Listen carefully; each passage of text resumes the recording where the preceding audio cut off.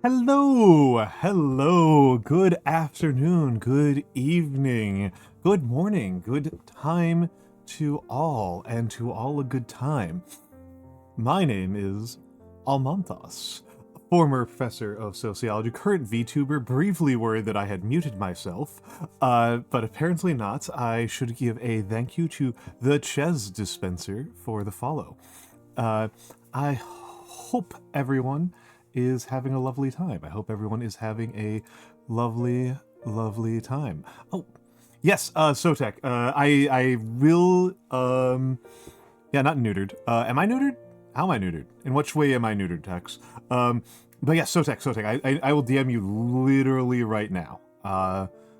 Oh, thank you, Ches. Thank you, Ches. My model is by, and the design and the art are by Sensational. They are by Sensational, who I found to be an absolute joy to work with. I am continuing to work with him in the future.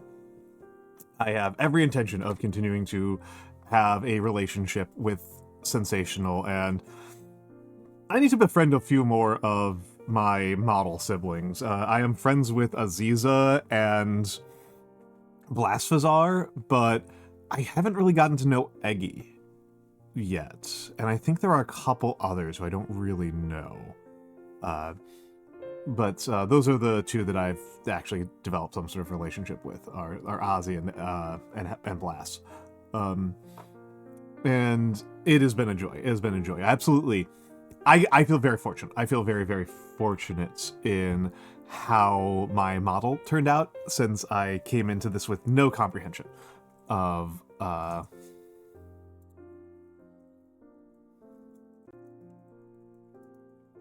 okay. Yeah, the DM Lore Master of Sotek briefly, and then I will try to not look at Discord, because I think it is bad streaming to be checking my Discord DMs while I am live on the air.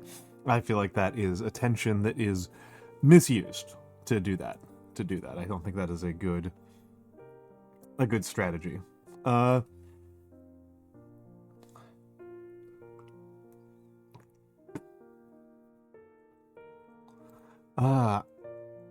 So this is always the problem with me streaming too frequently in a week, is that I'm like, what am I even thinking about? Where has my brain gone? Because it was kind of just hit with a lightning bolt, and remembered that last night, as a community, we watched First Reformed. And First Reformed is so good. It's so good. I almost cannot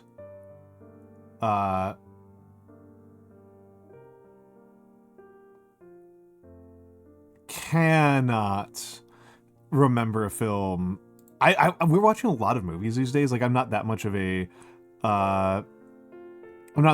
movie guy historically. I've become more of a movie guy as a VTuber, because I like doing movie nights. I do wonder if I should be swapping around some of those movie nights for some game nights, because we do not do nearly as many game nights as I would like to do.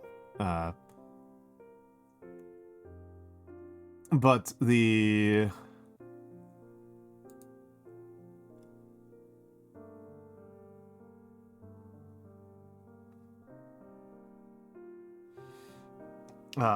yes, the First Reformed is incredible. Please, everyone, watch it. I do not think it counts as spoilers to say that it is primarily about a minister deciding that the most important way to be a Christian is to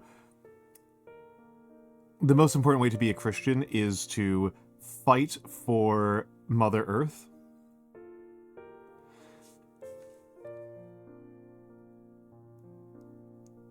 That's super good. I just don't even know what else to say about it. It's such a strong meditation. It's really making me rethink kind of not just my relationship with movies, but my relationship specifically with genre fiction more generally. It's kind of hitting me a little bit that watching like fantasy, sci-fi, horror content, horror films and books, I think kind of are never going to quite be able to hit me in the same way that something like First Reform does. And admittedly, like the movie that hit me the hardest of them all, that is like the movie I never want to see again because of how hard it hit me, was Into the Abyss. And that's just nonfiction. And I have said this quite a bit. I have said this quite often, that my own perspective in general is that nonfiction tends to just hit me harder than fiction. That the understated conviction inside a piece of art, that the person making it believes that what they are talking about is true and that they are willing to risk being fact-checked, is something that adds a level of weight to whatever I am reading or watching that is not replicable by something that doesn't make that claim. And so I am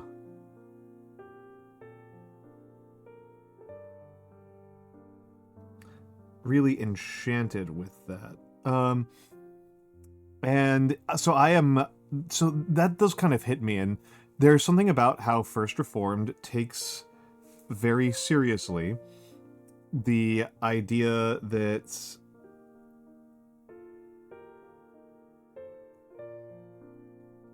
the environmentalism in particular, right? Environmentalism as a movement, something that's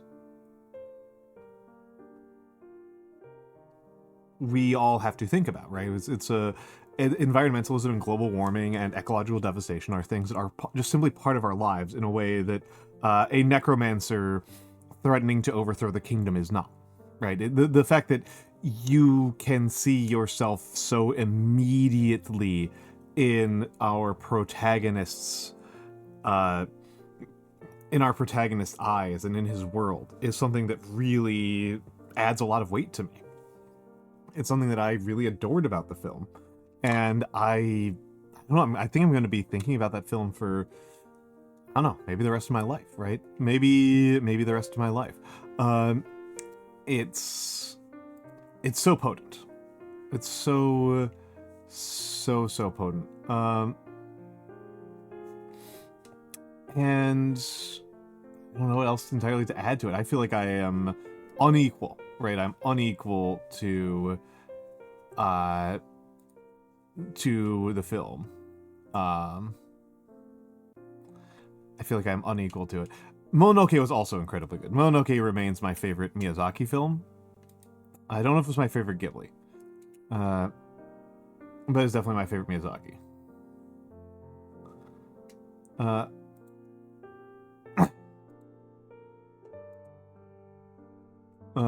So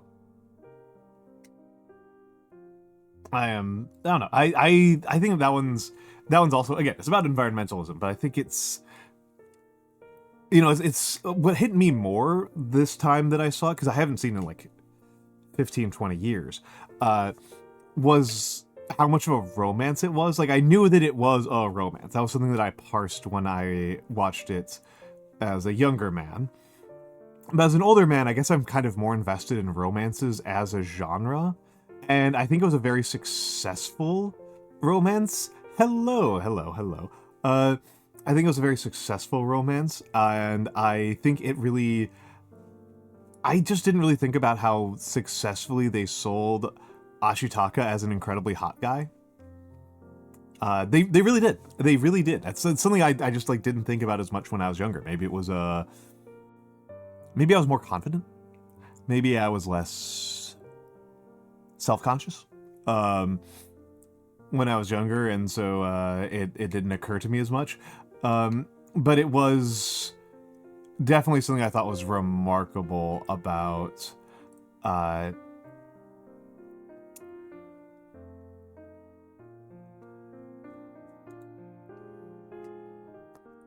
it was something that I thought was really remarkable about it. They sold it right. They sold it very well, and it's something that I think about and I talk about a little bit from time to time. Is that it's it's very a lot of stuff I see in VTubing sells sexuality and romance in ways that I find uncompelling and unconvincing.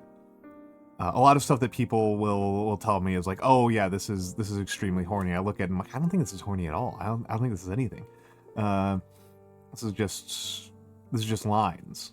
This is just geometry. And yeah, the romances in Ghibli films are usually more sweet and pure than passionate. I think that's. I don't think that's controversial. I don't think that even this romance was.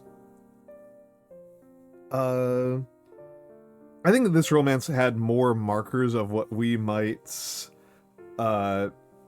consider kind of like toxic or violent or troubling. Yeah, absolutely, Lore Master, absolutely. Absolutely. Romance and sexuality. But still pretty mild as these things go. Certainly more so than like the types of romance you see in like Castle in the Sky. Right, Castle in the Sky is like very pure. Saturday the 16th. I am pretty sure if I am not, I'm pretty sure I can make sure that I am. Saturdays tend to be absolute nightmare days for me. Those are my least free days as a rule, but I think I have enough time in advance to make it a little bit more viable. I have wound up with an extremely awkward lifestyle where Saturdays are just total problems for me. And hello. I probably should get into hellos. We've had people coming in here for a minute, so we may as well get in the hellos. Hello to myself. Hello to Seribot. Hello to Almantas. Hello to Sybil the Moth. Let's give a shout out to Sybil. Sybil is a very smart lady. She will absolutely deny it. Heads, shoulders, and knees and toes. She will deny it. But I have always been impressed with her streams, and she has been doing some very cool streams, particularly reading streams. She has been reading Hood Feminism, which is excellent. And she's also been showing off, Canada's greatest treasure, Lex. Lex is a wonderful show. So I enjoy Sybil. And hello to Hexingale, and hello to Cosmo Krill, both of whom have made some lovely fan arts. Yes, that Lex. That Lex Pro Stoic. That one. And hello, Lore Master of Sotek, and hello, the Ches Dispenser. Hello, Beautiful Angel, and Lesbian Cat, or should I say L3SB14N_C4T. And hello, It's Hard to Show Emotions, and hello, Lost Notebooks, of course. Hello, Pro Stoic. That's okay. We'd max out at 6 players. I have never pulled off a 6-player Spirit Island. I've only managed to do 4-player Spirit Island, so I'm interested to see how it feels at 6, especially because Spirit Island, when you get up to the high number of boards, gets interesting. You know the Brunninji theme by heart? Hell yeah. Yeah,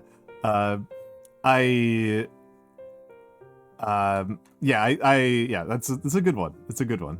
I do not know it by heart. I'm not good at memorizing songs. I think the list of songs that I actually know, you'd be the only other players played beyond a tutorial session? Okay, yep, okay.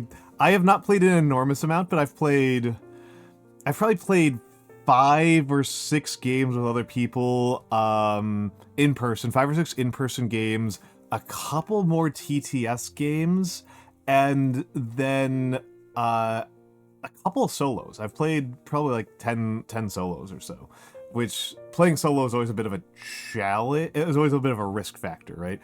Because how do I know that I was wrong? Right? How do I know that I understood the rules correctly? Yeah, I use TTS. Yep.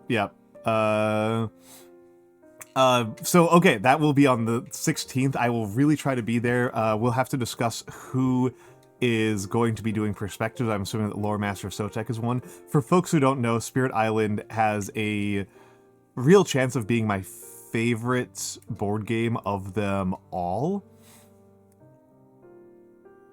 I did not know that you had two different dances, Pro Stoic. That's pretty funny. That's pretty funny. But the yes, Spirit Island is a very interesting co-op game. It is a co-op game, is a post-colonial spiritual co-op game. You play as the gods defending an island.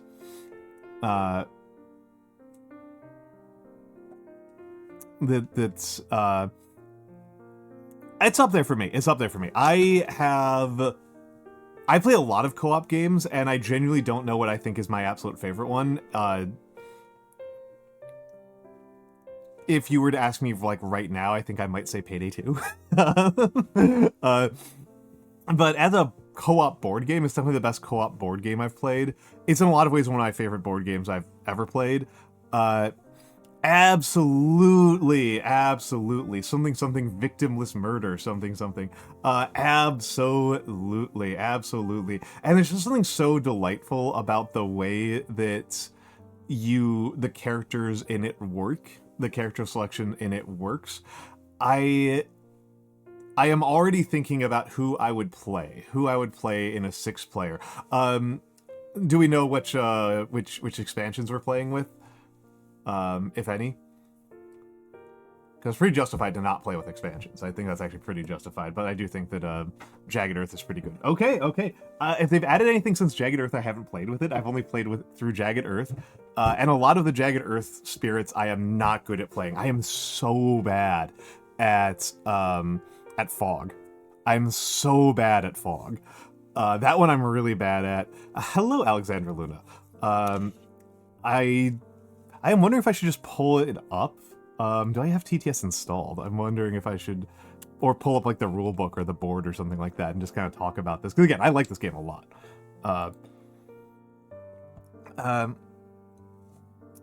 Oh, that one I have not played with. I have not played with.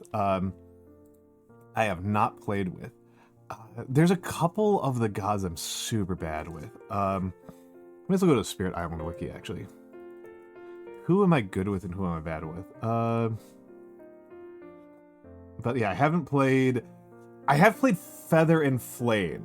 I have not played Horizons. I have not played Horizons either. I have not played Horizons. Unsurprisingly, I'm good with Rampant Green. I think I'm pretty good with Thunderspeaker. I'm actually okay with Bodon. I'm not great with Bodon. I think I'm good with Keeper. I think I'm good with Sharp Fangs. I am pretty good with Heart of Wildfire, who I know is like D tier.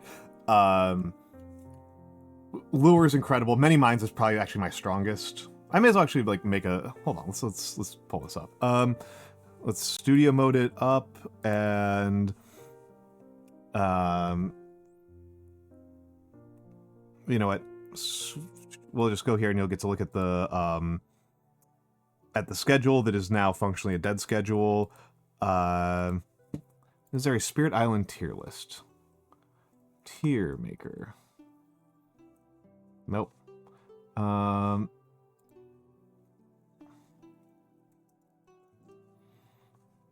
Yeah, the thing with Spirit Island gods is, oh, that's only the base gods. That's stupid. Okay, yep. Here we go. No. This is fun. This is fun for me. It's. I don't think that derailing a stream with talking about stuff that is good to talk about on stream is much of a derail. And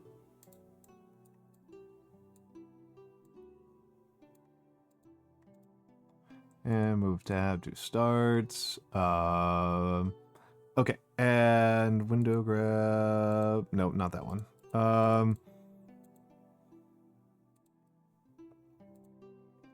Okay, let's resize that a little bit so that it's not so enormous. And I'm going to do it. Yeah, First Reformed is so banger. First Reformed is so good, man. I am.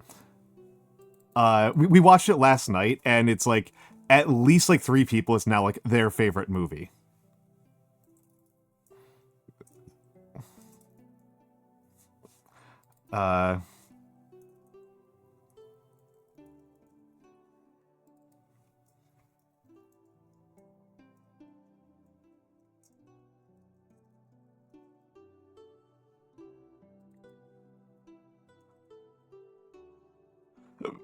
Uh, absolutely incredible film. We talked for like half an hour afterwards about the scenes that we liked the most, and like, did you notice how few moving shots there are in that film? That there's really only 2 moving shots. Everything else is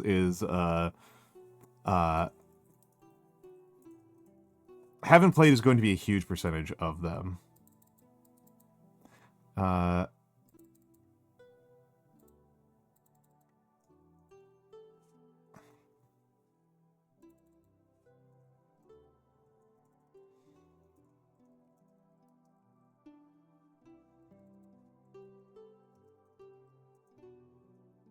And this is more about my own personal skill levels than it is about... God, so Ocean's Hunger Grasp is so good. I may as well talk a little bit about some of these gods, because these gods are... We're in the base spirit gods, who I mostly have played. I have not played... I may as well... Hold on, let's just drop a bunch of the ones I don't know anything about. This one's so funny looking. That's so good. I have not played most of the Jagged Earth ones, to be honest. There's actually a ton that I haven't played.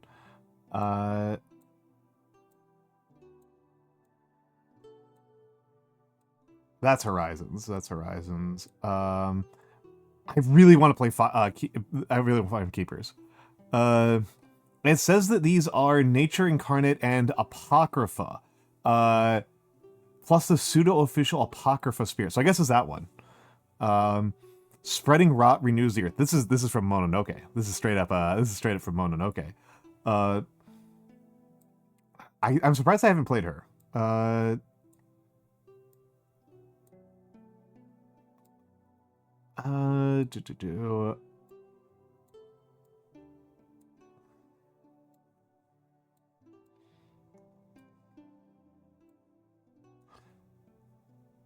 I don't think I've played you. Pretty sure I've not played you. I might actually put... Yeah, you're there. You I might put there.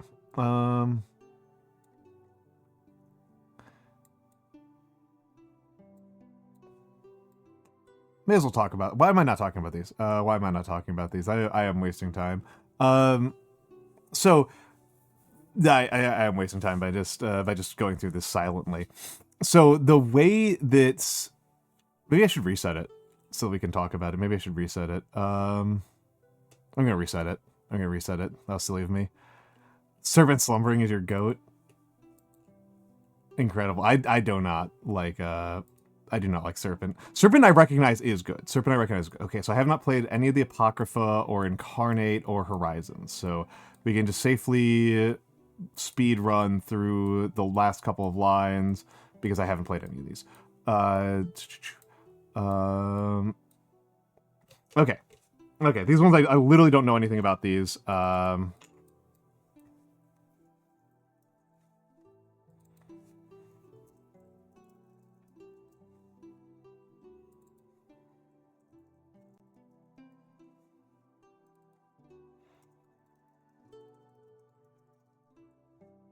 Okay, this is how I'm dividing it up.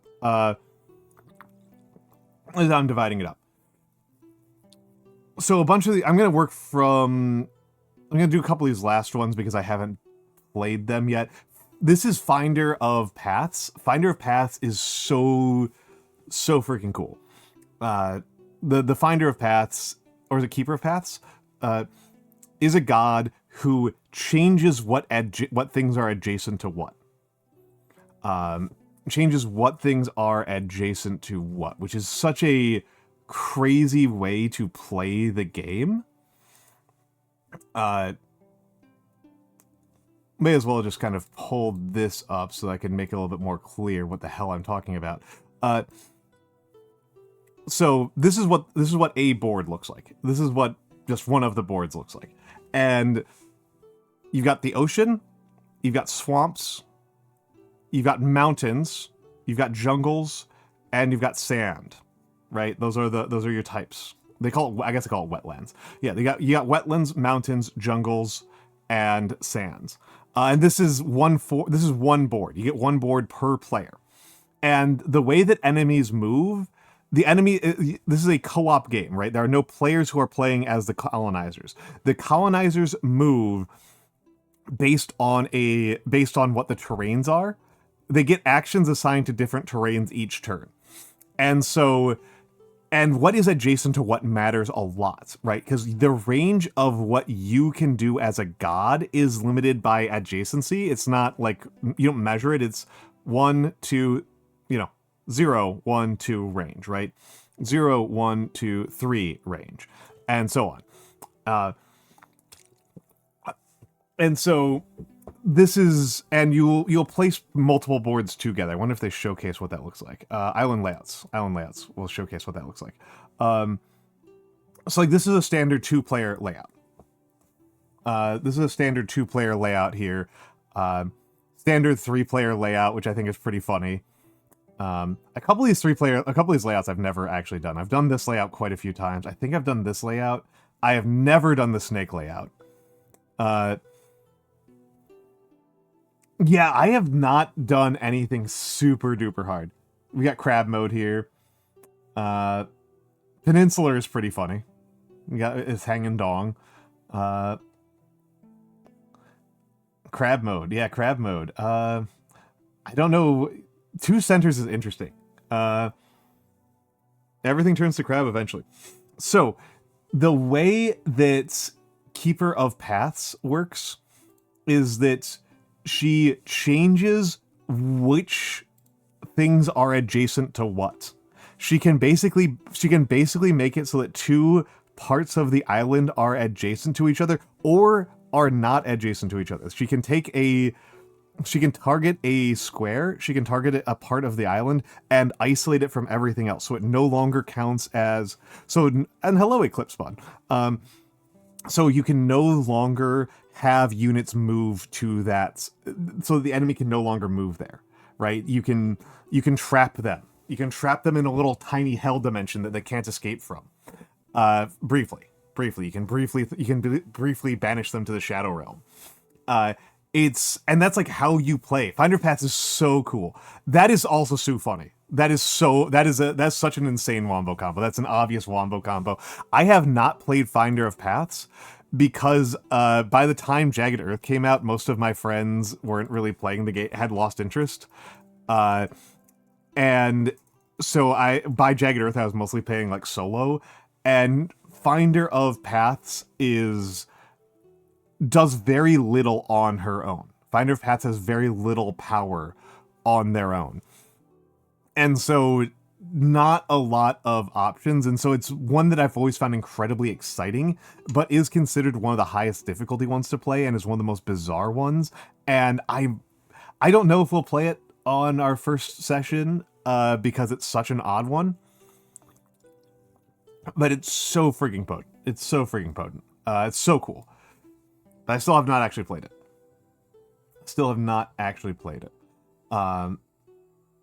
The funniest one, Lore Master, I'm actually really kind of curious as to what happens if you have, what you can do with Ocean's Hungry Grasp and Finder of Paths Unseen. That's the one that strikes me as potentially deeply, deeply funny. Hell yeah.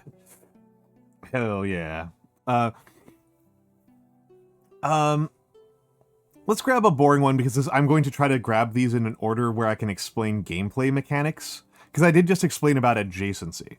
Yeah, just push someone to the center of the island and then just teleport them straight to the bottom of the ocean. The Ocean's Hungry Grasp is so funny. I may as well start with one that I think that is very easy to win with, but is not actually very fun. Oddly, I might end up playing as her anyway. Which is a Spread of Rampant Green. A Spread of Rampant Green's whole thing is they're the support spirits. They're the support spirits. There are other spirits that are support. As mentioned, Finder of Paths is definitely a support. But the deal with Spread of Rampant Green is that when a huge limitation on your power as a spirit. I wonder if I can just go over to a spirits board. As a player, a huge limitation on your power. Let's look at Rampant Green. Let's look at Rampant Green. Is that these all start up covered? Is the presence track starts up covered? And as you place presence on the board, as you spread out your presence, as you become more present in the world, you unlock additional power and are more enabled as a player. In addition to having more things on the board, you have more enabled. And yeah, this one is the most OP. This is the most OP bullshit god in the game. This god is insanely powerful and not actually very fun, because what this god is mostly known for, it's not actually super obvious on here, it's in their unique powers, is this one. Is Gift of Proliferation. Gift of Proliferation is outrageously powerful. What it does is it causes other spirits. You get to allow any spirit, including yourself, but usually use it for others, to place more presence on the board. This basically, the game is largely about scaling. A huge percentage of what the game is about scaling, is about eco-scaling. And Spread of Rampant Green just accelerates everybody. Everybody just accelerates extremely rapidly. It is extremely powerful. Yeah, it's a goddamn bush. It's a goddamn bush is the most powerful god in the game. I am firmly putting her in winning, but not actually very fun, because you kind of just get more. That's kind of what happens. Everybody in the game just kind of gets more. Oh, I love this game. There's a part of me that's wondering if that's what I should do do tonight. Maybe I just derail myself entirely and just play a game of it tonight. I might as well do the tier list. May as well do the tier list while I'm thinking about it.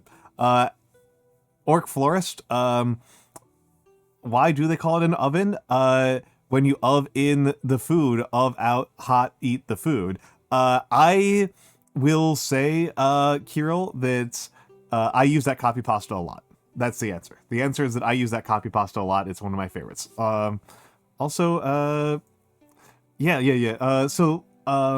that's a Spread of Rampant Green is incredibly powerful for those reasons, but also not the same as being extremely interesting. Taking another sip of my rooted beer.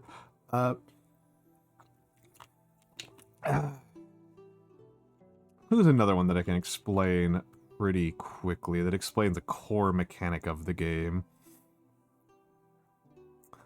I don't actually remember her deal because I haven't watched her very often. I think I've played her once and I don't remember how it played out. Downpour. Downpour gets like double card play, right?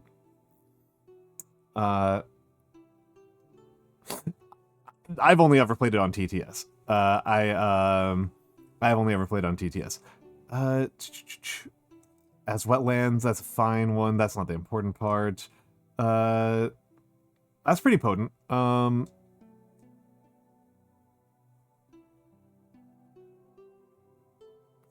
That's pretty potent. Rain and Mud's fine. Water Nourishes is quite powerful. Oh yeah, no, it's this one. Pour Down. It's a huge fucking game. It's a huge game. Admittedly, like a lot of the games that I like are really big. The only game I really love that is not a pain in the ass to move around is Innovation. Innovation's so good. Innovation is so freaking good. Repeat a land targeting power card is potent. This is extremely potent. This is what this card is. This is what this guy's about. Is you're basically getting double card plays. You're functionally getting double card plays. This is extremely strong. And that's obviously going to depend a lot on what cards you have. Because it doesn't give you the ability to play two different cards. It just gives you the ability to play the same card twice. Which, again, given... I am guessing that... Lore Master, if you've played Downpour, I am guessing that Downpour... Oh, by paying its cost again. You do have to pay its cost again. So it's not actually super good with majors. This is not a majors power player. Oh, this is extremely not a majors. Oh my god, this is so not a majors card player. But yes, you are heavily limited by the number of card plays that you have. You are very heavily limited by the number of card plays you have. And let's go look at a card, right? This card has moon and wind and water. So when you play this, you get a moon, a wind, and a water.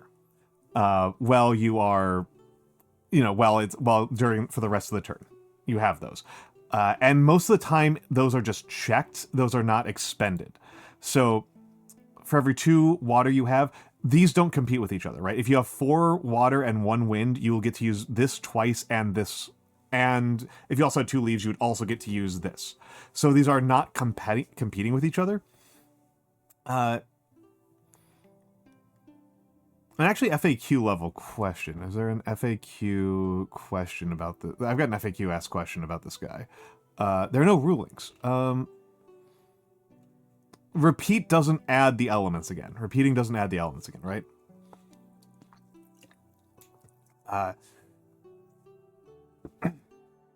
That would be too much. That would be too much. But very strong. Haven't actually played her. I don't know how much I need to explain some of these other ones. We've got a bunch of fire-related spirits that are alike in power and have similar things going on. Let's start off with Hell Yes for Lightning, who I know is not good. I know that Lightning Swift Strike is not good. And actually, for that matter, Wildfire. I also know that Wildfire is not good. I still love them. I might want to put Wildfire in Struggle. But I don't really feel like it's that much of a struggle with Wildfire. Actually, I should probably put him down there. Wildfire. So a big part about the game is that there's a difference between swift and slow actions. Swift actions, the way that it works out is that you do all of your actions. You set up all of your actions, and then the swift actions all fire off. Then all the swift actions fire off, and then everything the invaders do happens. And then after the invaders do all their movements, then your slow actions happen. So slow actions effectiveness are primarily... Slow actions are made much more effective by your ability to predict where the enemy is going to move. And because many of the enemy's movements are things that cause the enemies to multiply and expand, that means that... things that cause them to... That means if you can do something in the swift phase, it often pays off a lot stronger. Doing 1 damage in the swift phase is much stronger than doing 1 damage in the slow phase at a very, very fundamental level. And so Lightning Swift Strike is... The whole thing is converting slow actions into swift actions. And it can do this for other players, but mostly I tend to end up doing it a lot for myself. And it's a very fun ability. As far as I know, it's considered quite weak overall. I think partially because good players are just good at predicting where enemies are going to go, but also because Lightning Swift Strike has like the worst econ in the game. He has an absolute dogshit econ where you can find yourself trapped in a cycle where you can't actually expand ever, and you are just constantly having to burn through all of your power and reclaim every single turn, which is a bad circumstance to be in. It's a bad circumstance to be in. It's funny, but it does mean that you're pretty capped. Oh, it's okay, Cosmo Krill. It's okay, Cosmo Krill. I think you made a more recent fan art of me that I haven't yet uploaded or retweeted, and I wanted to thank you for that. I really appreciate every single piece of fan art I get. It's actually really crazy to me that anybody bothers. But I am very grateful. I think it's delightful. I think it is absolutely delightful. I think it is an absolute delight. You're working on a sketch right now? Oh my goodness. Oh my goodness. Oh my goodness.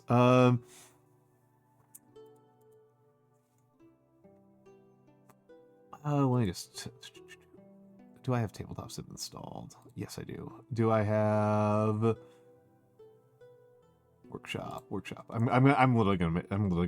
I really wish Workshop was one of the first things you could click on, because that's one of the main things I want. That's one of the main things I want. Oh, and I am subscribed to MJ and the MJ one. Hell yeah, this is the one that's got Nature Incarnate. Hell yeah. Hell yeah.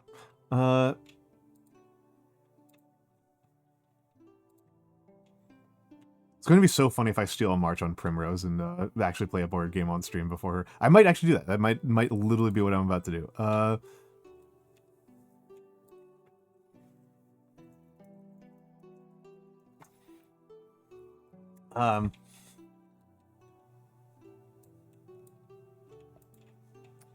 How late are you staying up, Lore Master? Because it is late as hell right now. I'm such a late o'clock streamer. If you're not staying up late, I'll do calligraphy. But I might just do this. Do you have time to do a round? Do you have time to do a round? We're about to go into ads, and I will just do some setup while we're in ads. But hell yeah. Okay, I think we're doing it. I think we're going for it. I am going to change the stream title.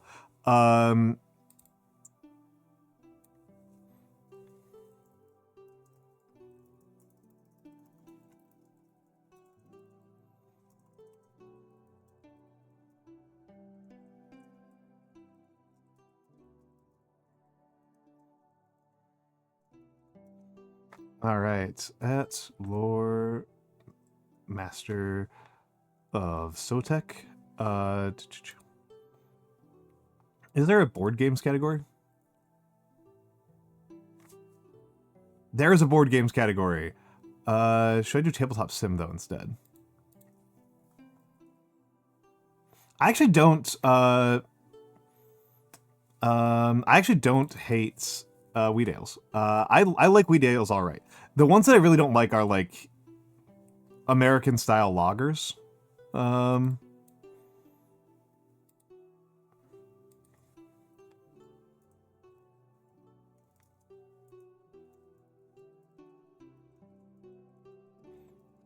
Yeah, and not even like good corn is like the thing. I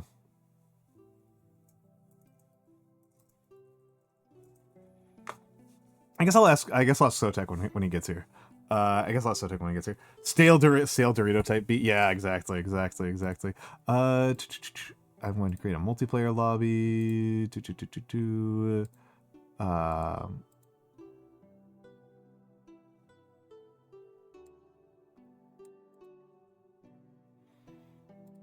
Okay. Let's do this. Let's do this. You don't need to see that.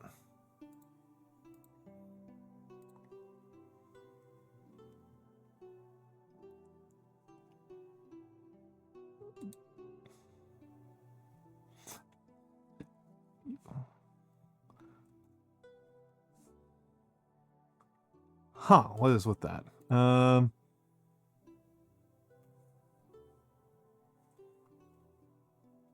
What is going on with that? Is there a filter applied to that?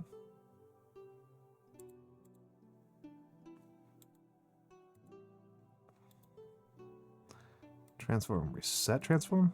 There we go. That's more like it. You've also you bequeathed me an image of it. That's a good wheat ale. That's good art for your wheat ale. That is good wheat ale art.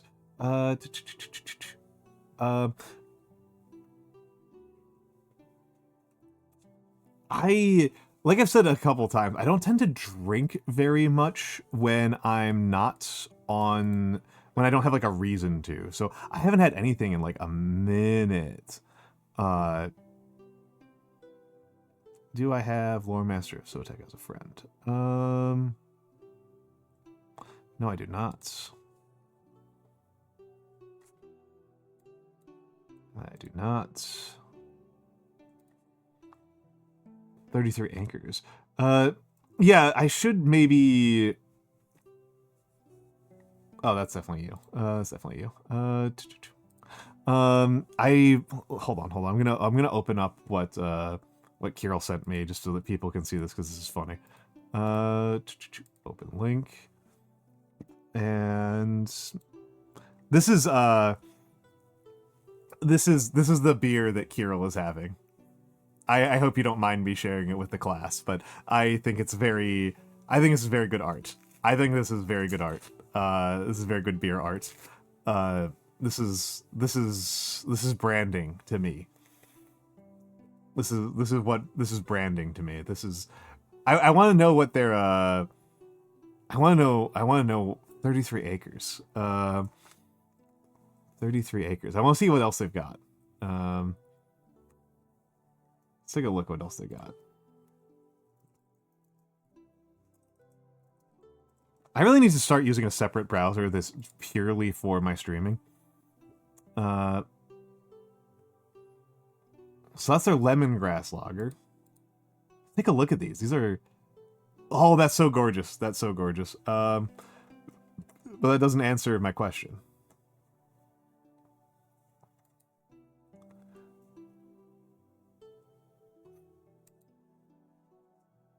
I want to know what these things look like.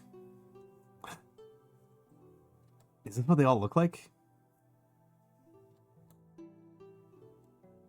Oh. Oh, they're all circles. I thought there'd be other types of minimalisms. I thought they would do other types of minimalisms. Oh. Oh. Okay, their IPA is the one that's got the most pretentious label. I love that Schwarzbier. I love that Schwarzbier. I'm into it. I love the lemongrass lager. I love their lemongrass lager. Oh, it's a mezcal ghost. It's a mezcal ghost. I thought for a second that was just mezcal. I was like, I like mezcal, but a 355 milliliter of mezcal just in a can is brutal. Absolutely brutal. Okay, that cider can is the best one. The cider can's the best one. I love the cider can. I love this. Yeah, it would just kill you. It would just kill you. If you are like me and you like really smoky flavors, if you like smoky, strong flavors, mezcals are really worth checking out if you haven't had them. Mezcals are... It's kind of hard to come up with like a coherent relationship for them, because what they mostly are is like a type of like unfiltered, super heavyweight tequila, right? They're basically like an unfiltered tequila, and they are super I find them super tasty. Oh, I do like Bozal. Yeah. I am not that heavyweight of a... And hello, Lore Master of Sotek. I sent you a Steam friend invite.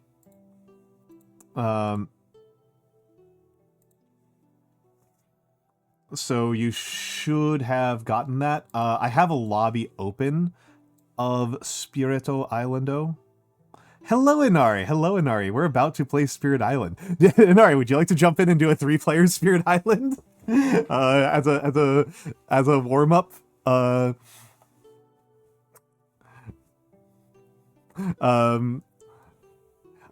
was, yeah. If you want in, that'd be so good. Impromptu Spirit Island. Hello, Melodic Fantasy. You're at work. Oh no. A work friend. That's a pretty crazy one. I do like mezcal. There's a bar in New York City that's a mezcal specialty bar. It's actually insanely gorgeous. It's actually an insanely gorgeous bar. The bar is like, it's so fancy that it's like, it doesn't feel like a bar. It is the insight. I will call you. We are going into ads though. We're going into ads, so I'll call you while we're in ads. But it's like a... Yeah. Oh, okay. Hold on. We're going to go into the... We're in ads. We're getting ads. I'm going to call Sotek.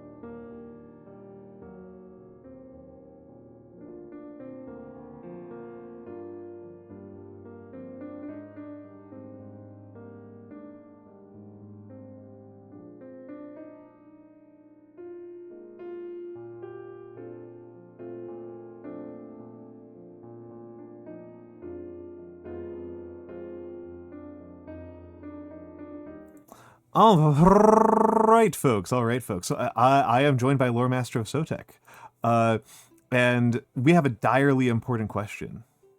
Yeah,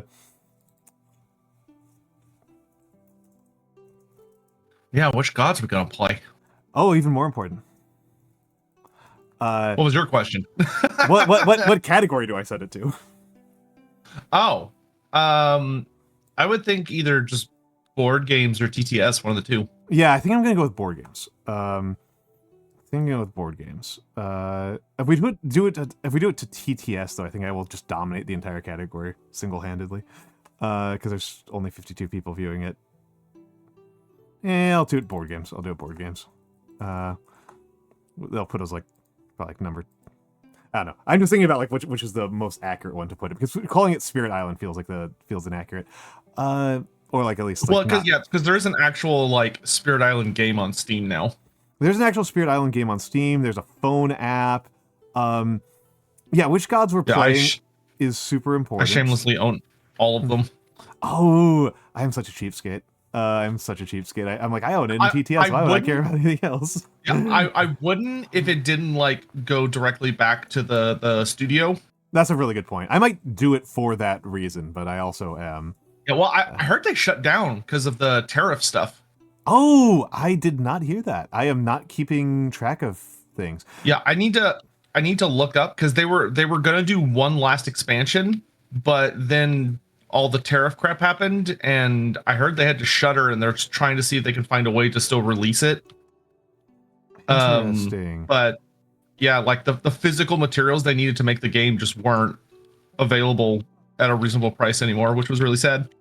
It's actually one of those things that it's sad, but it's also a kind of interesting thing about how the tariffs are playing out, because it's a thing that I think a lot of people don't think super hard about, but I'm thinking about quite a bit.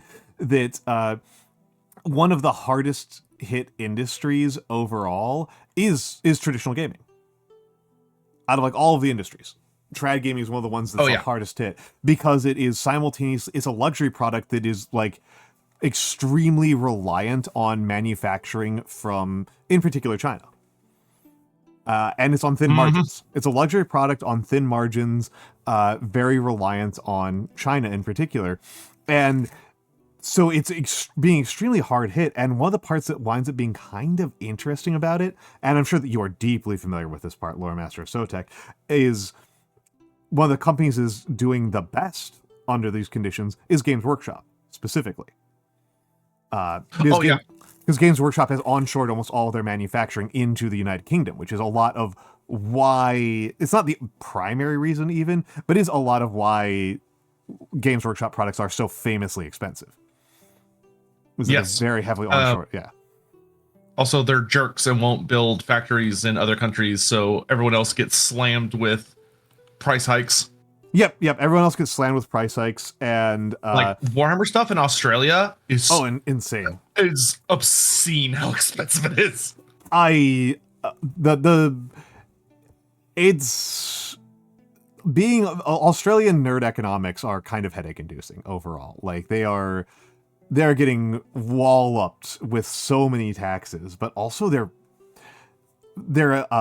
minimum wage is extremely high. It's kind of surprising we don't talk about that as a very high inflation environment, even though that's kind of what is happening. Anyway,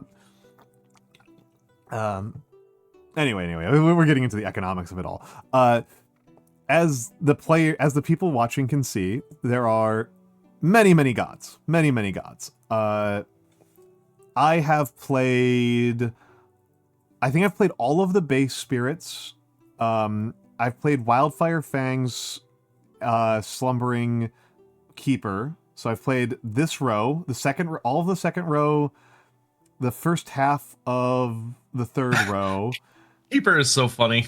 Keeper's so funny. He's literally just the angry old man, get off my lawn god. He's great. I haven't picked one yet, Sybil. I haven't picked one. Which one's being a dickhead to you? I haven't picked one yet. I actually like the one that is the most relevant, I think, to Sybil, which is Many Minds, which I think is the strongest one I've ever played. Many Minds is So Yeah, strong. Mini Minds is super fun. Yeah. Many Minds is super fun. Many Minds is incredibly freaking strong. Which gods do you like the most? Ooh. So I've played with everybody, though there's a few I haven't played in long enough that I'm a little fuzzy on them, so I might end up playing those. But Serpent is probably my favorite god, but that's just because I am an absolute can we swear on your streams? I forget. Yes, swearing's loud. Okay. Then I'm an absolute slut for anything serpent coded. Okay. A Vexoria the Sun Eater fan. Gotcha. Yeah. It's like in like Ouroboros or the World Serpent or like anything like that, I'm in, and that's just what he is, and he's super good. I also think Ember-Eyed Behemoth is super duper fun. He's basically just Godzilla. Nice. He's just Turtle Godzilla. He literally the eyeball token represents his like physical body, and he just waddles around the island stomping on people, and it's super funny. Okay, that's so I like him a lot. Wounded Waters Bleeding is probably in my top 2 or top 3. Because his gimmick is that he's like a water spirit that got like polluted and wounded by blood and horrible nonsense. So when you're building up his presence, you get to a point where it diverges, and you have to spec him into either being a healing god or you spec him into a blood god. That sounds super cool. Looking immediately at the setup rules at it very briefly, and the fact that it's like an offense and control god makes me think there's a bit of a remix or a revisit of Heart of Wildfire. Yes, but without any of the blight shenanigans. Oh, okay, because he starts on blight, so I assume that he had blight shenanigans. Yeah, no, but he the reason he starts on blight is it represents like that he's been wounded. Okay, it's representational. It's not that blight is like a resource. Yeah, and for him, his gimmick is that you have to decide as you're building him up if you want him to be more about control and healing, or if you want him to be more about pure offense. Okay. Interesting. Interesting. Yeah, because a lot of these new ones I have not. Yeah, the touched. Earthquake God is I don't think they balanced it very well. It is so overpowered that it's just silly. Okay. Like the earthquake God just curb stomps everything. Okay. So like it's fun at least once to play, but a lot of people tend to avoid it because it's so easy. It's kind of just Okay. Relentless Gaze is hilarious if you just like pure offense. He literally is just the sun being so angry that he's like a big magnifying glass, and he just laser beams an area. Okay. So I will say I have tended to enjoy the fire and offense gods. No, not those kinds of Relentless Gaze. But chat, good lord. I mean, I was about to say we got Civil and Orc Florist right next to each other in chat. Yeah, we do have the Relentless Gaze there. Yeah, but the thing that's kind of fun about him is that he hates everybody. So he hates the Dahan and everybody else. But he can also cause blight if he builds up too much power, because he starts like melting. He starts like burning the land. Of course. Yeah, that makes sense to me. And so of course would play fairly decently with Keeper and play extremely poorly with Thunder Speaker. Yeah, he's not dissimilar to Volcano, where he wants to stack as much presence as he can in like a single place. Okay, like build a tall builder. Okay. Yeah. I will say that my immediate ones that I'm not wanting to play right now are Starlight and Fractured, because good lord, they're complicated. I've never played them, but I just do not feel like learning them live on stream. Starlight's actually a lot simpler than people think, but it's more that its track is so all over the place, and it can customize to do anything. Yeah. I'm an indecisive person. That's not good for right now. Oh, yeah, no, you would not. Yeah. Fractured Days is just complicated. Like I like Fractured. I enjoy Fractured Days, but it is like you have to sit there and think. I might want to do that one off stream. I know what Fractured Days looks like. Everything the ones that I don't even know what they look like are the top row and the bottom row. I don't even have any clue. The top row. So these gods were introduced to introduce new players. So they're all low complexity, but they're really, really fun. Like they're super well balanced. I've heard that. Kind of for the chatters, right? the usual kind of evaluation that people have about the game, I'm less masterful of this than Lore Master, is that the initial 8 gods are kind of all over the place. In terms of design. Rivers is considered just extremely good in basically every way, being easy to play and fun to play and powerful, and it's just everything good is usually how I've heard. Is that accurate? Yeah, I would agree with that. Like, yeah, Rivers, the ability to just spawn more Tahan makes them like S tier in most situations. Yeah, whereas like Shadow's Flicker is considered very underpowered and difficult to get anything done with. Despite have you messed around with the aspects that they not added? Very hard. Not for Shadows. I just generally do not like, so I haven't. I've done some of Lightning's aspects, so I've seen how Lightning's aspects are more powerful. Shadow's aspects make him actually playable. Base Shadows is like nearly unplayable, despite being listed as low complexity. It's actually like very difficult to even get anything done with him. Vital Strength of the Earth at the base level is just not good. Yeah, I mean, he's tanky, but his mobility is so bad. The mobility is so bad. The activated powers barely do anything. You are just fishing for the fact that he has a high energy track to cast major powers. It's not very interesting. Yeah, he's very boring. He's very boring. Thunder Speaker is way more complicated than Complexity to Moderate communicates at all. If she's played well, she's like top 3 in the game. Yeah. No, Thunder Speaker can do the most damage. Like if you're playing the Steam game and you're trying to like beat the highest difficulties in the game solo, Thunder Speaker is like the GOAT. Yeah, but actually understanding what the hell Thunder Speaker is doing is actually really hard, and not obvious. Yeah. You are kind of playing Risk. It's really strange. That's really fun. It's a good way to put it. Spread of Rampant Green says moderate, but it's actually like impossible to play badly. Yeah, I just don't know if you can play Spread of Rampant Green unless you just deliberately refuse to read what it does. I agree. Yeah, like Spread of Rampant Green just like makes every situation more winnable no matter what. Bodon, the Bringer of Dreams and Nightmare. Actually, I think this is deserved and is actually a cool one. So like Bodon is well defined.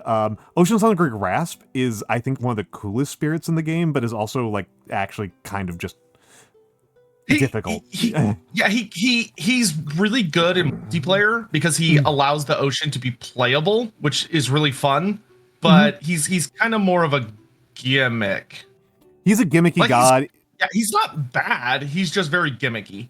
He's very powerful, but also like, particularly in single player, you can flat out lose with Ocean's Hungry Grass from nothing. So fast.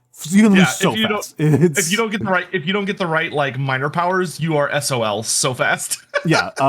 So like these first 8 gods are considered pretty poorly designed, not uniformly. Again, Rivers is considered very well designed. Thunder Speaker and Bodon, I think, are pretty well designed, and at least Ocean's Hungry Grasp is funny. But then, like, it's generally been considered, I think, that they tend to be better designed. Yeah, that's why all of them got aspects, because it makes them all significantly better. Yeah, because that's something that Rampant Green definitely needed to be stronger. Actually, I'm pretty sure Rampant Green's aspects nerf him. They should. They increase his complexity, but they make him not as good. Yeah, which is extremely reasonable. The ones that I've tried to play and have face planted with really hard are Shroud and Vengeance. I love Vengeance. Vengeance is one of my favorite thematically because he's a lizard god. Yeah. But he's all about risk assessment and like figuring out where you can get away with allowing people to build as much as possible, so you're stacking fear. But like, holy crap, it's like gambling. It does feel like it's very gambling. I think the one time I played as Vengeance, it was against England. Oh my god, yeah, that's super scary. Yeah. Where England has a special lose condition if they build too tall. If England builds up too big of a city, you just instantly lose. I feel like Vengeance is kind of reliant on getting good minor powers. Like if you can get good ones, he's pretty awesome. But if you don't RNG some good cards, he can really struggle. Okay. So you like Vengeance a lot. I've struggled with Vengeance and Mist, and I think they're cool. I just haven't gotten to them successfully. Yeah, Shroud's fun, but because he requires you to play the game completely differently, because he doesn't want to be tall. He wants to be as spread out as possible. Yep. It's just weird. Like I think he's a good god, but it just requires you to just play the game like you wouldn't with literally any other god. I would say them, or maybe I definitely don't want to do shifting memories. Shifting memories is like instantaneously not interesting to me. Never Yeah, have I felt interested in I think shifting memory is good for people that love messing with the elemental system and like getting major cards and using all of the elemental buffs. I think he's really fun for those kinds of players, but it's a very particular play style. What's the deal with Hearth Vigil? So Hearth Vigil is a very, very, very pro Dahan god. Okay. Because he's basically like a big guard dog. Yeah, and his gimmick is that he's really good at, he moves with the Dahan, so he's kind of similar to a Thunder Speaker. Yeah, but instead of really buffing their damage, his main focus is that he makes it where the Dahan kind of can't be killed. Okay. So he's not, his downside is he's not very good at protecting the land from blighting, but he is very good at keeping the Dahan very aggressively on the move so that they can be in the right place at the right time. But he's weird because he relies more on buffing the Dahan's health instead of giving them defense. Okay. That is weird. That is weird. But yeah, like he's clearing via retaliation. Yeah, he's pretty good, and he's really good against certain factions. So like if you're playing against, I can't remember which faction it is that like converts the Dahan into invaders. He is so good against them because he just keeps them moving constantly. Sweden, right? Yeah, I think it's Sweden. We randomized. We're going up against France. Okay, I haven't played against France in forever. We got level 2 France. Level 2 France? Okay, I think we can do level 2 France. Yeah, I think so. Oh, cool. We're going to get the Slave Rebellion event. Fun. Yeah. We're going to free the slaves. Woohoo! Yeah, okay. Heck yeah. So, yeah. The top gods are all super fun. Devouring Teeth lurk underfoot. He's literally just the worm from Tremors or the big worms from Dune. He's really slow, but wherever he is, he just... I think his base power, if I recall correctly, is that all power cards that he plays get +1 damage. Okay. Rising Heat is my favorite of these 5. His gimmick is wherever he has a sacred site, he reduces the max health of all buildings by 1. Oh my goodness. Okay, wow. Which is super good. And he has some really fun cards because he's basically like, heat haze. So he causes like heat sickness and other kind of stuff. Which as a Texan, I appreciate how terrifying that is. So Sunbright Whirlwind is probably the weirdest of these 5 because he's a god that's all about, he's literally like a blue deck if you're playing Magic, where he just fucks with the invaders by just pushing them all over the place. Okay, he just pushes people constantly. So a lot like Rivers. Yeah, except for his is like, you pick a land and he pushes everybody out of it, but they all have to go to a different location. Okay. So he's like a big tornado, kinda. Yeah. Fathomless Mud is probably one of the strongest of these 5 because he's really well balanced. And he has a lot of gimmicks that reduce damage and prevent people from doing certain actions because they get all like caught up in the mud and they're sinking and stuff. Okay. A lot of skips. Okay. Yeah, and then Eyes Watch from Trees, the like pro defense, pro fear god. So his thing is he literally just generates a lot of defense, but wherever he defends, he can pull Dahan into places where he's defending as his. So whenever he generates defense in a land, he can gather 1 Dahan every single time. So he's like really good at defense, and he has a surprising amount of fear generation for a defense god. Okay. So, do you know who you want to play? I kind of think, because I haven't played him in a long time, I think I kind of want to play Wandering Voice Keen's Delirium, which is the sound god. Okay. So control, fear, and I'm guessing that's a lot of wind and moon. Yeah, he's big on strife. Big on strife. Okay. I might do Rising Heat then, or Vengeance. Sure. What do you think? I'm taking suggestions. I think I think. Ooh, so if we're going up against France, Rising Heat sounds very strong into France. yeah, I think you'd enjoy Rising Heat because it sounds like you kind of like punching people. I And do kind of like punching people. Yeah. Lightning Strikes and Wildfire have been my two favorites, even though I know they're both kind of bad. Yeah, I would say give him a try. Yeah. Plus, he's like the only actual like dragon god in the game. Neat. Okay. Hello, McAllistrine. Okay, let me take a look at my unique cards. So I'll be reading this out for the chat more so than for you. Call on herders for aid. Oh, and I'm Sock. Hello, JJ. So this will give me a sun, a fire, a mountain, and a beast. It is slow. It has range. It only costs 1 energy. It gathers 2 Dahan. For each Dahan present, push up to one explorer, town, or Dahan. So that's potentially pretty good. That's a slow. If it was a fast, that'd be incredibly strong. As a slow, it's okay. I can come up with ways to use it. Gift of Searing Heat. Target spirit gains 2 energy. Incredible. Or target spirit may pay 1 energy to do 1 damage. You may, on the stream, you may want to shrink me a bit because it's kind of hard to see the cards. Thank you. I will, in fact, move you above me. Because then you're completely out of the way. I'm happy to just to be a little gremlin up here. Yeah, be a little gremlin up there. There's not a lot of information up in the upper parts, and whereas the bottom center is a lot of information. Being able to do 1 quick damage is really, really powerful. So that's good. That's always my favorite kind of damage because it's just like you just walk up and just slap some random guy.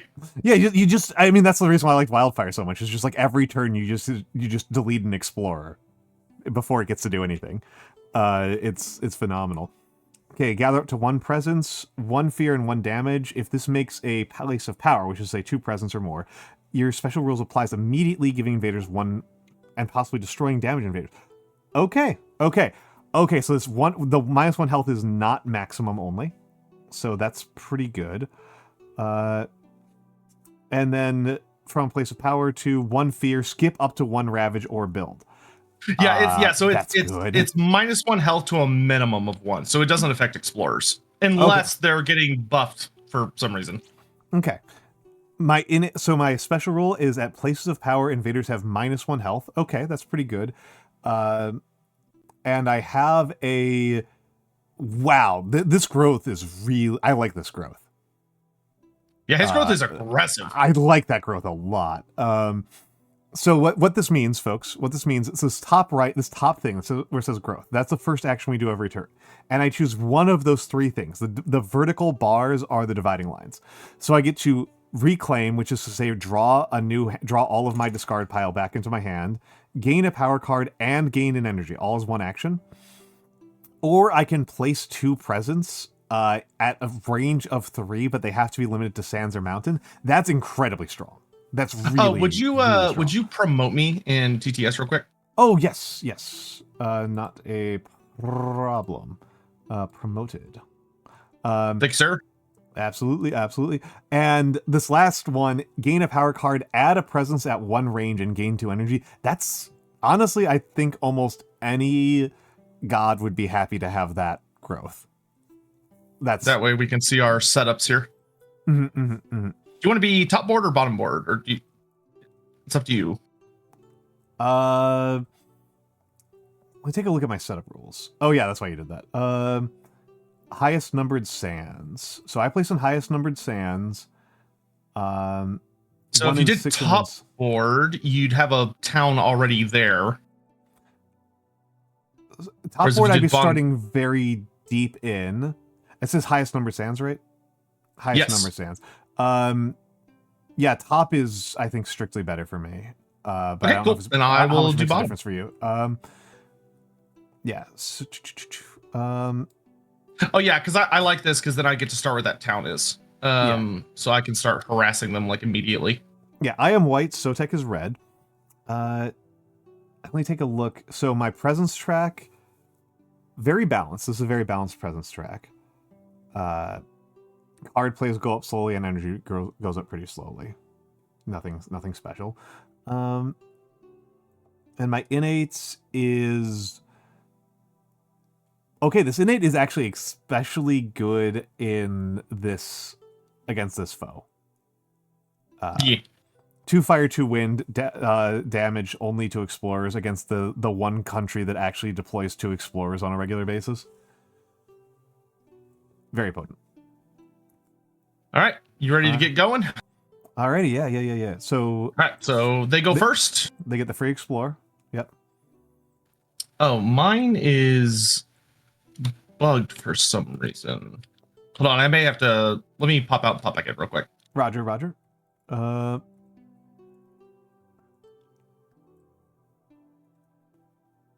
Because for me, the invader cards were showing as regular playing cards for some reason. Oh, yeah, that's not accurate. There we go. Now the assets loaded correctly. Okay. For some reason, the fear cards are just floating in the air, but I'm just gonna. Yeah, they do that on purpose so that you can see how many there are before each terror step. Okay. Okay, wetlands. Alrighty. So I'll do my board if you want to do your board. Yep. Unfortunate that we didn't manage to get any free fails, but that was pretty much that you pretty much know what to do on the first turn. But hey, first growth phase time. Let's do this.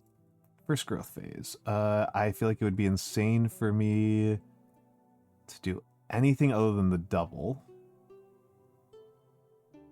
Oh, I can do a very funny one. I can double growth onto your coastal city. Oh, hey, that's not a bad thing. I don't know. There might be a better option, but I think that's a pretty good one. I think that's a pretty freaking good option. It's very funny. If nothing else. And let's see, which track do I want to do first? I probably want to do both. Yeah, I think I am also gonna do add 2 this turn. I mean, you got to move those. Yeah, I got those presence tracks. You got to get that econ moving. We do need to do some damage to the explorers.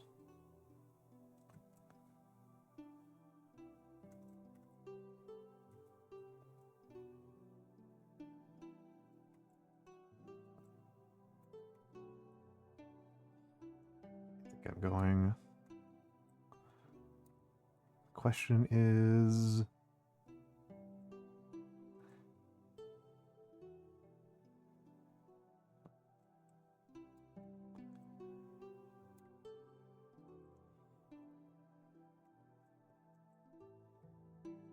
So I'm going to play a card this turn that lets me target you. Mm-hmm. And it makes it where if you either spend 1 energy or just discard a card from your hand into your discard pile, it lets you just immediately add a new minor power into your discard. And then it lets me do the same. So we basically get like a free minor power. That's pretty good. That's pretty freaking good. I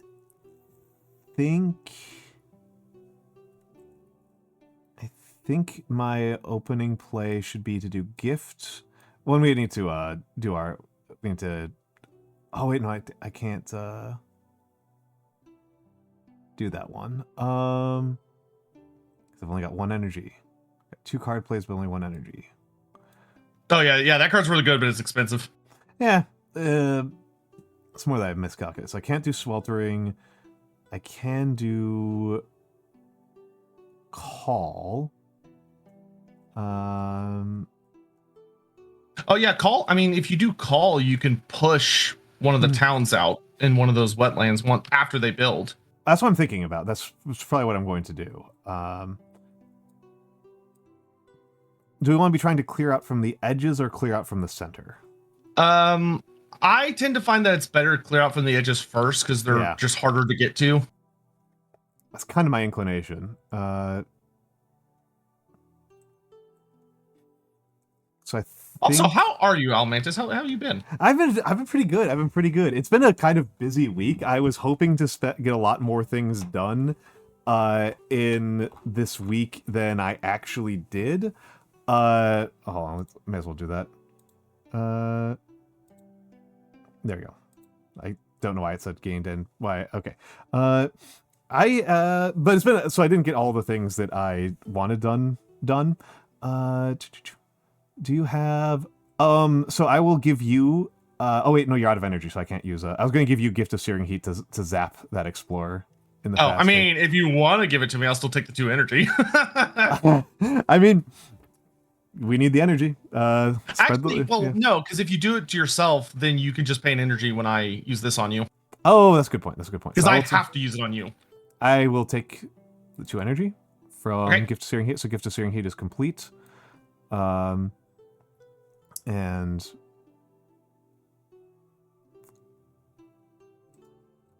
yeah, I'm going to use my inscrutable journeying to move my Incarna into this wetland.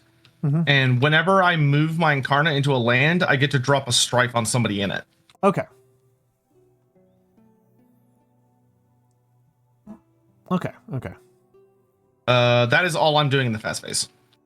That's all you're doing in the fast? Okay. And I've completed my fast phase, so I guess we... Yep, no event because it's turn 1. We don't have any fear, so invaders, so they're gonna build in the wetlands.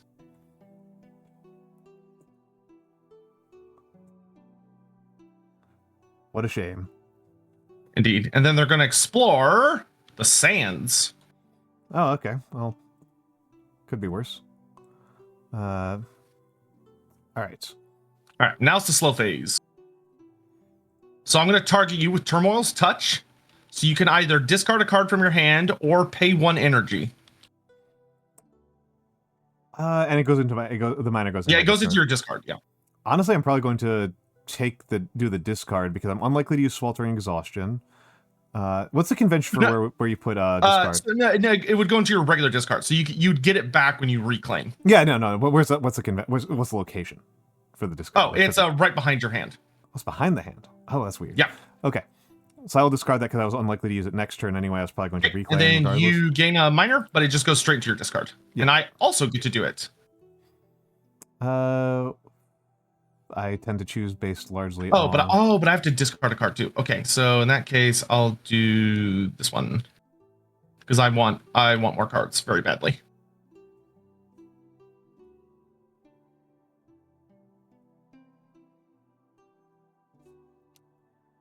I'm just taking a look around it. I'm honestly mostly picking based on symbols. Yeah, I do the same thing. Fire, Mountain, Wind. So. Ooh, a defense card though. I'll take that. Can't go wrong with some early defense. I am considering doing the early defense one. The Roiling Bog and Snaking Thorn. 0 cost, has fire, defense. I am debating between that and Purifying Flame because Purifying Flame is pretty goated. Purifying Flame's pretty goated. I think I'm going to do Purifying Flame. And it goes into discard. Yeah, because that at least gives us some blight removal. Yeah, blight removal is powerful. Hello, Nanomancer. Shout out. Nano. Oh, real quick, I forgot. So after setup, so we have to, in the deserts, we have to, since if there's no buildings, you have to do an extra explorer. I forgot about that. Yeah. Okay. That one's got buildings. So you don't have to do it. Goodbye. Okay. There we go. We're caught up now. Yeah, we're caught up. I did forget about that part of France. Gosh darn Frenchies. Just double checking what the French rules are. After exploring on each board, pick a land of the shown terrain. That's harsh. That stage escalation is brutal. I'm gonna push that. I'm gonna push my presence into that land, or my Incarna, which because there are invaders there adds 2 fear. And then I also get to add a strife token because I just moved in there. So I'm going to put a strife token on this town. And then how much sun energy do I have? I have 2 sun energy. So then I'm going to target that same land and I get to deal 1 damage per sun to invaders with strife. So I'm going to blow up that town. And then I also generate 1 fear per moon I have. And I have 1 moon, so I generate another fear. Okay. I am trying to figure out what so I'm going to do call on herders. Let's resolve call on herders. That pulls. I don't even. Is it up 2 or just 2? Gather up to 2 to huh. So you could do 0, 1, or 2. I can do 0. I can do 0 and it still works. And the question is, do I push them into here? I mean, they're gonna start building in sand, so you could, but you'll just need some form of damage to hit them with. Well, I'm gonna do 4 damage this turn, right? Oh yeah, so yeah, I'd say drag them in. I think they all just die immediately. I believe you are correct, good sir. Yes. So just to walk through to people what I have just done, I have pushed these towns into this sand area where I already have a high degree of presence. Towns normally have 2 HP and explorers have 1 HP. But however, because of who I am playing, because of my intrinsic power, the towns have 1 HP. And now I'm about to do 4 damage, which is spread out among 1 HP per explorer, and then 1 HP per town, so... Hell yeah! And that's 2 fear. Yep. Good old heat stroke. Yep. So, wow. Okay, so yeah, I'll let you do the fear you generate, so we don't get caught up or confused. You already added your fear that you've generated? Yes. Yep. Okay. So you just got to do yours. Okay. And towns are 1 fear. Well, that was an effective turn. Towns are 1 fear each, right? Correct. Yep. Okay. Yeah. Towns are 1. Cities are 2. Yep. It's HP minus 1 fear. Okay. All right. So I've used everything. Are you good? I've done everything. All right. Time passes. Alrighty. Well, I don't have a lot of options about what to do with my turn. Well, actually, no, I do. Yeah. I do have an option. It's just a goofy one. I'm going to reclaim as well. I could try to not reclaim if I really wanted to. Oh, yeah. If you really wanted to, yeah. Just Hail Mary for... Because we still got... well, I guess it's the wetlands on my board I got to deal with. Okay. And it's already blighted, so that one we really do want to deal with. Yeah, I should be able to take care of that one perfectly fine. Mm-hmm. Because I can move Incarnate to land with presence. Oh, they are ravaging. Let's try to figure out. Gather up to...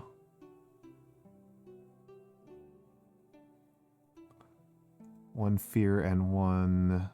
Okay, so Stinging Sandstorm would not get done what I want it to do. Especially because it's a slow action. I think I'm going to reclaim. I think I'm going to take the safe option and reclaim. It would be very funny to not, but... Actually, you don't have to if you don't want to. I've got the wetlands covered. I can protect them. Okay. Take a high-risk fishing maneuver. Just gonna take a look at what this will do for my symbols. I'll still get 2 damage. I'll still get like 3 damage done this turn, like no matter what happens. So it's actually kind of tempting. Funniest option that I can do is actually if I double presence into here, I can just blow up the town. I think I can blow up yeah, I'm gonna do it. I think this is very funny. I think this is very, very funny. Hold on, let's take a look here. I think actually I'm going to take both from the top. I'm going to go top heavy. Okay.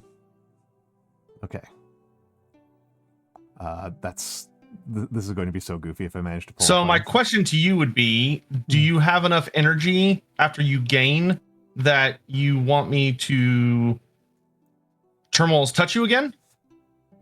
Yeah, let's do it. Let's do Turmoil's touch. Okay.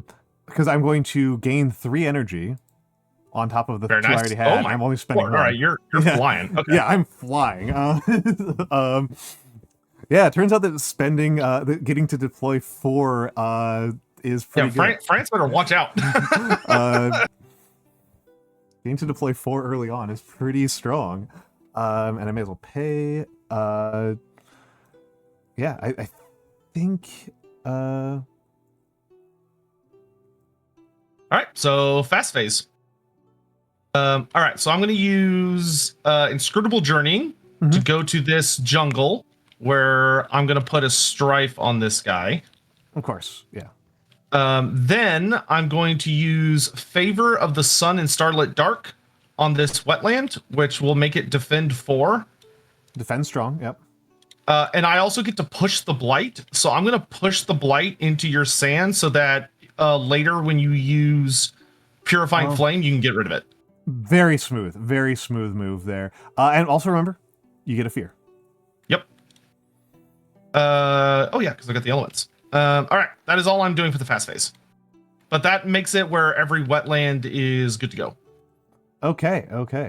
And then, alrighty. So now, the invader phase. Yeah. So we start with an event, and we got cultural assimilation in a land with exactly 1 Dahan that has or is adjacent to a city. Replace a Dahan with a town. Oh, Boom! that sucks. Who will say? That sucks on each board. So we do actually, Yep. I think it triggers on both boards. That's actually really rough. Yeah, great, more towns. All right, then beasts attack. Every beast token deals 2 damage. If it destroys a building, remove the beast token. All right, so this one kills both of these explorers. And this one kills this explorer. Hooray, good job, animals. Reckless offense. On each board, choose a land with at least 2 Dahan and at least 2 buildings. Quick question. Dahan, Did I think I forgot to do the build phase for this wetland?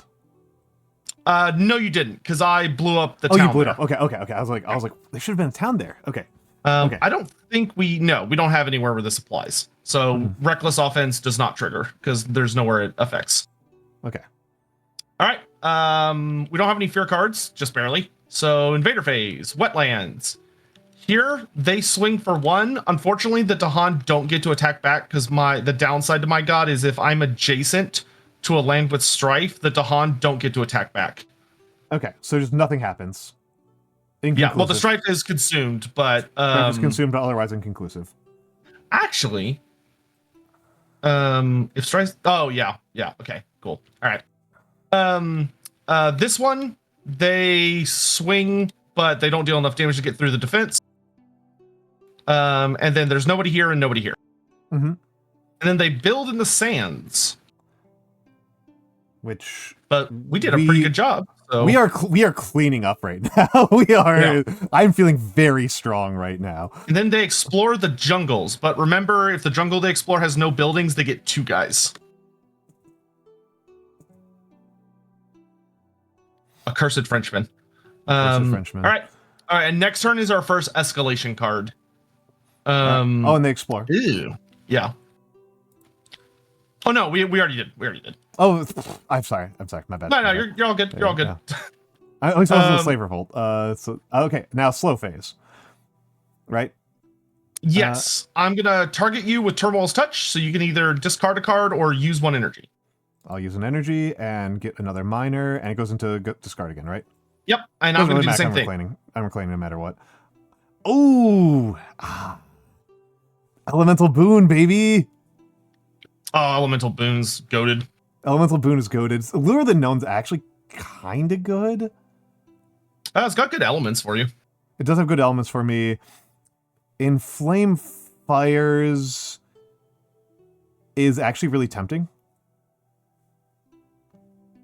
Pull Beneath the Hungry Earth is not. The elements suck for this, but Quicken the Earth Struggles is like just good, so I'm just gonna take it. Who can say no to defend 10? Inflame is kind of good, but I don't have that much beast generation. It's gonna be hard for me to get 3 beast. I don't know. I'm kind of inclined towards Boon because my innate's pretty strong. Yeah, I mean Boon's awesome. I don't know. I'm any meeny miny mo between that and Lure. Lure's at least free and interrupts Oh wait, no, Gathers 1. Gathers 1. Fuck. Your god's generating pretty good energy too. Also, it's only 1, so it's actually a lot less useful against France. Yep.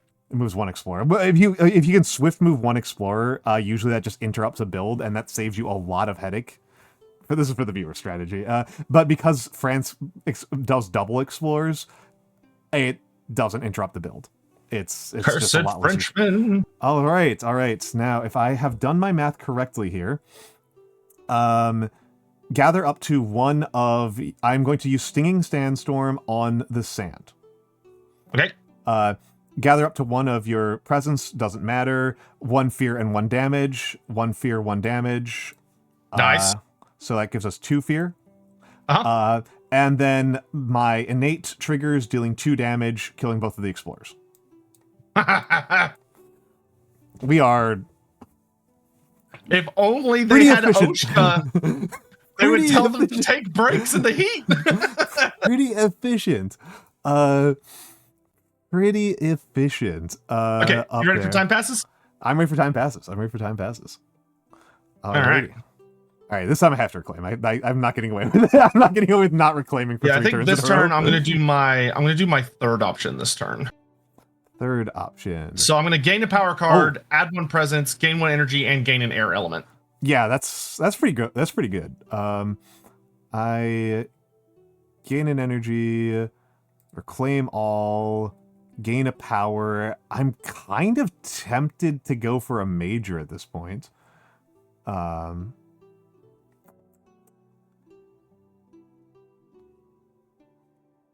I don't think I'm going to get a lot of utility out of herders at this point. Purifying Flame, I'm obviously going to get a ton of utility out of. I'm probably going to use Purifying Flame right now.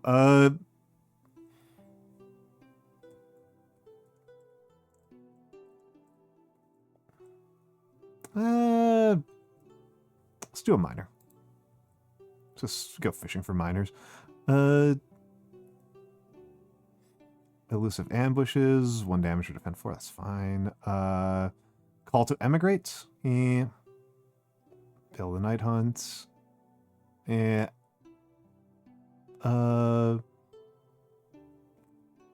don't need moons at all. I just need wind, mountain, and fire.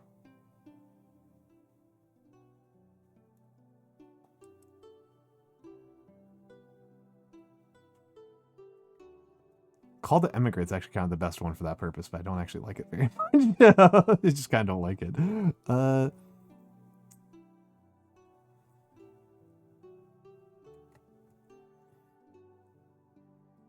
know, I'm going to do Elusive Ambushes. And let's do gain. And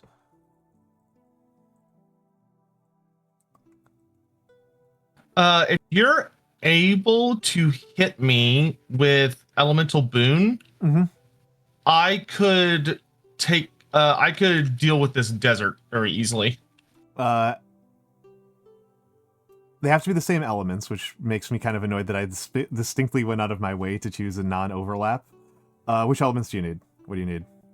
So the only one I need is air, and then I'm happy to pick 2 of whatever you want. Air. Let's see what else I'm going to play, and then I guess I'll just choose them. Sure. And so we need to deal with. We've got jungle. This jungle's. Oh, they've got disease. Oh, I might be able to like really wreck them next turn. If I use elusive ambushes, that could really make their day horrible.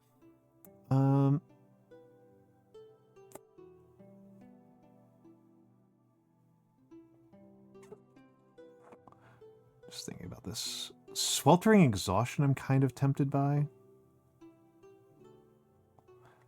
Do you want Gift of Searing Heat? Because that's the funniest option. I actually would not say no. Because would that let you pop anybody? Actually, let me check. Yes, Oh, as long as we do it in a very particular order, yes. You are 1 energy short. Oh no, you've paid. So you're not. Yes, I paid. So I have 1. Yeah. Okay. So I think Gift of Searing Hate might be the way to go. What am I on elements? 3, 2. I think if I do a fire and a mountain, I get to do a shitload more damage. Yes, I get to do a shitload more damage. I think I can just vaporize the city instantaneously if I do that. Excellent. Yeah, that does that'll do 4 damage. That'll do 6 damage. That's a lot. Okay. God. All right. Okay. All right. Have you paid? I've paid. Oh wait, no, I haven't paid. I've paid.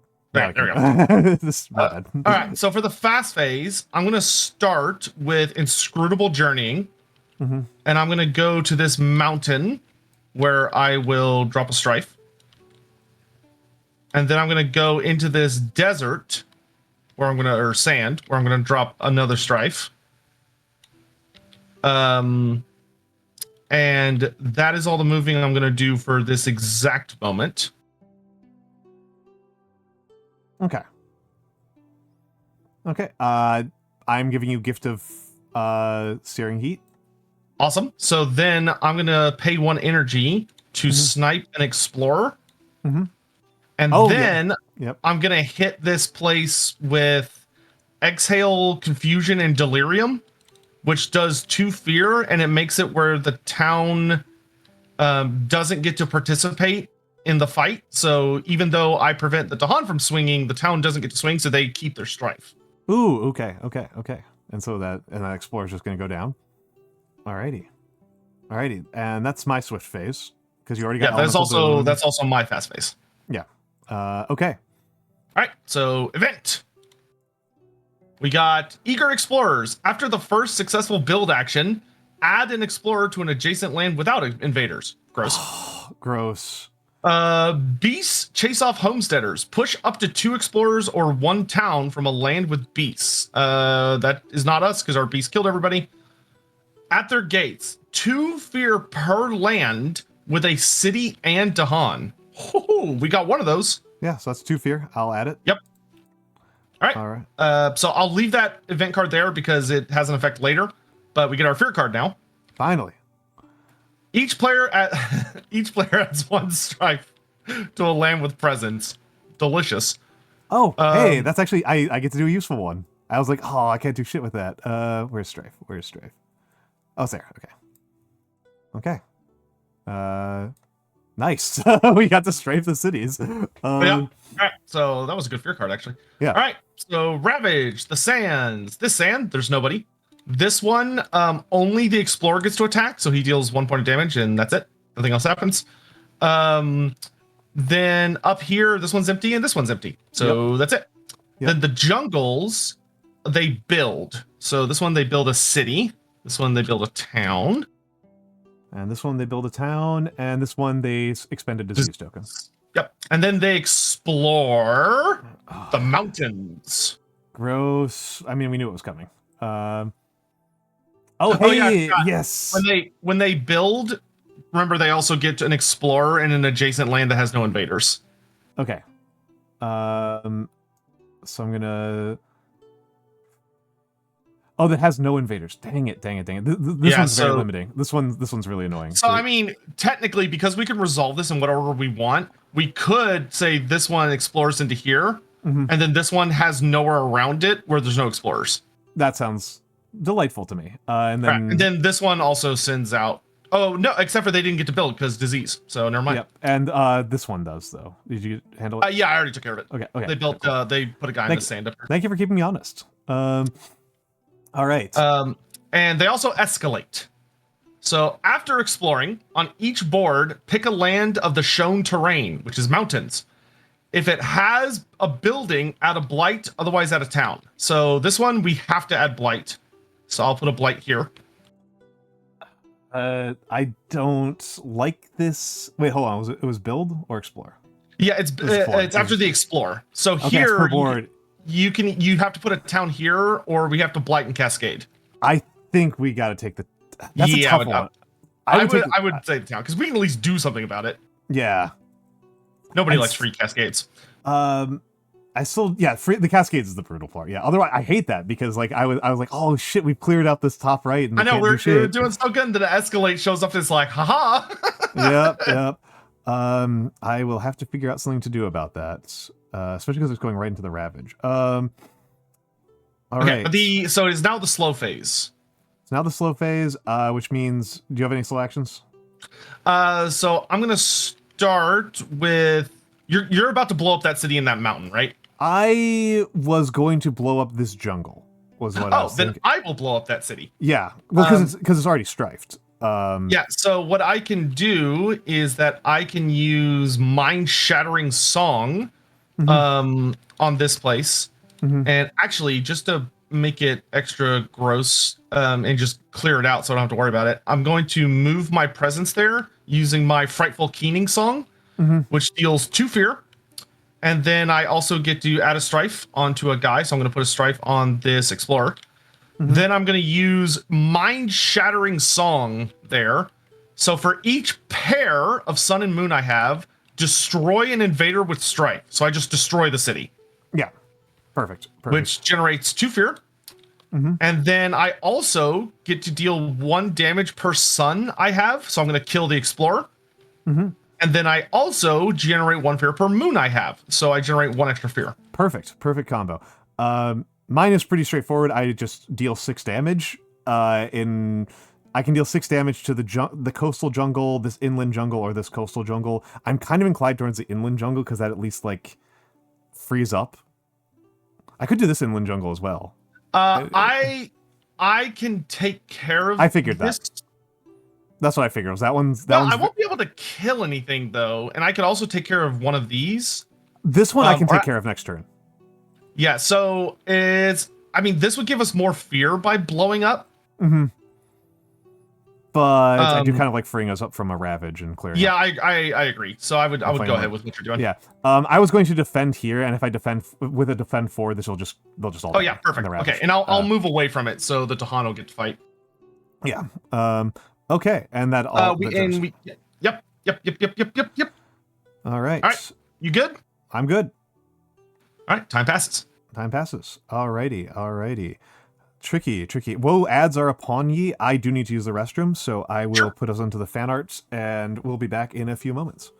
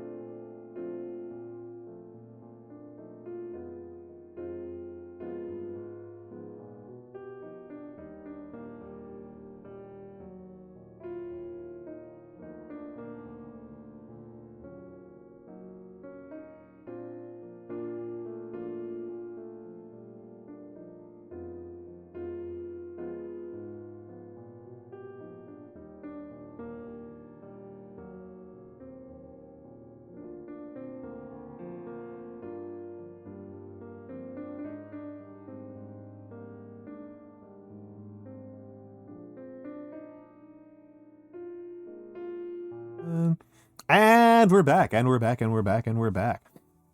Okay, this is top of turn 4, right? I think. Sotek?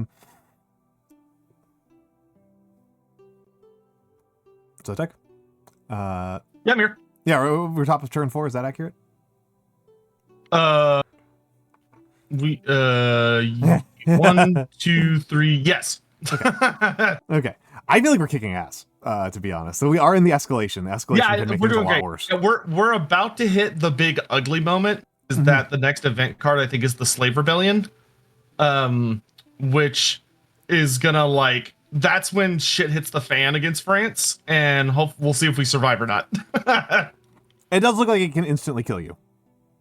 Yeah, we're not careful, but we're doing pretty good at keeping them under control, so I'm not too worried.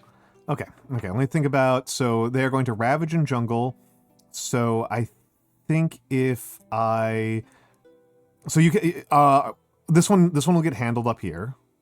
Yes, and I've got this one down here handled as well. So I will handle that one. That's a pretty easy one to handle with just elusive ambushes.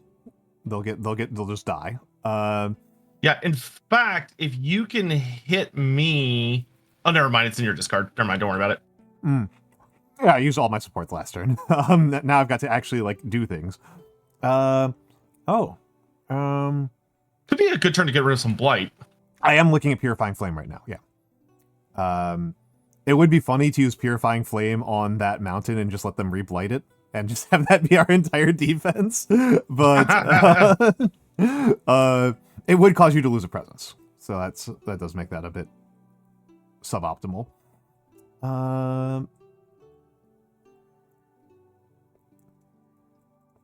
I'm kind of tempted to do the call on herders thing again because that was really funny. I only get 2 plays though. Sandstorm. Oh, and I haven't even done my I haven't even grown yet. I'm looking at what cards to use and I haven't even grown yet. You gotta grow. You gotta turn into a big boy. You know what? I think I'm gonna do balanced progression. Where do we want more of my presence? Where would it actually make a difference? Also, if you're cool with it, I'm going to use the card that lets you spend an energy to get another miner. I absolutely will. I've gained so much energy. I have way more energy than I'm cool able to spend beans at this rate. I absolutely overshot. Because that's the only good way I get cards. That's fair. That's fair. I think I double grow into there, and now I get 3 card plays. Wait, no, I don't need. That's not a good place to double grow into. What am I doing here? That's probably the place to double grow into. Now I can basically hit the entire island. Now I am everywhere. It's the dream. That's the dream. I am everywhere. Okay, Jeezy Pete's. So I can do call on herders.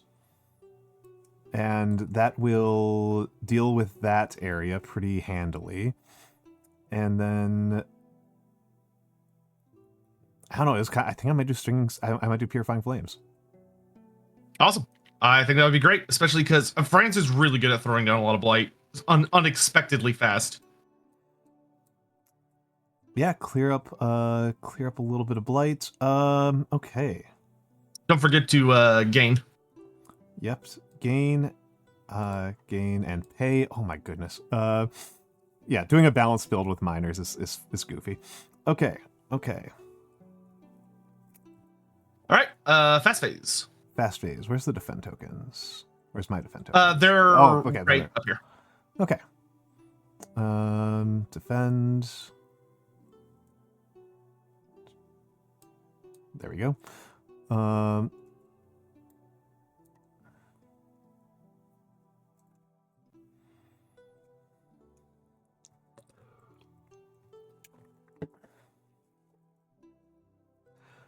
Okay, so when I add a strife token, I can push people. So I think I'm gonna push this town into your territory, so it's just easier for you to kill him later. Oh yeah. No, I can. If I thought about it, I could just stinging sandstormed it off of the board this turn. That would have been nice. All right. So that's my fast phase done. That is also my fast phase done. Oh wait, no, I'm gonna use exhale on this forest or this jungle. So it does 2 fear, but they don't get rid of their strife tokens this turn. So not only will they not participate in the fight, they also have to stay strifed. Perfect. Amazing. All right. Event, let's see what we got.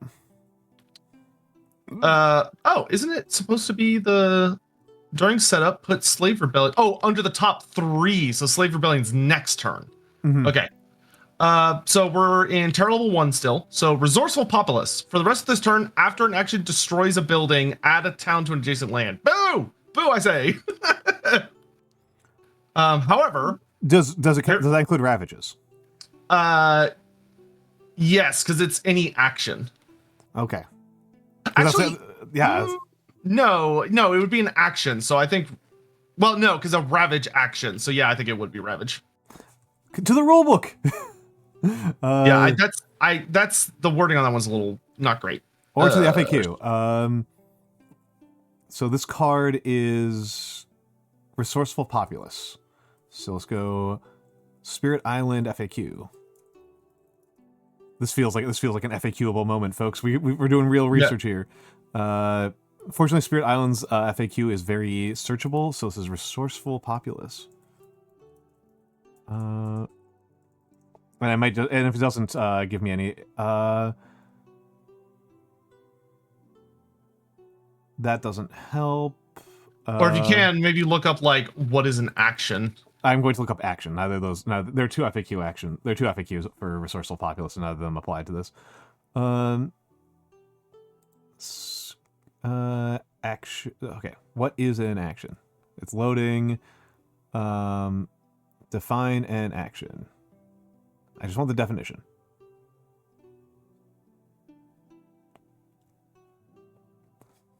Why don't I just go to the Spirit Island? Is there a rulebook in game in here? Yeah, I'm looking at the core one. These are all the rule books. Yeah, okay. So it should be in core. You're looking. I will let you stick with that instead of us both flipping pages simultaneously over each other's shoulders. Yeah, because I think if it was just stuff that we do, it would say Spirit. It would actions. say. I think it would say after after a power instead of after an action. Okay. Well, yeah. That's a good point. Because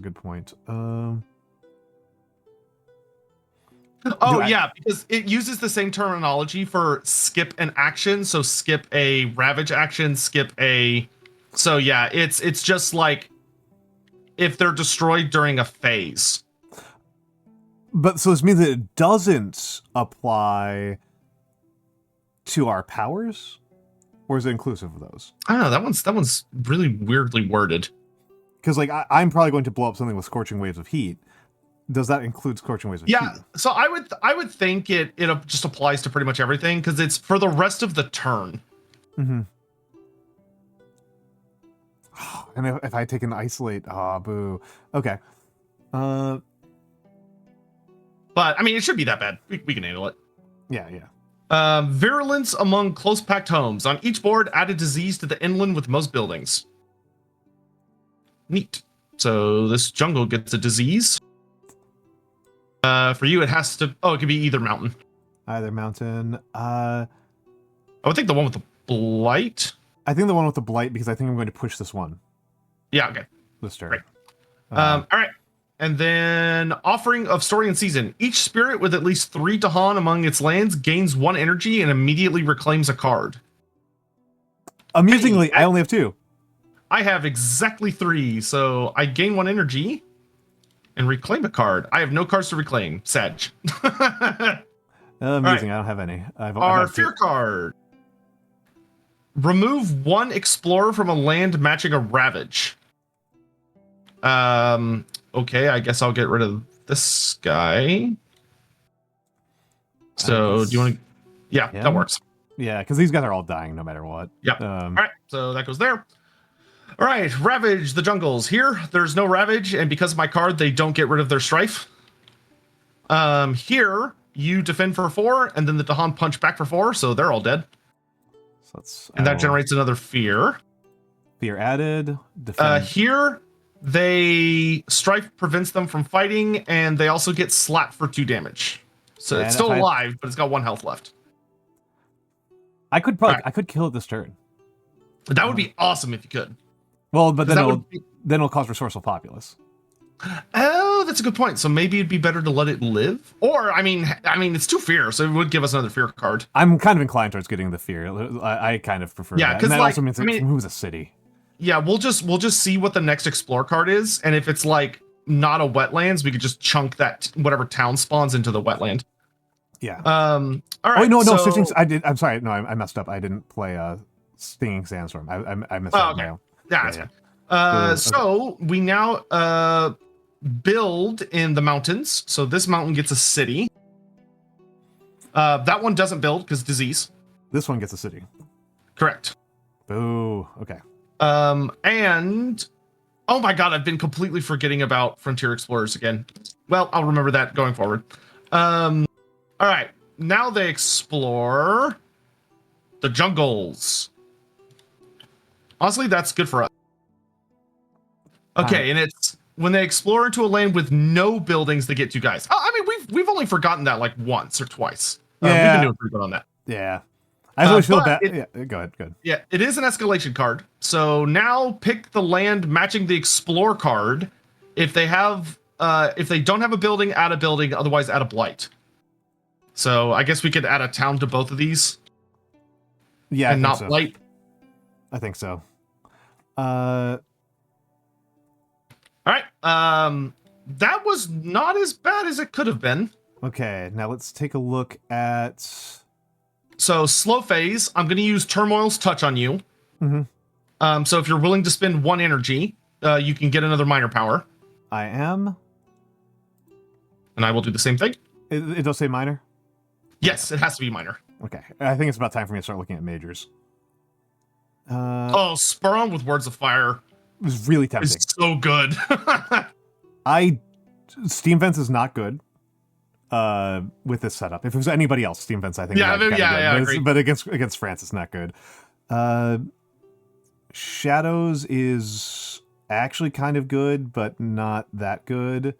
I'm gonna take Renewing Boon, so I have a way to heal if we lose presence. Terror is really good, but I'm taking Spur. Okay. Especially if you throw that on yourself, you can just like, oh my god, you can play so many cards. Okay, so this sucks. The fact that they have a city in that mountains is awful. What do I do about that? I think I just want to remove this blight. That does mean that you're probably going to lose that presence, unless you've got something to do to it next turn. No, but I just got a card that lets me resurrect presence, so I'm not worried about it. And then call on. I'll be able to protect that mountain next turn, so there's that at least. Okay, call on herders. Call on herders. I'm trying to figure out if there's some way I can use call on herders to just fully kill one of their build phases. I don't think I can, because I would need to pull 4. I could use call on herders to push these guys out, and then. I mean, that could be good. And that skips a Ravage. And you could push them into one of your sacred sites just so they have less health. I am leaning towards doing that. That's probably the best option. And then I don't love it because I'm dealing 4 damage with my innate, not 6, and not. So I can't do. I can blow up the city.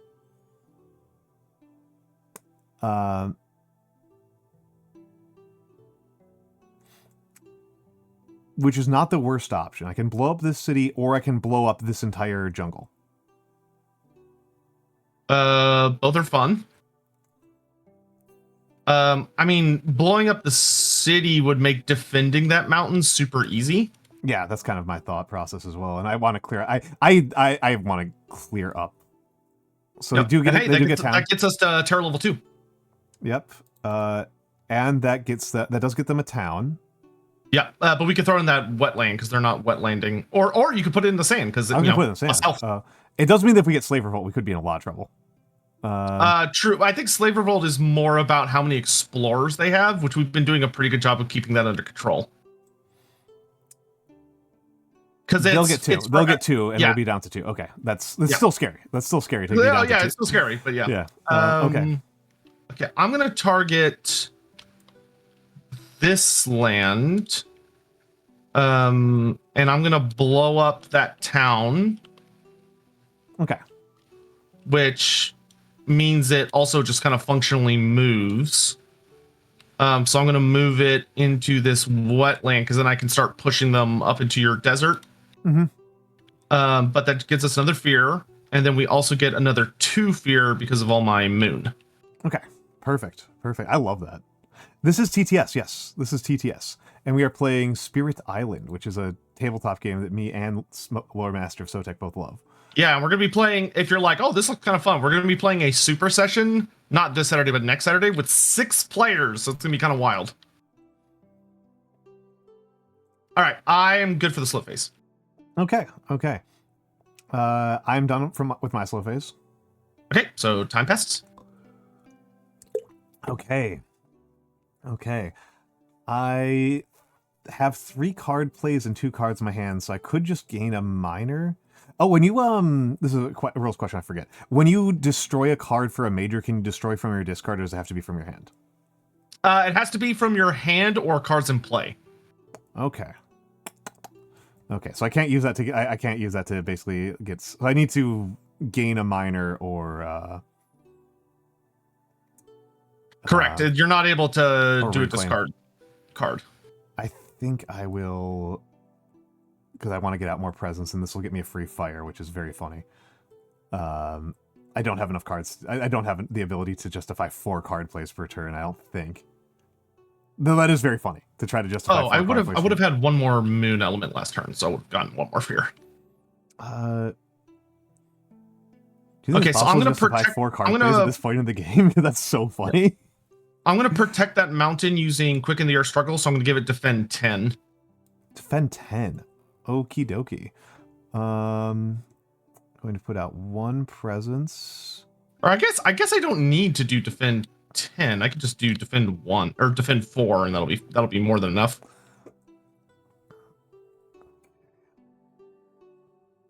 Gonna put a presence.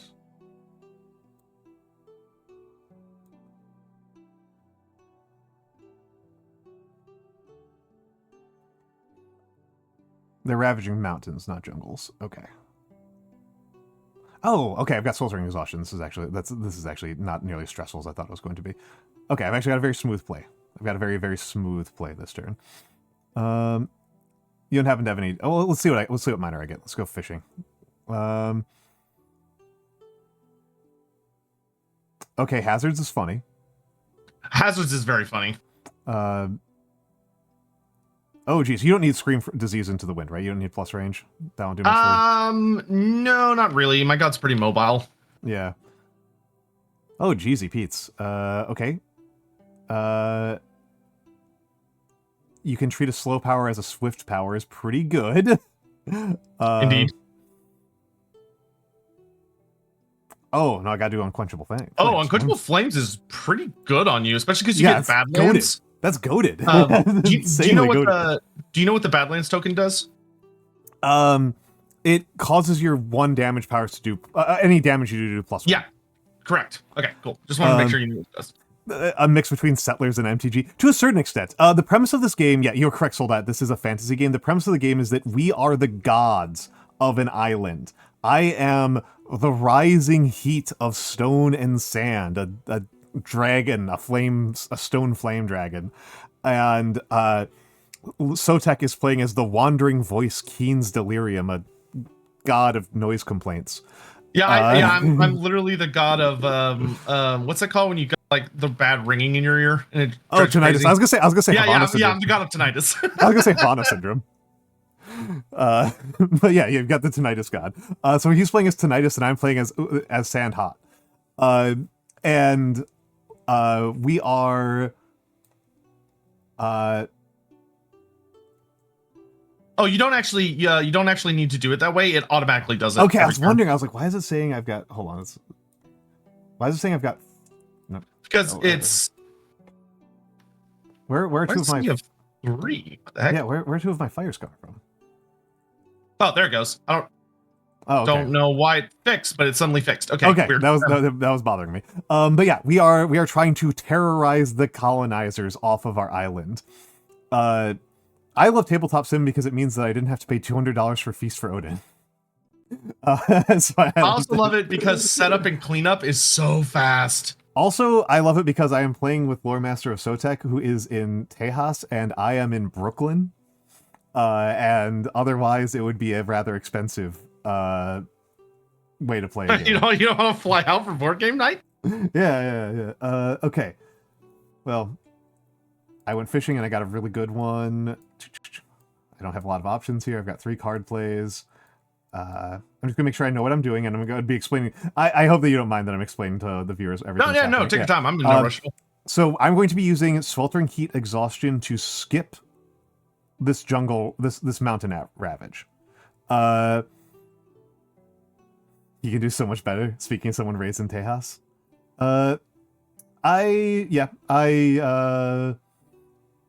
poor Texans. Yeah, it's one of those, like, I live in one of the like little bastions that's pretty nice and I really enjoy it, but man, do I hate the state government. Man, it is a I truly awful government. Yes, this is accurate. A question about unquenchable flames. Does it add the Badlands before it does damage?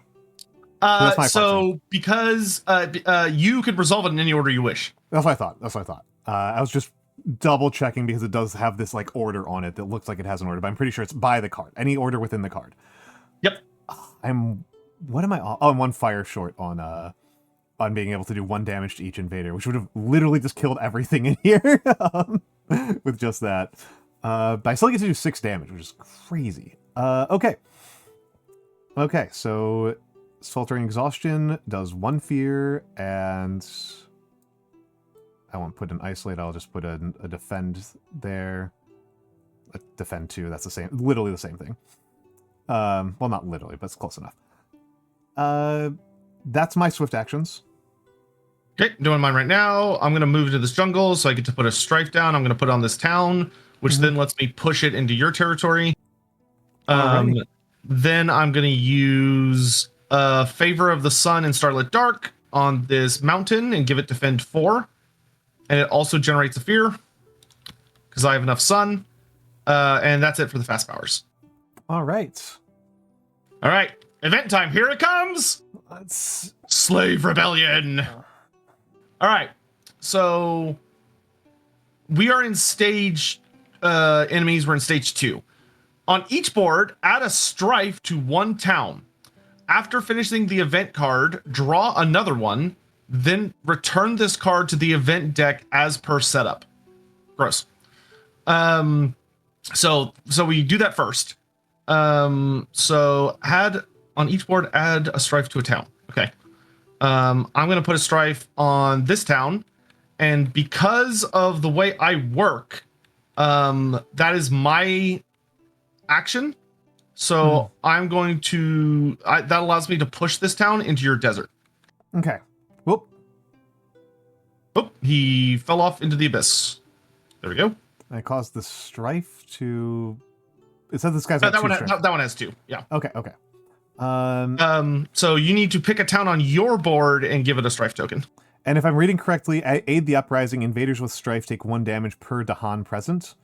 Yes. So it sounds like I should really put that strife here. I agree, especially because that dude is going to get murked and then turned into a Dahan. Yes, that is my read of the situation as well. Okay, so now we resolve that. So that dude instantly gets torn apart, and it spawns a new Dahan. To shreds, you say? Yes, and we also get another fear point. Yes, we do. And then we have to resolve slave labor. So we click. So slave labor is. Oh, I completely misread this. I thought this takes place. Yeah, I just misread that. Oh, these are two different clauses. Oh, Yes. I read it. I misread Okay. too. I misread. This game is all co-op. Yeah, I completely misread that as well. Okay, I so thought this was. we'll do that going forward. We know that for the future. That's our bad. We caught it now. That sucks. That's actually way worse. Yeah, that's way worse. I agree. But okay, we'll deal with it. Okay, so we had to draw another event card because the way that card works. So for the rest of this turn, buildings have +1 health. However, on both boards, each beast destroys an explorer in a land they're in. So this guy gets killed, and sadly, there's nobody there. We have a beast on each board, so we ignore that. And then coming of age on each board, add a Dahan to a coastal land with Dahan. That's fun. I'll let you choose, but there's no choice on my board. All right. Okay, that's it for that event card, but I'll leave it there because of the extra health. Pure card. Dahan Enheartened, and we get the Terror level 2 version. Each player chooses a different land, and each gather up to 2 Dahan. Deal 1 damage if any Dahan are present. Oh, and it is not limited to board. Correct. So I am just really annoyed because if we had done it, if we didn't have the +1 health, I could have torn another town apart. Yeah, I'm gonna pick this desert. Mm-hmm. And I'm gonna gather both of these because I'll eventually piece out of here. But because there's at least 1 Dahan present, it'll deal 1 damage and we get to blow up a town. Why does it blow up? Because this card says if there's 1 Dahan present, it deals 1 damage, and since you're there, they. Oh wait, I forgot they have 1 health. No. Yeah, we got really, really bad interaction. Really bad interaction from our perspective. Yeah, horrible interaction. Okay, in that case, instead of doing that, I think I'm gonna pull this guy and just that guy into that mountain. Mm-hmm. Just so we have him there for the future, and I'll just snipe and explore. Yeah, I think that's the way to go. Just snipe and explore. Actually, no. You know what we should be doing? We should be drawing into the lands that have 2 explorers that are going to build, because we know they're going to get it. They're going to convert those explorers into buildings if we don't. Yes. So I'm going to pick this jungle. You can pick that jungle. We both kill 1. They no longer get an extra guy. Mm-hmm. Crisis averted. Good lord, France. Ugh. Good lord. Yeah. Right, this town's +1 health is really annoying. Yeah, I'm really frustrated by that one. Okay. It is now the invader phase. Oh my god, what a long term. Yeah. I know. They're building in the mountains. Or no, they're ravaging the mountains. Here, nothing happens. Here, they swing for 4. We block for 4, but the strife token is consumed. Here, nothing happens. Here, they swing for 2, block for 2, nothing happens. Then jungles they build. So they build a town here, a city there, and a town there. Done. Gross. Then they explore. Oh, the coast. Not the dreaded Coast Guard. And if there's no buildings, they get 2 explorers. I don't know why we switched who's doing which side. Yeah, you know, it works for it. Okay, so I see how those wombo combo really nastily. We may lose this one. I'm feeling very unlikely. I'm feeling very, very pessimistic. We're doing okay. We have a lot of blight to work with. Yeah, but they only have 3 towns left. Oh, true. Well, we better start we got to start blowing. Yeah, this is kind of our do or die set of turns, isn't it? All right. So I mean, so this one has a disease token, so that's nice. Yeah, we just need to start messing with stuff. Okay. So that's it for them. And they didn't escalate, at least, so no escalation. Okay, so now it's the slow phase. Oh god damn it! They still got +1 health. Fuck. They do. Sorry, okay, this is going to drive me nuts. Okay. Yeah, you're all good. I'm gonna target this forest because what I'm gonna do is I'm gonna put a strife on that city, and it lets me, because of this specific card, push the city. So I'm gonna push the city into your sand. So if they build there, they build a city, not a town. Okay. Yep. So Unquenchable Flames is probably the less interesting one. 1 fear, 1 damage to a town or a city, and invaders do not heal, and it adds a marker.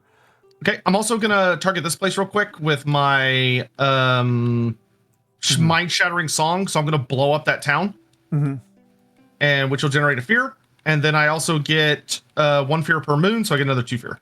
Okay, let's walk through my turn a little bit here. So my Scorching with Waves of Heat. It does 4 damage, which is enough to blow up 1 city this turn instantaneously. Okay.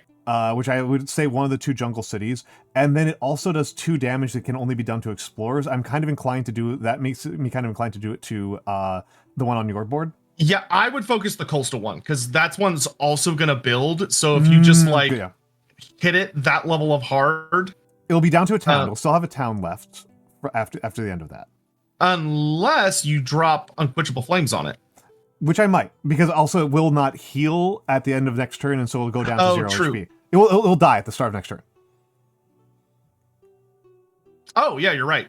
Because it'll take 2 damage from the... It will. Yeah, it will. So I'll clear out that entire one. So let's just do my innate first, and that's 2 more fear. Yep. And then, where's the Badland token? Plus... Oh, wait, you haven't used Unquenchable yet, so... It doesn't particularly matter what the order is. It will die at the start of next turn, even though it's only. Well, wait, actually, because if you use Unquenchable first, you get the Badlands. So that means that this would do 3 damage and 3 and 2 instead of. So it would do 5 damage, not 4 damage. Okay, you're correct. So may as well get the fear right now, right? Yeah. Otherwise, it doesn't. And you also get 1 fear for the card. Yes. Doesn't really change too much. And then Sandstorm. This is slightly annoying. I think that I do want to do Sandstorm into here. Which will do 1 fear and 1 damage. I may as well kill the Kill the Explorer. It might be better, though, to explore it, to do it into here and kill this Explorer. That's a good point. Yeah. You bring up a wise argument, Owlman. Yeah, that one goes down. It does generate a fear. Hell yeah. Unfortunately, I don't get to do the cool wombo combo and generate an additional fear from blowing up a town.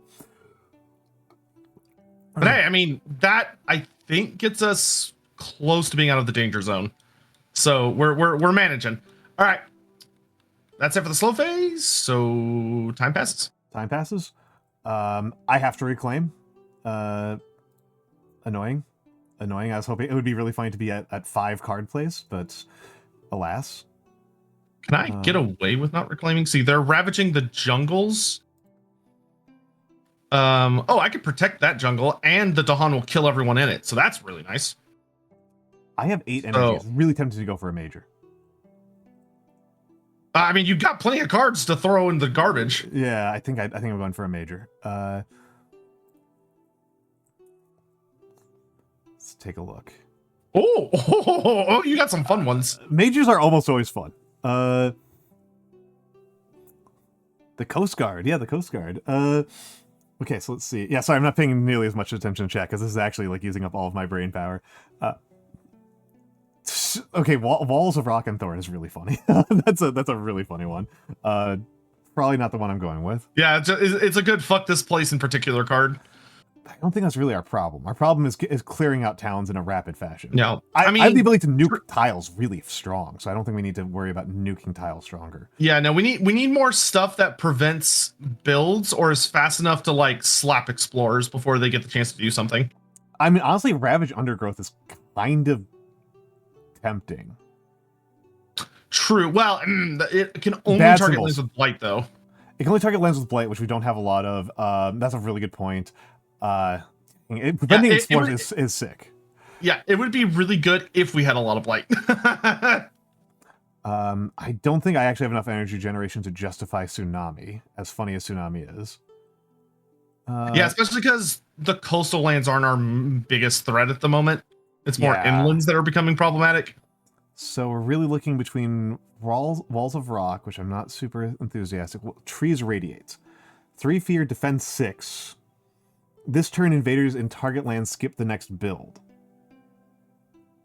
Yeah, the only downside is you can... really good exactly this turn. Yeah, but you can only target jungles that don't have Blight, which is Blight. all of them, which is all 4 jungles. True.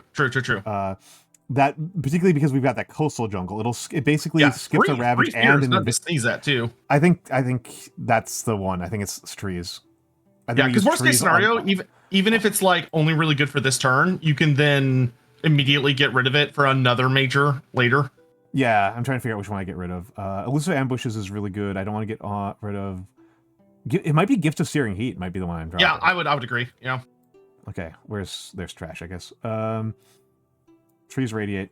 Yeah, I think I'm gonna go for double presence this turn. I'm gonna be a little greedy. Somebody needs to be.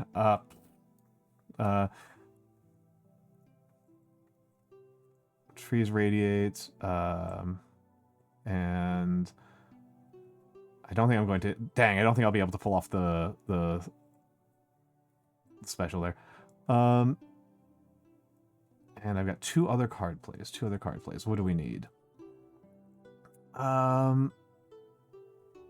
They're ravaging jungle and building coastal. Fortunately, we've managed to mostly clear up the coast. We've got 1 coastal. Yeah, so I get a free move of my Arcana. So I'm going to move into this this place, and I'm going to add a strife onto this explorer, which then lets me push him up. I'm going to push him up into this mountain so that he won't turn into another town. Okay. I'm looking around here. Hello, Imbara. Let's take a look here. So I think I've got this jungle protected. You protect that jungle. Okay, that's what I was I'm gonna do oh wait, never mind. Fuck, I have to be there physically. I can protect this jungle if you want to protect that one. I was hoping to use it on this one because that skips the build as well. Never mind. Can you protect the bottom left one? Yes, I got that one. Yeah. Okay, because for the one in the top right, I could use either Sweltering Exhaustion or Elusive Ambushes, and either one would largely protect it. Sweltering would completely protect it. Since that would just skip the Ravage entirely. Yeah, this is what I can do.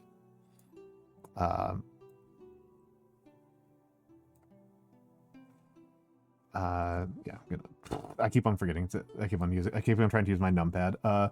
Okay, so Sweltering, and then so that's all the jungles dealt with.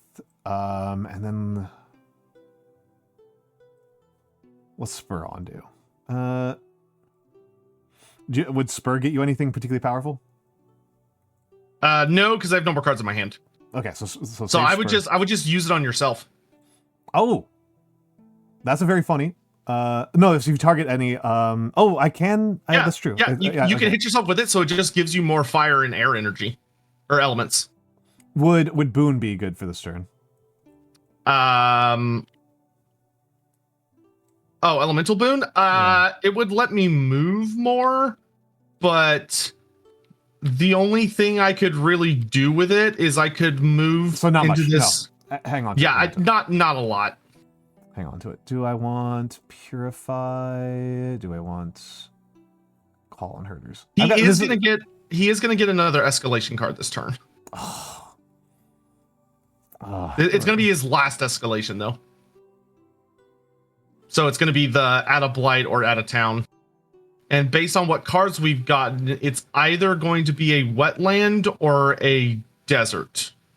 Kind of tempting to just allow them to get a blight. I agree. I think we should eat the blights at this point and just use it purifying. Yeah. At the very least, I've got a blight that I know I can remove. So, whatever. Yeah. Okay. Very expensive turn for me. Okay. So fast phase. I've already put down my growth, and I get to move one more time. So I'm gonna move into. I'm just gonna move this into the sand again. Mm-hmm. If I add or move to a land with invaders, yep. And I'm going to strife this explorer, and I'm also gonna push him up into this mountain. That way nobody's there, nobody gets to build. Mm-hmm. Okay. So this guy up here, they're skipping basically their entire turn. It's generating 3 fear. And then sweltering exhaustion is skipping their ravage and adds another fear. There we go. And that's my fasts done. Wait, who's skipping a ravage? This one up here, okay. marked as This one 9 here. defense. Yeah. Okay. If you hit F, it just turns to like an icon. Okay. That would have been better. Yeah, Thank you. There you go. Yeah. All right. Is that it for fast? That is it for my fast. Yes. All right. New event card. Choose a land. Oh my god, this fucking game, dude. We have been getting so bad on the event cards. Choose a land with a city. Build immediately. Oh, we might. That's extremely. I'm gonna pick this jungle because there is a disease token, so it stops them from building. Oh, that's really smart. I don't have any such thing. If you pick this one, they have to build a city. No, it has to build. It's you have to choose one with a city. Oh yeah, you're right. Never mind. So it's either the sand or the jungle. Yeah. Oh, but you used. Oh, you're preventing them from ravaging, not building, so they would get to build. Okay, so they just added town, but luckily you're stopping ravage, so it's not going to extra blight.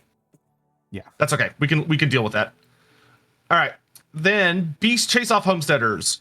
Push up to 2 explorers or 1 town from a land with beasts. I don't like that. That actually hold on. Oh no, that's actually really good. Yeah. Okay, so push both of those guys out of there so they just don't build that turn. Yeah, I'll push them into here. Hell yeah. I'm going to, it says up to, so I'm going to elect not to push these towns. Roger. All right. Then rally to the defense of distant kin. On each board, gather 1 Dahan into a land with Dahan. In that land, gain 1 extra defense per Dahan. Trying to.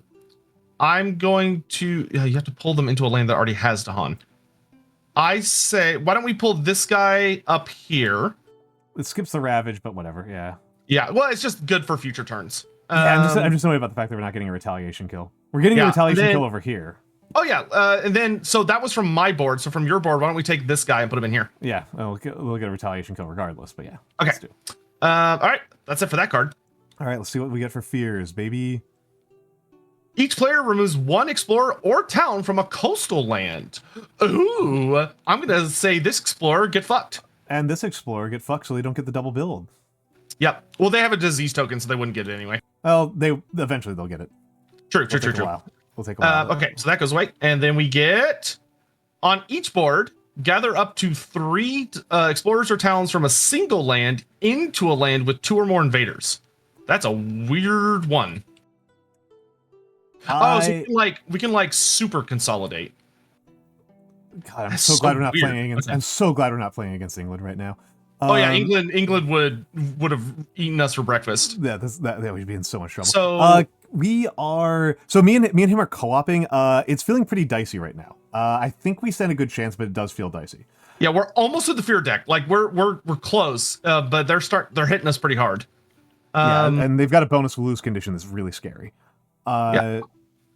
I think why don't we pull all of these guys out of this mountain into here, maybe? It will weaken them. So then they're all in your territory. Yeah, that will weaken them. It does suck. They would attack their next turn though. So could we kill them before they do that? I am dubious because I'm going to have to focus a lot of my offensive power on this thing up here. So I'm a little bit dubious. That's fair. So let's not do that then. Yeah. Okay, hold on. We need to... it's either going to be a wetland or a sands next. So I think on my board, I'm going to take this wetland and I'm going to drag them all into this mountain. It does say up to. So everyone except the explorer. It does say up to. Up to. Hold on. So these guys are going to do 6 damage and they've got 4 worth on here. I wish I had presence in here. This would have been so good if I had presence in here, because then I could have pulled in the city and we definitely would have blown up the city. Well, we can only pull explorers or. Oh, true. Oh, I actually misread what this did. Okay. Well, hey, let's just pull in the explorers because it's just free kills. So I'm going to pull 2 explorers up here. That's what I was going to do. Yeah. And then on this board, I don't know. Why don't we just pull them into this sand because that's pretty easy to manage. Well, actually, hold on. I mean, I guess so. I guess so. I was gonna say like, well, pulling them from the coastal means that they would keep the disease token longer, but like, what does that even get us anyway? Yeah, because they're not gonna get mountain for sure on their next card anyway. Okay, you good? I'm good. That was a weird fear card. Okay. Weird fear card. Invaders. They ravage the jungles. Here they swing. We block, but the strife goes away. Here there's nobody. Here you prevent the face from even happening. Here they swing for 6 and are blocked, and then the Dahan just absolutely curb stomp them, which gives us another fear. Okay, I'll mark it. Okay. And then they're gonna build in the coasts. Nobody here. Disease blocks it. Nobody here. Nobody here. Nobody here. Nobody here. Woohoo! Incredible. Excellent. Yeah, that was pretty goated. Excellent. And then they explore the sands. Okay. Sand is something I can work with. Sand is something I can work with. Okay. But it is an escalation. So in each of these sands, we either have to add a blight or another town. If you're willing to lose a presence, we could just blight this one. Yeah. Oh, no, we have to. We have to blight it. And we actually don't have a choice. Because we'd have to put a blight in either of them because they both have buildings. Yeah. Yeah, this is definitely the better one to go with. So this goes back on my presence track, right? Yeah, this one I'll just put it down here. That's fine. I don't think I'm gonna. No, it doesn't go back on your presence track. It goes like up here. Oh, yeah, it's in the death zone. Yeah, but I'll be able to resurrect you later. Yeah. At least it's not back on the track. Yeah. Okay, and okay, hold on, and then I didn't put down the blight. There we go. And that's it. So now it's the slow phase. Okay. So they're ravaging the coast. Okay, so I'm going to do frightful keening to move into this jungle where I'm going to strife this city. And I also generate 2 fear. I'm going to use purifying, which is easy. I'm just going to purify. I can't purify the other one. I can only purify that one. Okay. And then I'm going to use Mind Shattering Song, which is going to generate 2 fear. And I'm going to target... I'll target this desert with it because you lower their health by 1. Haha. And I'm going to blow up this town. Which that event card has cursed my brain. Yeah, it's like, oh god, we're fighting England, but luckily, the one that gave them +1 health. I keep on thinking I don't have a power anymore. Hello, Tim Shell. Okay, so I've got destroy 2. I can only do 2 damage to explorers in a place of power. I kind of think these guys. I agree because they're going to build in sands. Yeah. Well, they're going to build in sands. So it's this sand or this sand. I would take that one. I think it's this one because we've got fewer. I feel like we've got fewer options up here, and yeah, also this one's already strifed. We've got more things to do down here. I think. Yeah. They're going to build a city, but I think that's something we can manage a little bit more. Yeah, especially because my Incarna's down there. So that's what I was thinking mostly about. So your Incarna's down there. All right. Anything else in the slow phase? Nope. Time passes. Time passes. Okay, I'm no longer drowning in energy. What a shame. Starting turn. Whereas 7. I'm finally stable in energy. Oh, geez. Okay. I'm sorry. I thank you, Tim Shell, for the reminder. To disable the collab unfriendly redeems. You don't need me doing ASMR while you're. I mean, I'm not gonna complain. All right. So let me think. Okay, so for my growth, I'm gonna teleport my Incarna here, which lets me add a strife onto a town. And I could push it out, but I think it's fine to leave it there because then you can deal with it later. And then I also, on my track, now get to move my Incarna for free every turn. So I'm gonna go back to this jungle, and I'm gonna strife this town, and then I'm gonna push it into that desert. I'm just setting you up for like a slam dunk. Something that's going to be probably want to do it this turn during the slow phase. I'm just trying to figure out. I think I can do something very funny here, and play 5 cards. where do you think we want my incarnation? Another presence down here or in the mountains? I'm leaning not in the north or in the south. I would do in the I'm northeast leaning because that's the only place you can't reach right now. That is my lean as well. Stack up, fools. Okay, and they are ravaging the coast, which we did a damn good job cleaning up. up. We are not very they can ravage one coast in a scary way, but otherwise I've got that one. You've got that one? Okay, I was going to use elusive ambushes and it would kill them. Okay. Okay, so I have a very... I'm annoyed that everything I do costs energy. So I'm going to lose all of my energy this turn, but I will be reclaiming next turn anyway. Okay. Let's think about this for a second here. So, wait, what? I think I dropped one of my cards somewhere. Actually, if you want, I could go in there and blow up all those towns instantly. Oh, in the fast phase? Yeah, I got it. Okay, which ones are you blowing up? Let me know which ones you're blowing up. So this one right here? Okay, because I'm going to blow up counters. All of that. That's what I figured. I figured, honestly, the strife counters was going to make up for it, because you have things that do damage based on strife. So I figured that would be pretty much the trick. So let's think about this. So I can... Oh, that's a build phase. That's annoying. Well, I don't have to choose. I don't have to choose at this moment. How much would Spur do for you right now? Ooh, that's a good question, actually. Yeah. If you spurred me... Mm-hmm. I think Spur would be kind of good right now, right? Yes. Oh, yeah, because the only bad thing about this sand is they're going to be able to build.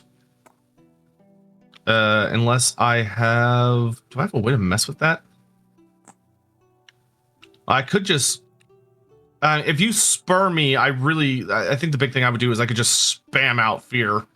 That's wonderful, because that would get us to level 3, and that would actually get us very close to a win condition, because there's only... There are 4 cities. That's actually a lot. I was like, oh, there's only X cities. No, it's 4 cities. It's actually a lot. Yeah, there are things I could do if you would spur me. Okay, I'll be spurring you. Elusive ambushes doesn't really do anything for us this turn, right? Because you're going to be blowing up. Correct. Yeah. Well, so actually, yeah. No, elusive ambush would be a good idea. Oh, it would be a really good idea, actually. I see. Because normally the bad thing is that the Tahan wouldn't get to fight because I'm adjacent, but I'm about to move away, so they will get to fight. Well, I was also thinking about using... Oh, wait, no, there's no Dahan there. So yeah, I'll have to use elusive ambushes on there. I may as well put down the defend.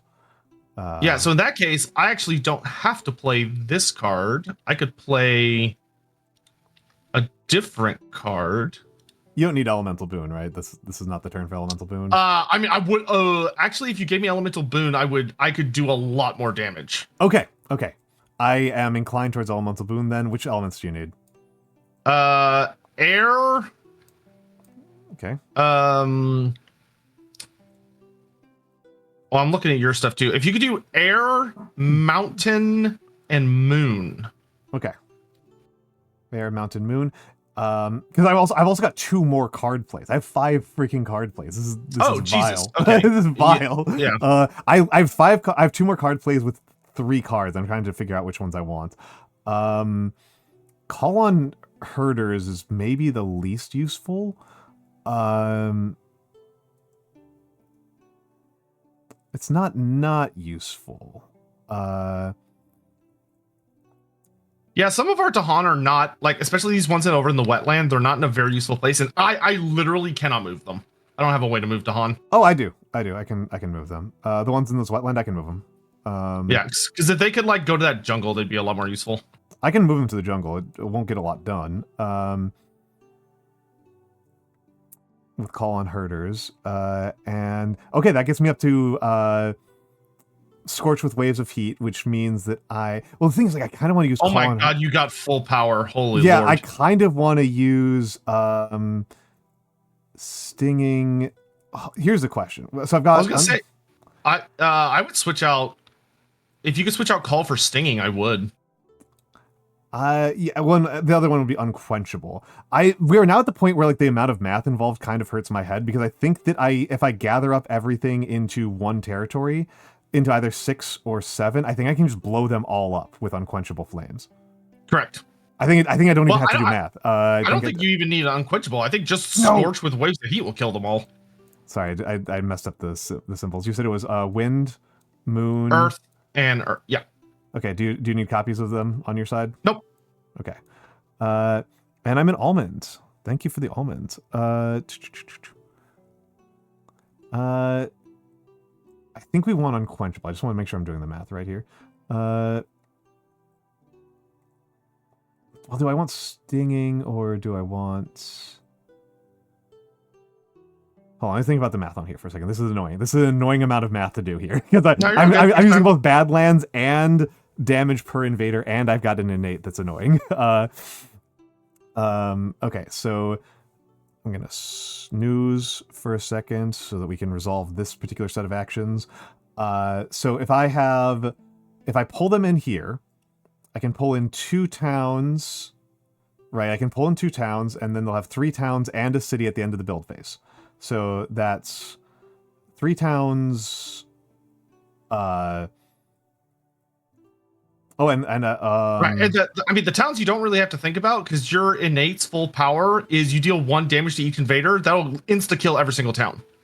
I'll insta-kill every single town, and then the additional 6 damage will kill a city. So I should actually be pulling them into here. I should use... Yes. Yeah, I would pull everything you can into that forest, and then just kaboom.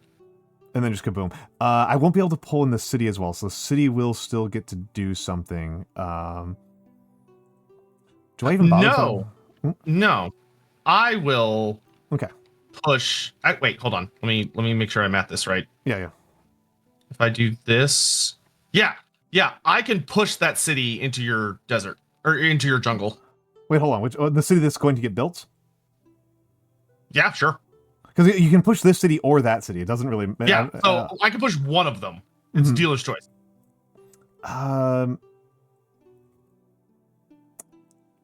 We're gonna kill them all no matter what. They're all gone. Like, they're all gone. Yeah, you're gonna deal... You're gonna deal more than enough damage to kill literally everything in there. It almost doesn't matter. I am using Stinging Sandstorm. I kind of want to pull... I guess we'll go with the jungle. Yeah, I think that's funny. That's slightly cleverer. That's slightly cleverer. And do I need call? I do need call on herders. I do need call on herders. Not unquenchable. Unquenchable is actually kind of insane. 5 cards per turn. Jesus Christ. Unquenchable is actually kind of insane overkill for what we're doing here. Yeah, I agree. All right, you good? Let me pay it. Okay. I'm All ready. Right. Fast phase. So the first thing I'm gonna do is I can move twice.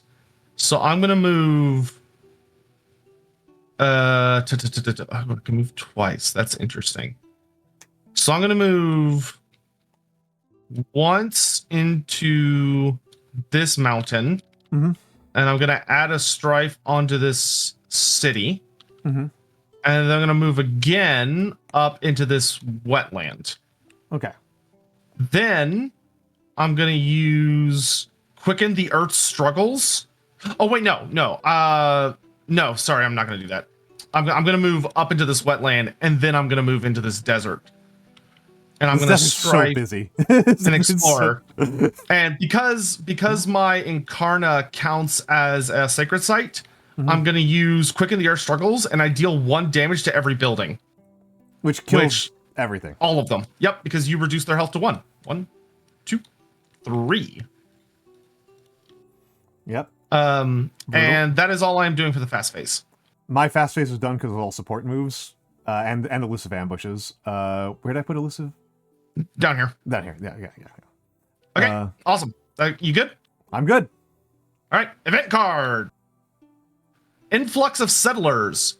On the single board with the most buildings, add 1 town per player, split between as many different lands as possible. So the one with the most buildings. So you have 1, 2, 3, 4, 5, 6. I've got 1, 2, 3, 4. So it's on your board. So hey, we could put one in this jungle. Yeah, one in that jungle and one and in then one in the sand. Okay, wow, that's going to be very funny. Hilarious. Okay. Sand stalkers. Add one beast to the sands with the most explorers on each board. Most if invaders. There are invaders. Yeah. If there are invaders, add another fear. Add yes to the one with the most invaders. So that's also I will add it to where's beast? There's beast. There are extremely. So adding my fear. You added your fear. Yes, I only added mine. So oh, you add one more. I just added mine. Okay, cool. Yeah, Sandstalkers are great. Network of when invaders ravage, if the land has Dahan, defend 1 per adjacent Dahan. Good lord. Okay. That's complicated. Yeah, well, so basically it's the Dahan gets +1 defense, and then for every adjacent lane with Dahan, they get another +1 defense. Okay. It's not going to make any difference. This one goes up to 5. Which doesn't matter. Yeah, it doesn't matter. This one gets a whole bunch of defense, but it also doesn't matter because we're going to be ending. It's not a coastal. Yeah. All right. Fear card. Each player removes 1 explorer or town from a land with presence. I'm going to move this explorer out of here so they don't get like a double build. That is the right move. Where are they? Do you want to get rid of an explorer from this one? For the same reason, yeah. That's what okay, great. Cool. All right. Okay, now I'm feeling very optimistic. This is the only place that matters. Yep. So they swing for 4 if we block, Dahan swings back. So normally I would say destroy the town. But in this case, I think we should destroy the explorers so they build a city and not another town. Well, let me check here. Because the thing is, if they destroy the town, they just rebuild the town. They build 2 towns, right? Yes, because they'd get 1 because they don't have any towns, and then they'd get another for the replace 1 explorer with a town. Yep. So if we kill the explorers, they build a city. If we destroy the town, they build a town. Okay. Yeah, that seems like the right move. Yeah, kill the explorers. I mean, we have a pretty good amount of towns in the bank. And we're going to have be adding like 5. Yeah, so no, I said blow up the town. Fuck it. Yeah. Blow up the town, so we'll blow up the town and take the fear. Yep. And then it is so that's it. Because here they only swing for 1, which is enough to hurt us. So then they build. So here they build a town and then they replace 1 explorer with another town. And this here they build a town. Here they build a town. Here they build a city. Correct. All right. And then they explore jungles and sands. Okay. All right, we're definitely getting into the end game now. We are in Terror Track 2, so if we can end all of their cities. Yeah, we're about to have a big fat turn. Yeah, we're about to have a big fat turn. Okay. Okay, so we already resolved that. Okay. And they don't escalate because we don't have to worry about it. All right, so that takes us to the slow phase.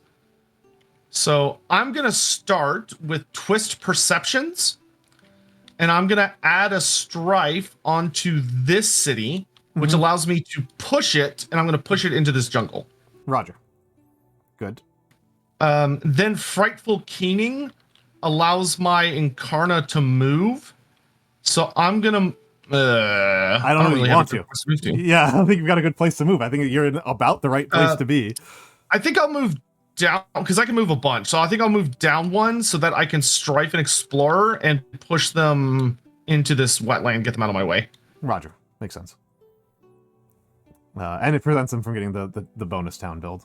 Yeah, and then my big ability, I want to aim. Oh, here, perfect. So I'm gonna unleash my big ability on that desert. And what that lets me do is for each pairing of sun and moon, I can destroy an invader. So I destroy the city, which gives us 2 fear. Okay, excellent. Then I get 1 fear per moon. So that's 1, 2, 3 more fear. And then I would get to deal damage to people that have strife in there, but nobody else has strife there. How much damage would it deal to people with strife? It's 1 damage per sun, but there's nobody with strife, so it doesn't do anything. Oh, and it would have been 2. It would have been 2. Okay, I was wondering if there Yeah. would have been a slightly better order of operation where you just destroy the town and then also get to destroy the city with the same damage. So no. Okay. Okay, so now my complicated S turn. So let's start off with call on herders. So gather up to 2. And then move 2 towns and 2 If this was England, explorers. we instantly lose. Yeah, we instantly lose if this was England. Okay, so that's call on herders completed. And then stinging sandstorm. All right. Gather presence. Now all those guys have 1 HP. Boom. And it does 1 fear. Very powerful move there. So I guess slap one of the cities for a point of damage.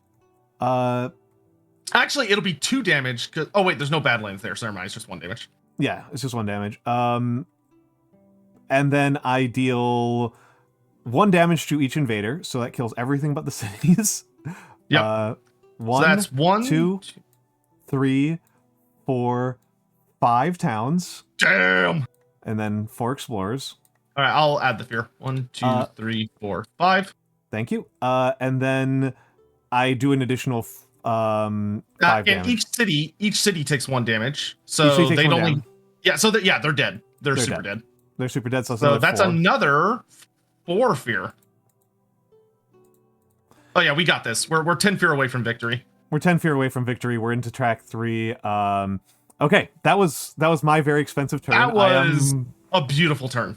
I am gassed right now. My engine is on fumes, but that was 9 fear. That was apocalyptic amounts of damage. That was wild. Yeah, it also prevents like 3 builds or something like that. Yeah. Like you literally just walked in and just like blew up the equivalent of New York City. Yeah. Yeah, that was brutal. Okay. Time passes. Oh, actually, wait. I forgot that there's 2 additional fear I get to do. Oh, from Frightful Keening. Oh, we just figure out some way to do 8 fear. We win. Oh yeah, I could do that easily. 8 fear or blow up 2 cities. Which I can also probably do. I do have to reclaim, which is sad. Unless I only want to play Unquenchable Flames, which I don't. Sag. I do have 5 card plays, so I shouldn't be that upset. Gain 1, and gain a minor. Please give me a minor with 0 cost. Oh! Seer is kind of funny. We probably don't need it. Do any of these add fear? Should I just take Uncanny Melting because it adds fear? I don't think so. I mean, at this point, I think rushing fear would be the smart plan. Yeah. It is. I shouldn't have. I already regret that because it didn't have 0 cost. It makes me laugh that that's literally the like global warming card where it's like, guys, those icebergs are melting kind of fast. Everyone's like, oh shit! It causes fear, which makes me laugh. Oh geez, I can't even do all of my card plays this turn because I don't have enough. I literally don't have any 0 energy plays. I really regret going for Uncanny Melting because now I can't play it. Oh, sad. Yeah. Well, no, because no, you have to target someone else with Spur to get the energy buff. Yeah, and we burned the my other one. I don't know. Kind of tempting to do Boon. Boon would be very nice. Well, hold on. I can just feed on it. I think Boon is probably the way to go because... Okay, there is a chance that I could get a whole shitload done because I have not been using my slow power on your board, but I absolutely can. I do have presence. I am 1 range away from place of power for both of the cities in the on the lower deck, so I could probably just blow them up. Yep, I say go for it. But it also doesn't matter what I do because I'm using my innate. So probably Boon if that enables like anything useful for you at all. So yeah, and if we survive to the slow phase, which I don't see any reason why we wouldn't, I'm gonna deal at least 4 fear this turn. No, I'm gonna deal 6. I'm gonna deal 6 fear. You know what? I'm gonna be super support here. Enjoy. Oh, nice. I can actually pay you back for that because I'll let you resurrect a dead presence. Oh. Okay. Okay. Okay. Yeah, we actually do have that option. Okay. All right. You so paying. Very painful.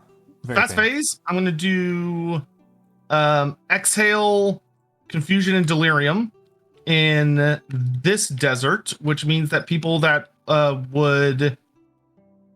Oh wait. Hold on. I actually messed up mine. Hold on. Yeah, sure. I need to squeeze in purifying flame somehow. Oh wait, no, I haven't done elemental boon. That's what's going on here. What did we want for elemental boon? I need an earth. Period. Oh, so do earth, and then if I could get a fire. Ooh, okay, perfect. Yeah. And an air. Air is the other thing that would have helped me. Okay, now I get. Oh now I'm maxed out. I get to go Super Saiyan finally. I get to go Super Saiyan. You get to go Super Saiyan. I think we win. Okay. If we don't die, if we do not die from events, I think we win. Yeah. So I get to use the full power version of Inscrutable Journeying, which allows me to empower my Incarna. Okay. So I flip it. So now what it does is anywhere where I am present is isolated. Jeezy Pete's, okay. Well, anywhere my Incarna is present. I was about to say, okay. Yeah, anywhere where you are present is crazy. Yeah. But... okay, so I'm going to do Defend 4 in this desert, and that also causes a fear point because I've got enough sun. Then I also get to move, so I'm going to move 1 here. So I'm going to put a strife on this. I'm going to put a strife on this explorer and push him into this desert. And then I'm going to move again into this desert and put a strife on this town. So only one guy's going to attack. Then I'm going to use Exhale, Confusion, and Delirium on this jungle, which causes 2 fear and makes it where the city won't get to remove its strife token this turn. Okay. And that is it for my fast phase. They're not that one's not ravaging this turn, by the way. Oh, that's a good point. Well, it doesn't really matter because I'll use it here. I'll use it here in the sand. Yeah. Okay. Yeah. Okay. Good. Okay. Cool. My only thing in fast was to defend 4 on my own presence so that we don't eat a blight and I don't lose a place of power. Oh wait, no. What am I doing? I'm just gonna kill it. I forgot. I keep on forgetting about my own innate.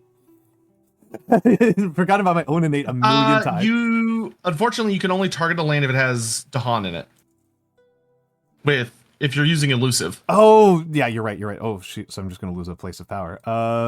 Dang it. I mean, maybe if we make it to their attack phase, which we very well may not, because we've still got an event and 3 freaking tier 3 fear cards. All right, so I don't know. It doesn't matter. It does nothing. Does nothing. I should have done something other than elusive. So it goes. That's all good. Yeah. Okay. So that's it for the fast phase. So slow phase event just event. Yeah. So we're in stage 3. Build in a land with invaders not matching the build card. Okay, so can we do it in? Can we do Can we choose an illegal one? Like if I choose wetlands, does it just fail? No, because it says build in a land with invaders. With invaders not matching build card. Okay, dang it! They're getting a city up here. So it has to be it has to be a mountain or a wetland. So I'm going to pick this mountain. It has to be a city in that mountain. Boo. Yep, very good. Yep, but I mean, it is whatever. Mountain hasn't even come up. In lands with disease or strife, invaders skip ravage actions. Oh, you're stealing my thunder. That's okay. That means we just completely. Oh, dang it! They still get to ravage me. Dang it. In settlers it goes too far. Choose a land with a town and Dahan. Push 1 town per 2 Dahan. That is literally nowhere. Okay. Yeah. Nothing legal. Okay, and now we've got 3 fear cards. Save me fear cards. Fear card number 1. Each player removes an invader from a land with 2 or fewer invaders. There you go. 2 or fewer invaders. It doesn't say. It says any invader. You can remove the city. That's true, but we kind of want to kill it. I'm just keeping towns under control. if you do it, we just win the game. No, because it's removed, so it doesn't generate fear. Oh, No. Oh, wait. I see Wait, what you're hold saying. But there's another city in this mountain, though. Oh, yeah, that's true. That's true. We would have to kill that one. We'd have to survive to get that one dead. Each player adds a strife in a lane with Dahan, and every lane with strife deal 1 damage per Dahan. Okay, so I mean, this jungle would just kill it, right? Yes. So that'll be my use of it. That's my use of that. Yes, and I'll do it in this wet lane down here. Yeah, and kill those as well. Yeah. Oh wait, no, because it's automatic. Oh my. Okay, so I'll do this jungle then, because it automatically goes off here because there's already a strife token. Mm-hmm. Hell yeah, baby. Okay, so all these guys die. Wow, that in cleared every out land. Oh, every land. That's so. Wait, good. hold on. No, we missed one. We missed one. Oh wait, no, there's no Dawn. So 0. Yeah, 0. Yeah. Whoops. Whoopsie. Okay, so that's one's gone, and then buildings each deal -2 damage during ravage and don't heal. Hilarious. They weren't getting anything done anyway. Yeah. All right. So now it's the ravage phase. Down here, they swing for 5. We block it just enough. Dahan swing back and blow up a town. Okay. Getting us another fear. Here, they no, they actually don't get to attack because of the event card. It just skips. Nothing here, nothing here. Then they build in jungles and deserts. Build. Build. Wow, we like literally cleared off your entire board almost. Yeah. Jesus. Yep. Except for the one tile is the most concerned with keeping clean. Then they they explore jungles and wetlands, and on your board they explore. There may be some places they can't reach.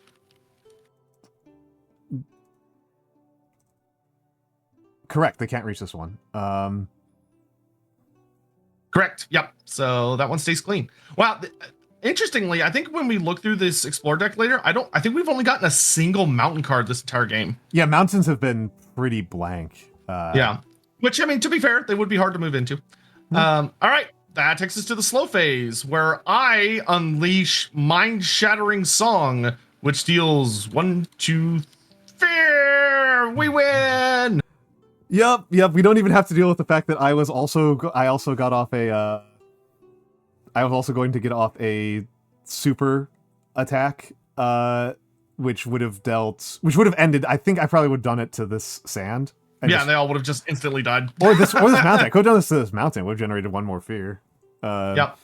Yeah. Good game. GG. Good game. This is there's a funny thing about the difficulty curve of this game, right? There's a kind of funny thing to me about this difficulty curve where it's that felt really razor's edge for like 5 seconds, but otherwise I think it was very smooth. There was I think when they designed this game, they did a really good job with the escalation steps, because like when you're in the tier 1, you're like, oh, we got this, and then tier 2, so much shit happens all at the same time, and it's like, yeah, that tier. Yeah, when we were in like, I will say that we did fuck up. This should have been harder. Yeah, but only by a little bit. Like, we caught it pretty quick. Yeah. But they should have had a couple more towns, and we justifiably could have lost. It would have changed the way that we played the game.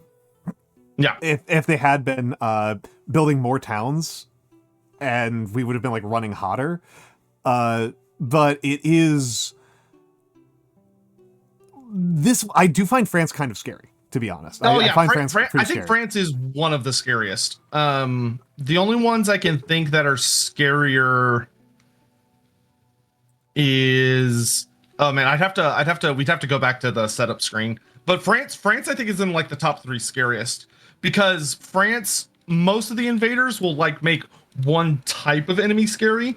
So it's like, oh, explorers are scary, or towns are scary, or cities are scary. But France is unique, and then it's like, no, explorers and towns are nightmarish, because it mass produces explorers and mass evolves explorers into towns. And it's so, I mean, I have gotten extraordinarily unlucky against England and lost by them just like speed building in one tile. Yeah, everybody hates England unless someone on the board is playing Lightning Swift Strike. I do love doing lightning swift strike into England. That does rock. That's that does rock. That's the only god in the game that looks at England and is like, eh. Yeah.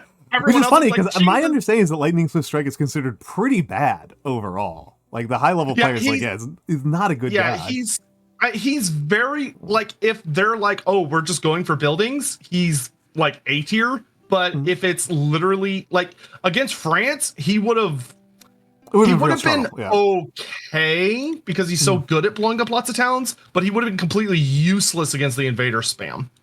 Yeah, it would have been. Yeah, that would have been a tough one. Lightning was the first god I ever played, and so Lightning has a very soft spot for me because Lightning is associated a lot with my first time playing this game and be like, oh my god, yeah, this that's how amazing. I feel about River Surges in Sunlight. River was my first ever god. River is so you've played a tutorial game with everybody who's showing up on the 16th? Yes, and hilariously, so okay, I want you to think about the odds of what I'm about to tell you. So like think percentages, okay? I'm gonna look at the group so I know who these people are. So both Gingivitis and Alfina. I gave them the option of any god that has a low complexity. So they had like 1, 2, 3, 4, 5, 6, 7, 8, 9 gods to pick from. Okay. Yep. They both, without any prompting, I didn't like, I would like just answer questions they have and give them a general rundown of how each of the gods works and yada yada. Both of them, of their own volition, picked Eyes Watch from the Trees. Of course, Gingy did. Of course. Yeah. Yes, and then the first turn, both of them went for the power card draw growth option. Yep. Okay. And of the 100 minor powers in the game, they both drew the same card, and of the 4 cards, they both looked at that same card and picked it. Oh my goodness. The odds of that are very astronomically tiny. Yeah, very low, very low. I'm not going to bother with the stats, but something like 4 out of like they had the exact same like brain rot. Yeah. And the reason they both picked it is it's because it was the here, I can actually search it in this deck and pull it out. It's not even that great of a card. It's this one. Drywood explodes into cinders. Oh. And they were both like, oh, haha, exploding tree. Yeah, this card isn't good.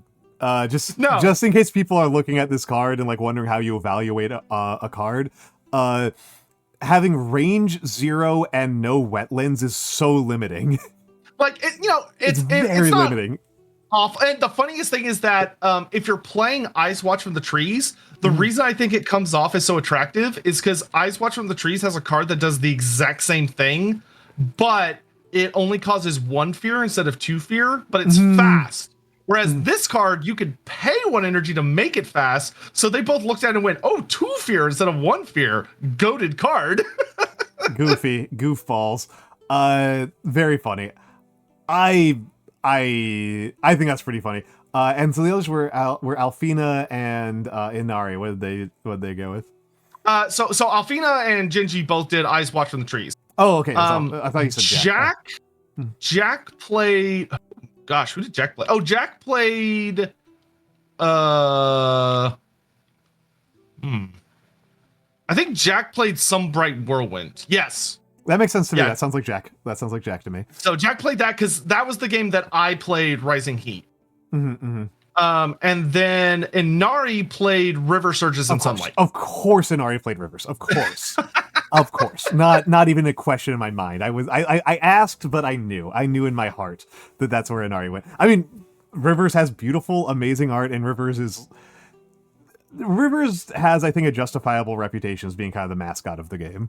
Yeah, I felt bad for her because I played one of the Shadows Flicker like Flame variants, and we were winning, but very, very slowly.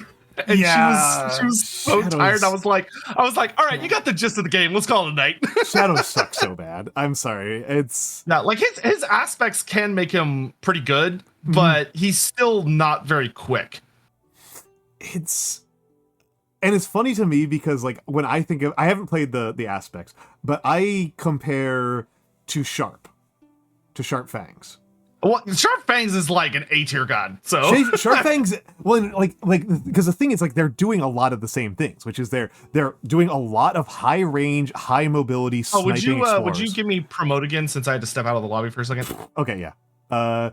Yeah, there's a lot of like high mobility, killing explorers very quickly, like surgical strike kind of because gameplay. if I bring this back, if I reload. Yeah, we can reload it. I mean, I could have reloaded it. I am going to take a screenshot of our final states as a... Oh, sure. Which is not really necessary. The final state thing never really...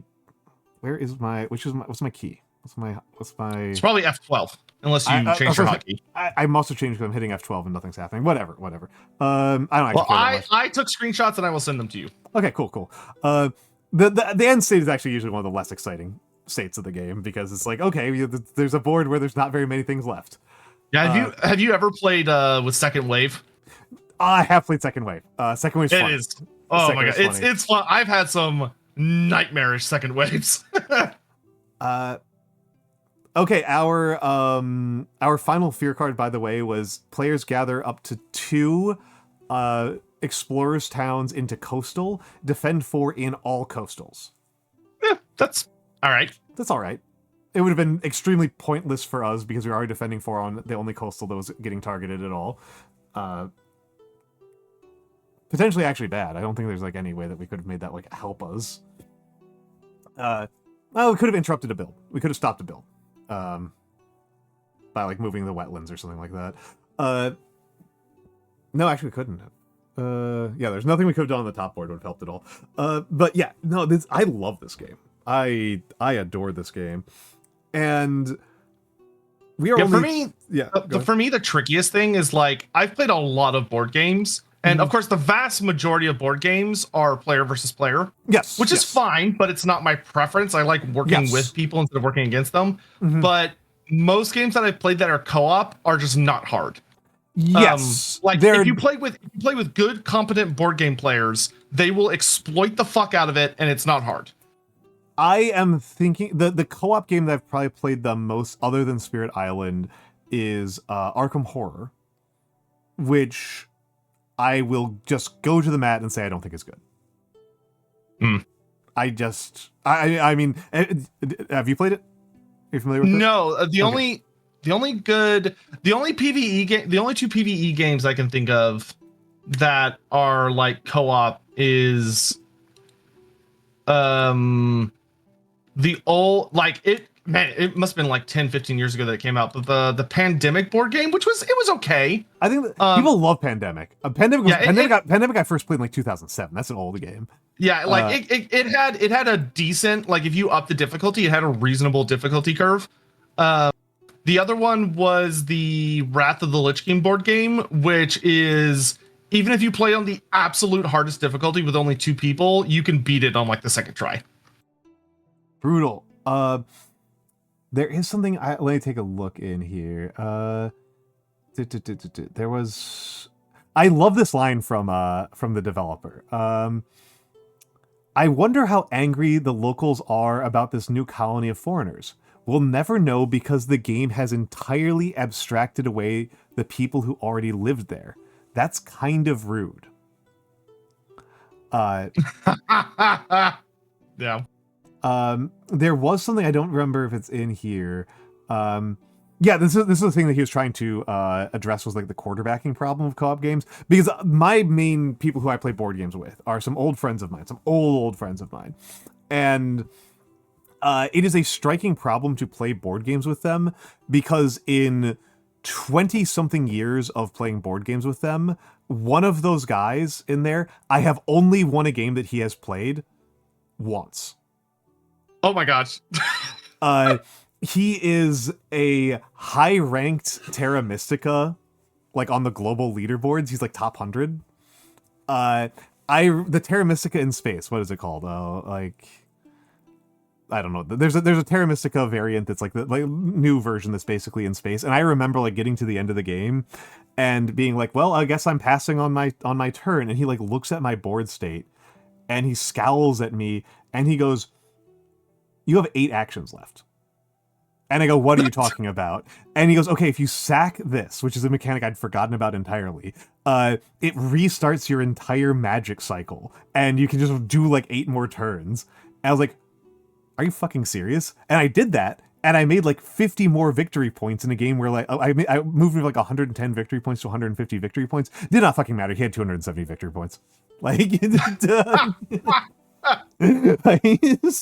It's like, you're not actually making me work for it, but maybe make me feel like I'm working for it. There's something like particularly frustrating about playing with somebody who is so good at that in a PvP scenario is still quarterbacking you. So his complaints about quarterbacking in like co-op games feel very irrelevant to me. Oh, like, dude, yeah. It's like I don't care. So one of my best friends who introduced me to Spirit Island, and you would love him. Would you reset the game? Oh yeah, statement you have? Sure. One day, I don't know how, but one day I have to introduce you to Jacob Mackey because you would adore him. All right. But because he's one of those people that like, how do I say this? Oh my gosh, my stupid TTS is being big. And he died. He's one of those individuals that like, he's so fucking smart that it's sort of that his thought process for life is very intelligent but very unique compared to a lot of people.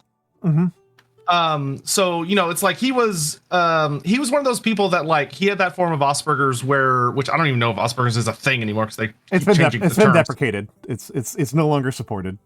Okay, so he has whatever it would be called now. I guess it would just be a form of autism. Yeah, but yeah. So his was the one where he couldn't understand how people like the subtle interactions between people and like the a lot of like the body language and kind of secret codes that neurotypical people don't realize they use in order to communicate. Yeah. And instead of it being like, oh, this is his life and communicating with people is difficult, he just one day was like, oh, okay, I'm just gonna mimic people that are popular. Okay. Yep, I've known people who do that. Yeah. And he's like, and it'll work, and it did. Yeah. And it's like he didn't like necessarily get it. He just observed people and was like, okay, that appears to be the way you handle the social situation, and would just do that. And but anyway, so he's super smart guy, love him to death. He's super sweet. Him and his girlfriend are on like the committee for the big Burning Man in New Mexico, so they like help organize and run stuff. But anyway, so he introduced me to Spirit Island, but like I love playing co-ops with games with him. But whenever we play any kind of PvP game, he's very good at board games. He loves board games, and he's very competitive, and I know that. So all I do is I just fuck with him the entire game. Like I will go out of my way to king make another player just to make sure he doesn't win. Oh, geez, EPs, yeah. And it drives him crazy, and I love it. Because he's like, it's not the optimal play. The optimal play would be to do this. And I'm like, yeah, but I'm not going to do that. Well, I mean, this is there's a really good article that just came out by Jay Dragon, who the writer for Wanderhome, one of my favorite TTRPGs of all time. And she just wrote an article called "Does Mario Have Rules?"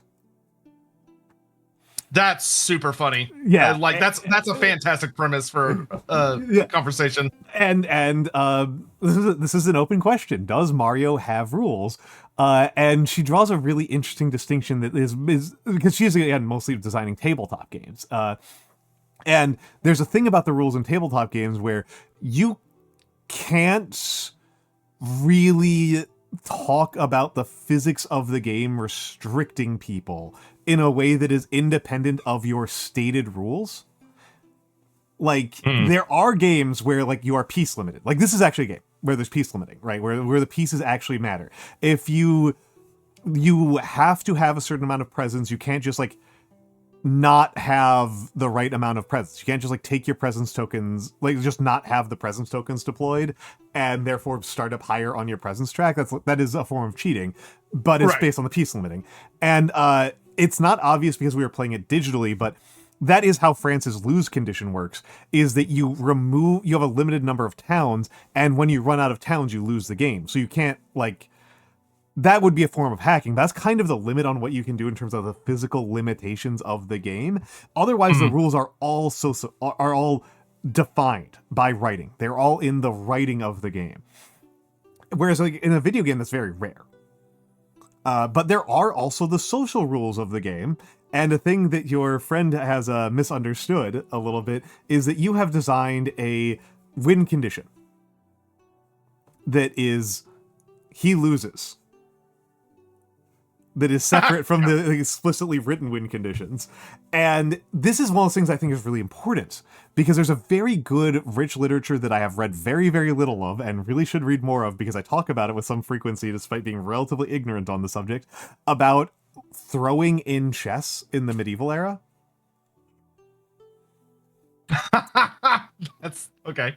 That like this was like a form of like you don't want to, if you are playing chess against your liege, you don't want to just completely like scholars mate them.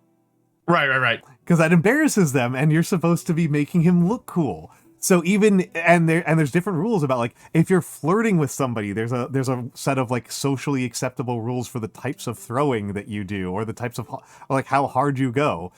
And this can, of course, create absurdities where the players are cross-purpose with each other, and both of them are just trying to throw as hard as possible. Yeah, I love that, because that makes me think about the whole thing about how people talk about like they play nice with kids and don't just destroy them until the kid starts getting cocky. Then they're like, okay. Yep. I spend a lot of time with pretty young kids these days because of uncle. Yeah, if I wanted to play soccer against a 3-year-old at absolute high power, I'm not very good at soccer, but I'm pretty sure I could just obliterate them. Check. Yeah. Well, just kick it out. Just kick full strength straight at the kid, I think would would bring a rapid into the game. Yeah, it's like, and for anyone listening, like, just to be clear, I'm not a dick to Jacob. The only reason I deliberately target them is that what will usually happen is he'll introduce a game to everyone that he knows how to play really well, and I love Jacob to death, but he is shit at explaining rules, because because for anyone that ever wants to do a tutorial, the best way to do a tutorial is you introduce information organically as you do a slow play through a phase of the game, so that they're experiencing what you're talking about, so they can like learn, and it's hands-on.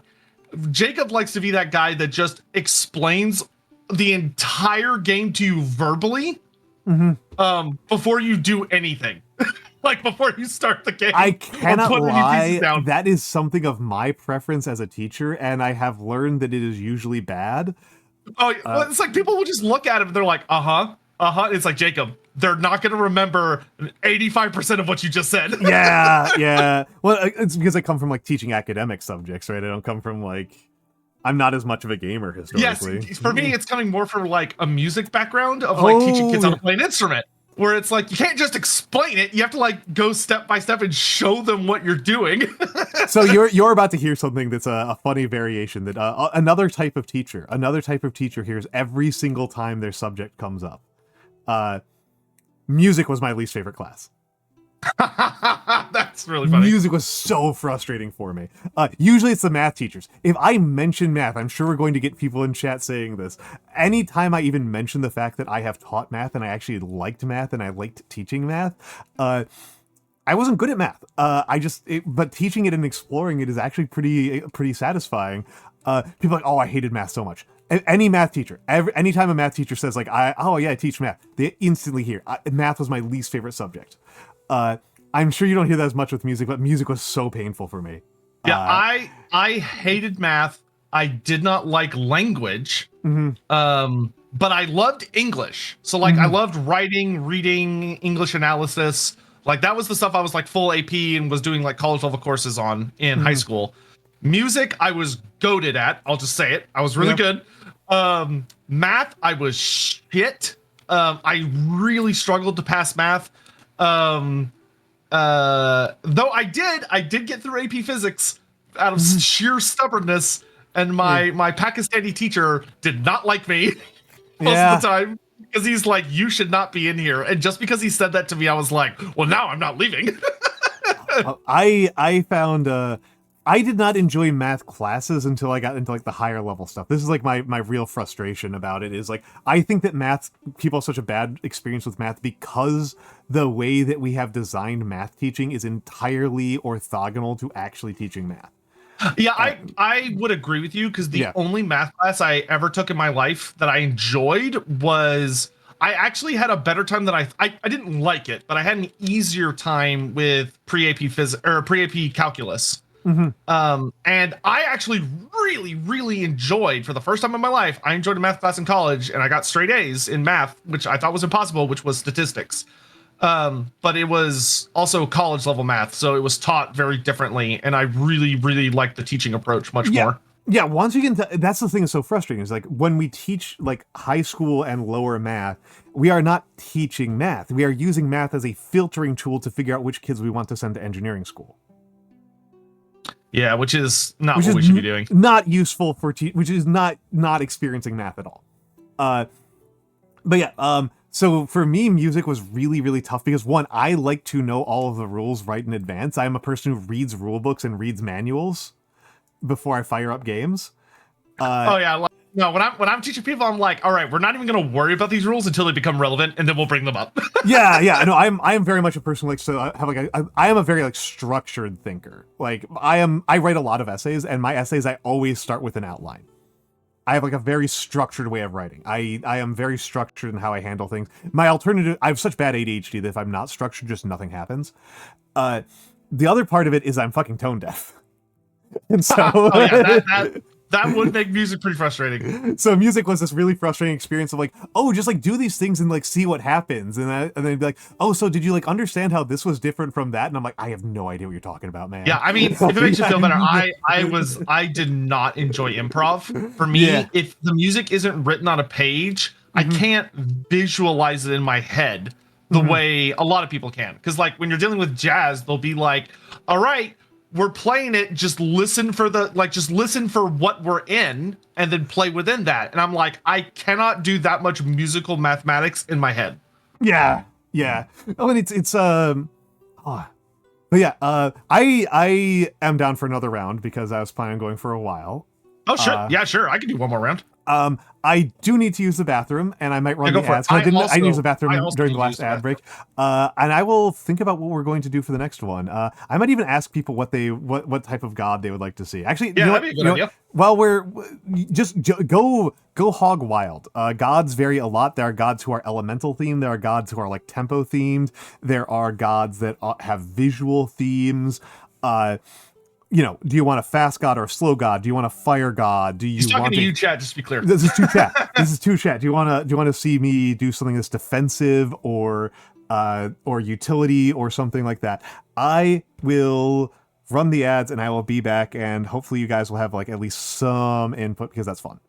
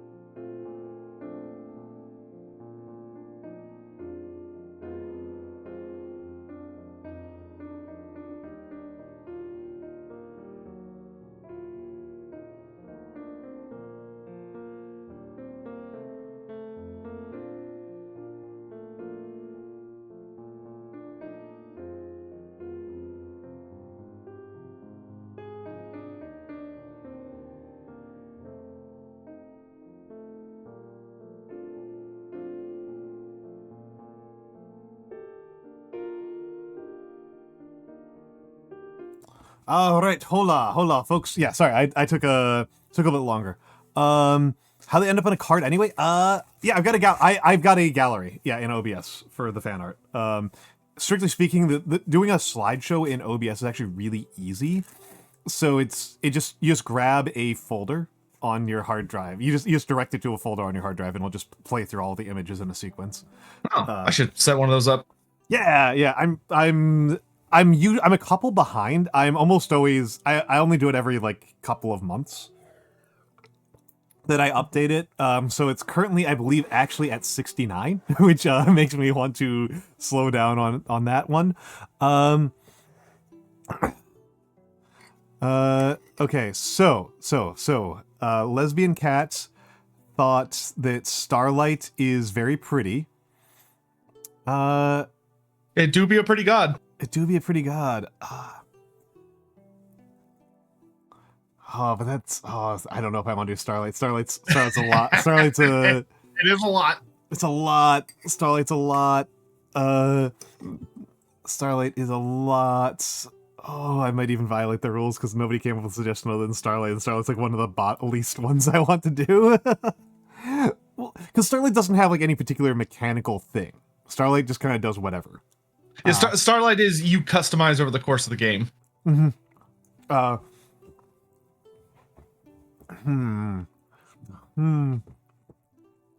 also, so I generated our enemy. We're fighting level 4 Brandenburg, Prussia. Oh, okay. So the the one where we have to be kind of fast. Yeah. No. Serpent would be a bad play here. Oh yeah, big time. Well, they're down for pretty vibes, but what are the other pretty ones? See, pretty gods. I mean, Finder. I think Finder's super pretty. Yeah, Finder is pretty. I mean, Wounded Waters is kind of pretty in a sense. I like Wounded beautiful Waters. Art. Finder, however, is not fast. Finder's a really good way to lose the game in this circumstance, I think.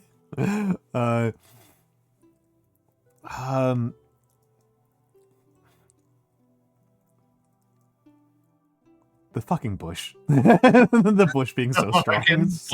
It's so funny. Haunts. There's always haunts. Shiny airbird thingy. Yeah, with the enemy we're up against, we do need to be at least a little punchy. Mm-hmm. Oh, do you like Lesbian Cat? Are you talking about Downpour?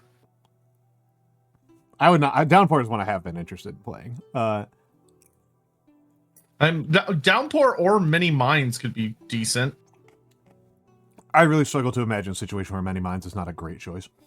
I think I'll go with Downpour because I've never played Downpour. I do think Shrouds is one of the prettiest ones, but Shrouds is one of like the least punchy gods out there.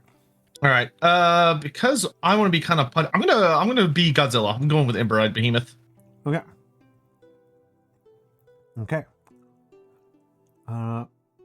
Wait, why do I have a special marker? Oh, because his gimmick lets you, for every water you have, you get stuff. So it lets you keep track of how much pour again you have. Okay. It just helps with reminders. Mm-hmm. Okay, I don't actually have a ton of card plays. I have such poor energy generation. This is such a weird presence track. Oh my god, this is so strange. Yeah, well, all of your energy and your card play comes from playing lots and lots of water. Yeah. So the top track is basically gaining more of everything, and the bottom track gains me additional move presence. How much do I need that? I don't know how much I need that. Oh, thank you for that, by the way. I'm gonna top board this time since I bottom boarded last time. All right, cool. Place one presence in your starting board with the lowest numbered wetland. 2 and 4. Oof. Starting off in like the most dangerous spot you can in the entire game. True, but I mean, to be fair, you are very, very good at just like entrenching people. I have not looked at this at all. I'm just looking. So, oh, grants defend 1, and lowers Dahan counterattack damage. Interesting.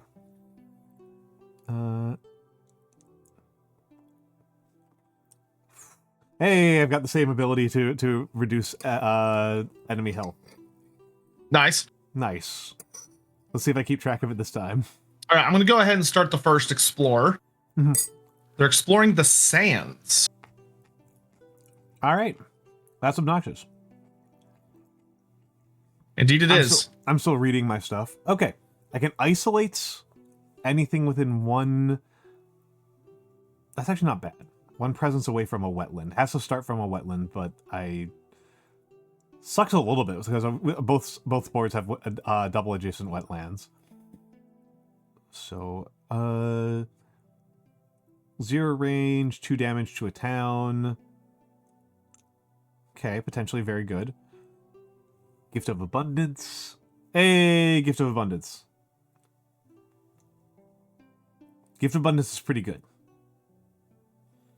And Unbearable Deluge. Huh.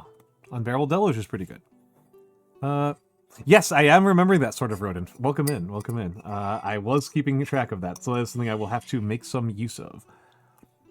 Alright. Alright. So first, their first turn is, that's a lie, by the way. The bot is lying. We have another hour. Okay. Okay. Oh yeah, your sacred sites turns all lands into wetlands in addition to what they are. That's nice. Yeah. Also, hello, sort of rodent. Bad bot. Bad bot. It wasn't Seribot's fault. Seribot was fine. Okay. Seribot just looks sad. Seribot, no, it wasn't about you. Yeah, Seribot, it was not your fault. Okay, I'm guessing that I should be cranking miners like crazy. Because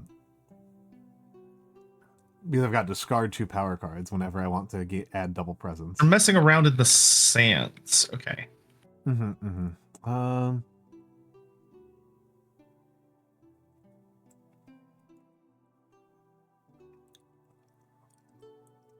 messing around in the sand. So we're going to get a city build off here. We're going to get 2 city builds off. Oh, wait, no, those are... Wait, hold on. Yeah, I'm going to get 2 city builds off. Oof, spicy. Lesbian cat, what the fuck does that mean? You're what? You're what?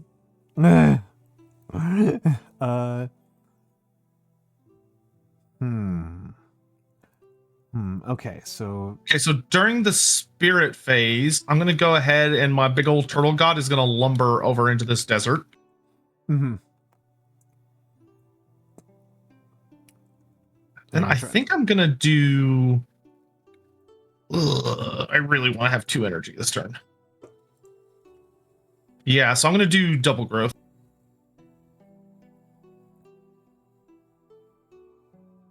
I'm kind of... I could get a power card. Sorry, I'm talking to myself. My bad. No, please do. Because I'm going to do the same thing, right? I'm going to do the same thing when I get to mine, because I'm... Isolating isn't going to do jack diddly.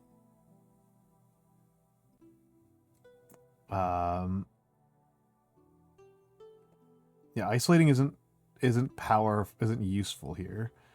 I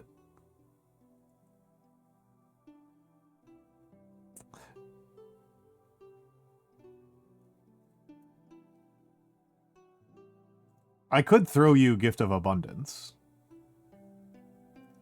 For 2 ooh.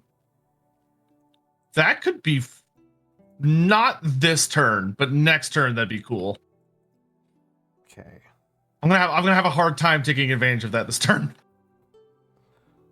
Okay, I think I want to do the single growth, which is annoying. I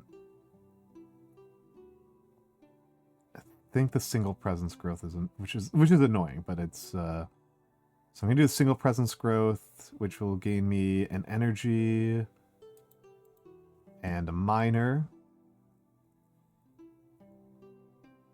And I think I literally just only grab things that are 0 energy or cost or have water on them.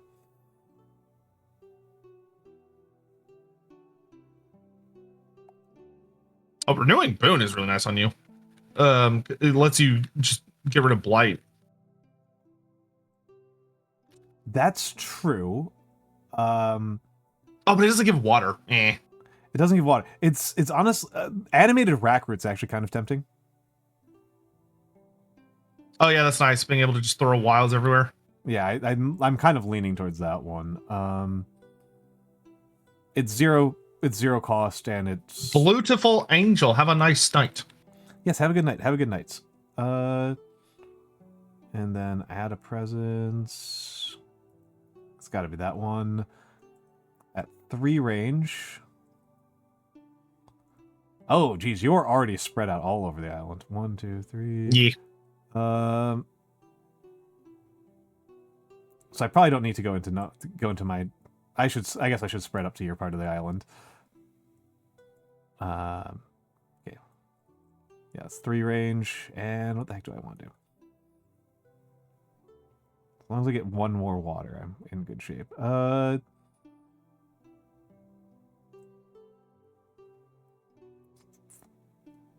Gain and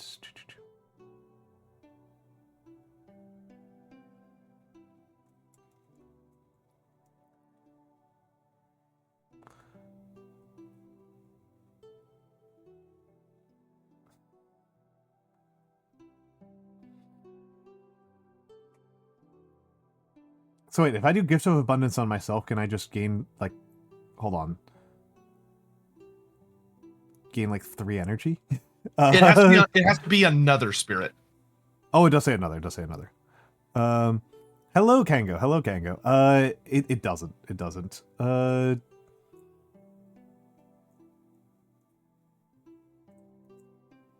stream has been great, but how's this been first reformed? You know what I might do?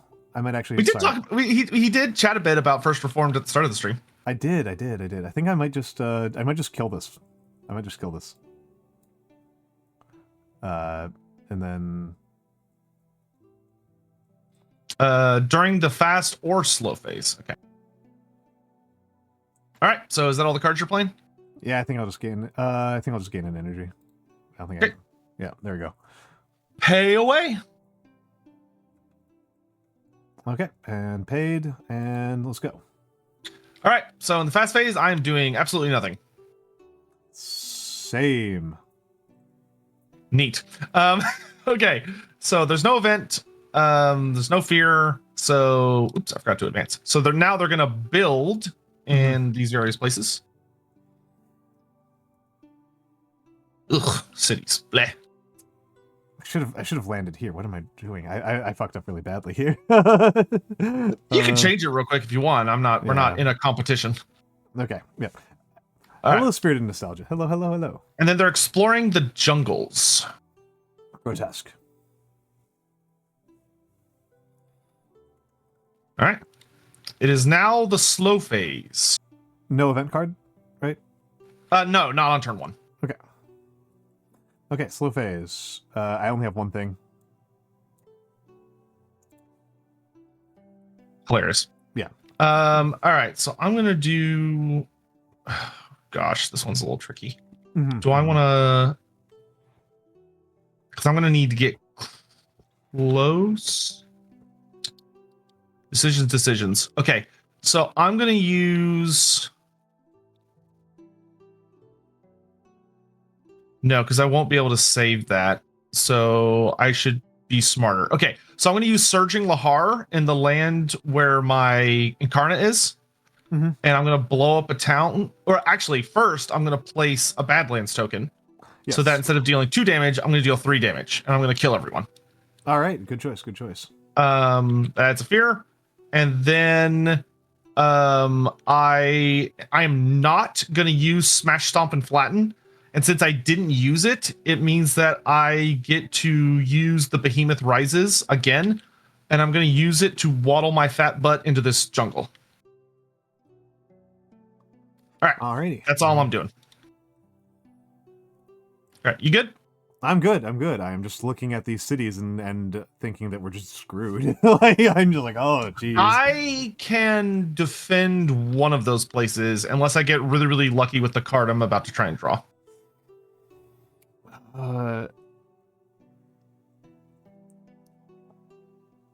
Oh, baby. But can I actually take advantage of that? That's the real question. Yes, I can. Give me that. Okay, and then I'm going to add a presence into this sand. Well, I think I'm going to put it in this jungle, so I'm kind of more in the middle. All right, and then I gain 3 energy. 1, 2, 3. And then I have to discard a card with fire element on it. Get rid of that. Okay, so I can defend both of those sands. Okay. You can? Okay. Wow. Yeah, I've got that covered if you want to deal with other stuff. Okay, so that means... Well, I haven't even... Oh, geez. Okay.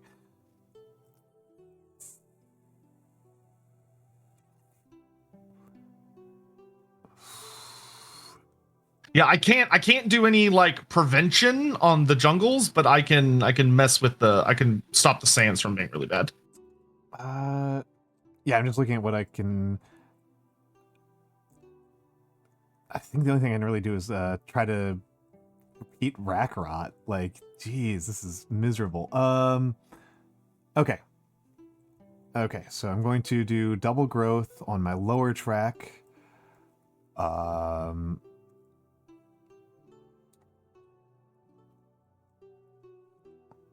On rack rot's slow. Dang it. I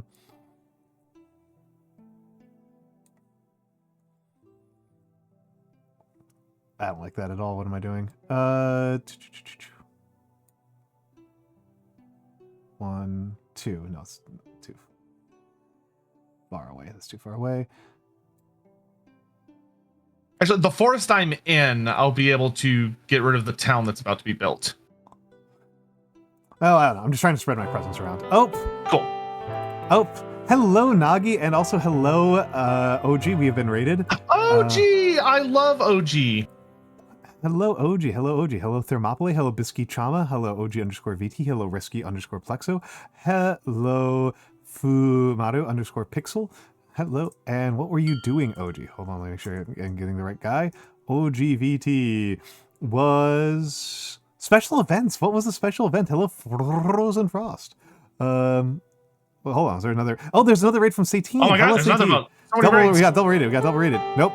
Okay, that's okay. Okay. That was a cooldown. And you're doing Veilguard. Okay. Hello, Raiders. Hello, Raiders. It was literally like seconds apart. I was still like getting my nonsense together. Hello, Satine, and hello, OG.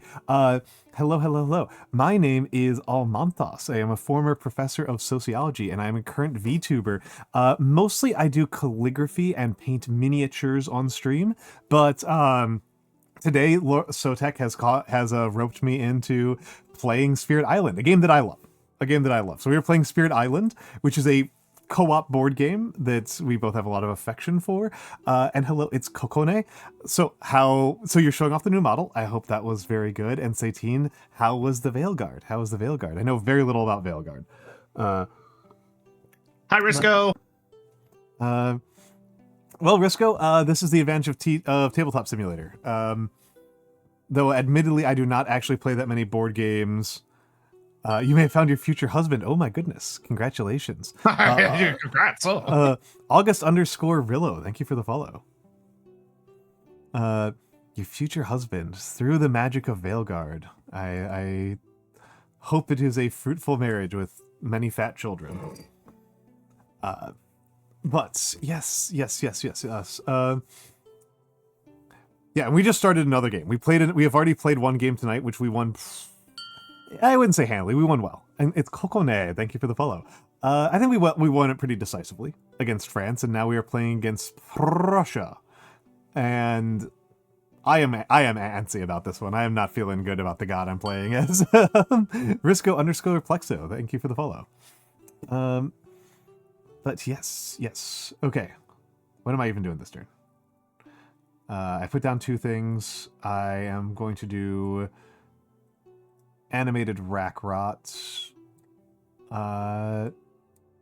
Did you want to do a free presence move that you get from your track? I was probably going to do that, but I don't know where I would put it. So yeah, don't ask me. Yeah, I don't have where there currently are is about as good as I can come up with. Other than I get antsy about having a presence in the city, but I might need it there later anyway. So I'll leave it alone. If you want, you could move that presence in that sand into there to make it a sacred site. If that helps with anything, I don't know what it would do though. It would just turn it into a wetland, which it already is. Well, into the sand, it would. It's not a sacred site, but also, true. If you went into the sand, then yeah, that'd be a wetland. So I don't have any sacred site requiring powers at the moment, so it doesn't make much of a difference. This is Spirit Island. It's a co-op board game about being gods, defending your island from colonizers. Oh, it's Lucian. Okay, I've heard of Lucanus. I love this game. It's co-op. It's I'm going to repeat the power so I kill 2 explorers. All right. Yeah, if you've ever wanted to play a game where you get to just beat the crap out of colonial European powers, this game's great. Yeah, and Bisky Chama, thank you for the follow. Yeah, a lot of this is about how you automate the colonizers and how you interfere with their automation. It's a lot of like interfering with their actions and like being efficient by preventing them from getting things done that they're trying to do. Okay. So I have done. Right. Also, OG, it's good to see you. I miss you. I hope you're having a great day. OG did some very important art for me that is in the process of doing things, but I can't talk about it yet. Alrighty. Nature's okay, so I'm gonna do for the fast phase. Mm-hmm. I'm gonna do defend 6 and this sand. Mm-hmm. And then I'm going to use Terrifying Rampage in this sand. And what Terrifying Rampage does is I deal fear.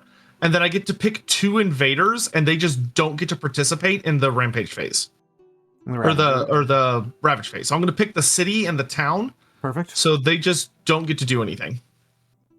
It does also say push 3. Oh, yeah, I have to push the Dahan out. Yeah. So we don't get to kill the explorer, sad. Yeah, so I'm going to push this Dahan up here so that he'll help kill all those guys. Yep, perfect.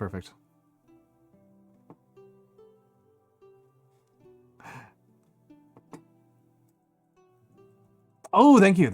I did forget about both of those.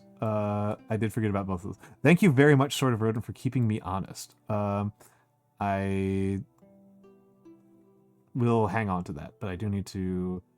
It doesn't actually matter because I'm going to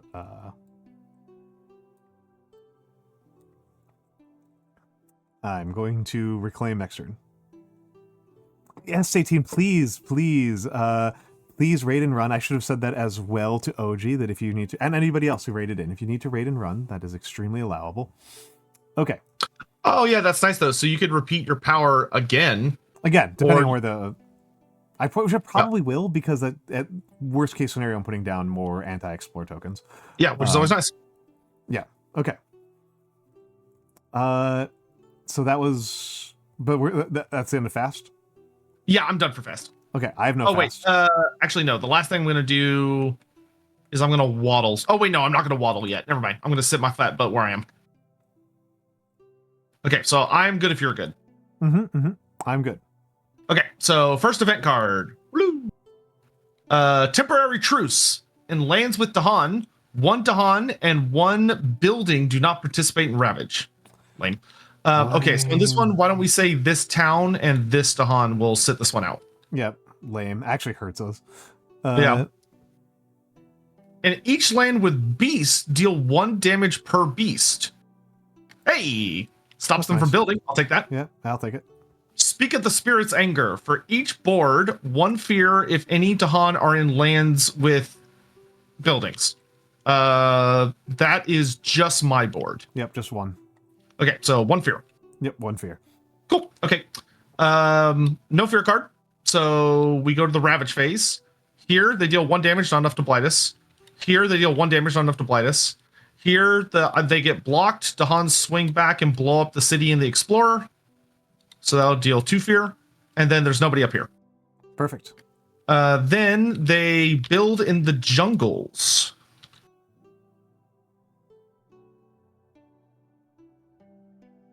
All right, and then they explore. Oh god, I forgot this one does the cards out of sync. Sands and wetlands. I'll get the little board. We may be in trouble.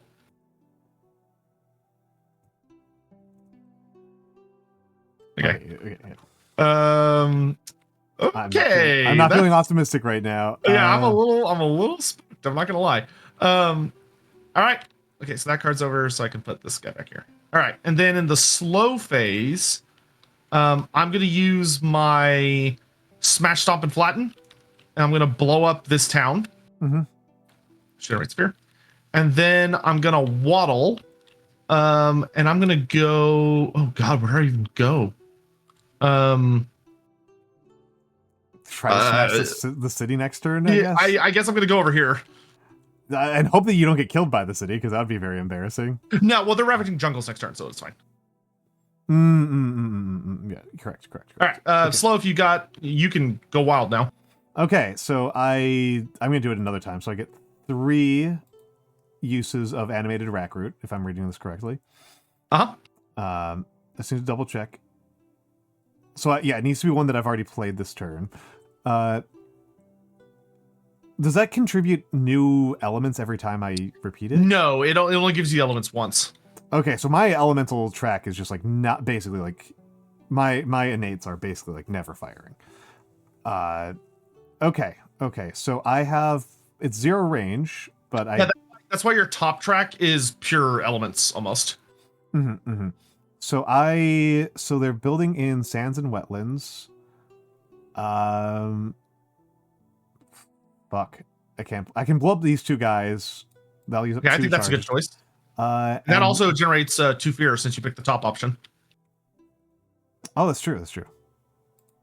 Yay, first card. And then we get to blow up 1 more guy, probably this jungle. Sure.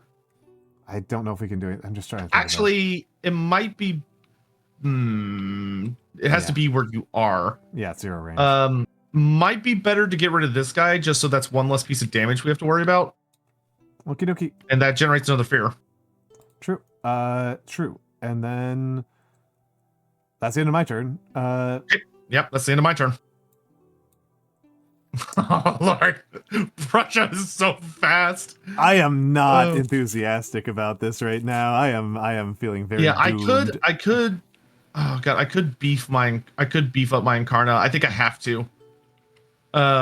Yeah, okay. So I'm gonna use my once per game ability. So it lets me reclaim all cards that have a fire element. So I don't get to reclaim this card, but I get to reclaim all my other cards. And then my Incarna flips. So now it counts as a sacred site. And the big thing is that now when I use my innate, I can use it twice per turn. Okay. Assuming that we tie your... Oh, that feels so bad when we're so early in the game. You're going to get so few things done with it. Oh.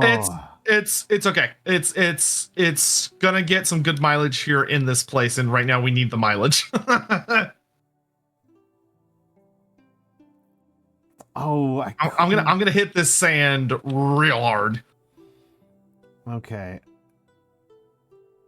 I could play Dark Skies twice, and that is Swift, so that would at least... Oh, but it's from Wetlands. Oh, that would prevent a bunch of builds. I could prevent a couple of builds.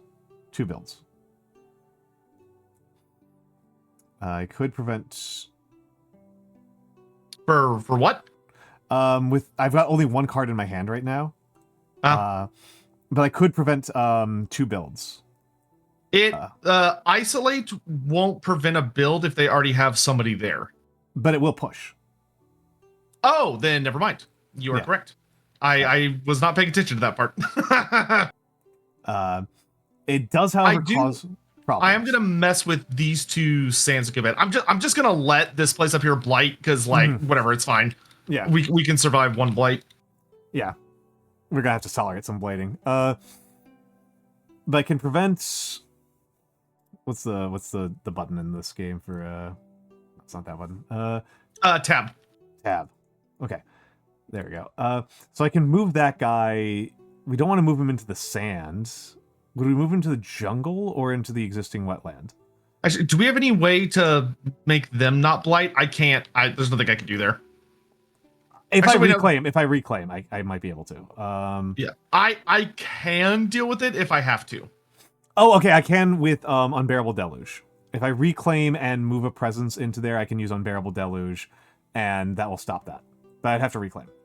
Okay, it's if you don't want to reclaim, I can deal with it. Well, okay, let's. I don't know why I'm trying to. I'm just feeling annoyed about having to do a reclaim this early in the game when I feel like I'm still like needing to uncover my presence track. Oh, you should have seen me last game. I think I was reclaiming like every 2 turns. Yeah, I think I need to reclaim it. Hello Kayakuma. Well, and also that means that's the only thing I'm doing is defending. Is I would have I would just be getting fear and defense would be the only things I'd be getting done this turn. Which would that be what we would want to do? If there are Dahan to take advantage of it, I would say yes. Because then those people are still being killed by something. Okay, and it's one range from a wetland, and I would get to move my presence. So I could move we could deal with this one in the top right. That would clear out this top right and save. And if you reclaim, you also get a power card, so you might get something good. Yeah, I think that's what we're gonna do. Yeah, Kayakuma, I love this game. It's my favorite board game. I am annoyed about reclaiming with this, but this is what we are going to be doing. Reclaiming, gain a minor, and let me move the presence so that I'm thinking about it already.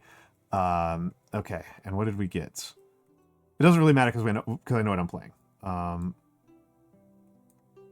not Dark Skies. Unbearable Deluge. Oh, it's push to Dahan. That actually doesn't kill them. Ooh, it just defends. Oh, true.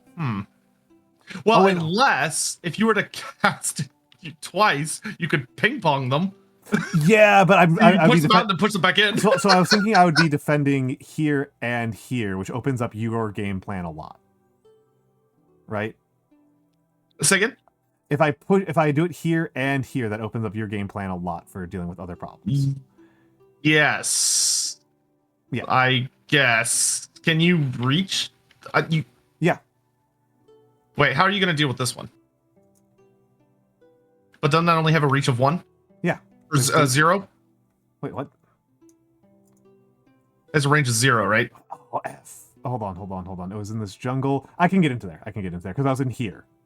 Yes. So 1, 2. I thought it was from Wetlands 1. I was mixing it up with the other range one with Dark Skies. Oh, okay. Oh yeah, because you can move presence twice. Okay, yeah.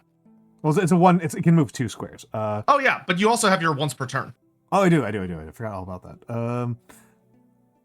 And yeah. If you could do that, that would be pretty dandy. Oh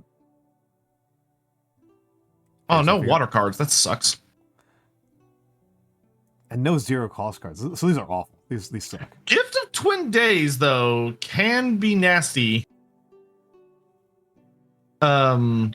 This turn it would not be useful on me, but like in some turns I could make that devastating.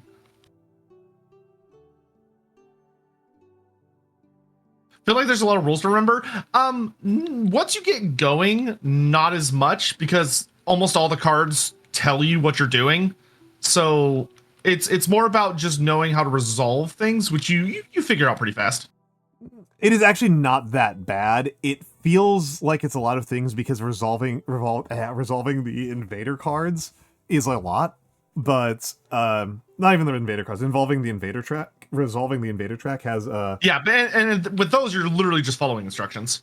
But it's pretty mechanical is the thing. Like these are it feels like a lot of rules when you're looking at it initially, but in practice it's actually pretty smooth. Okay.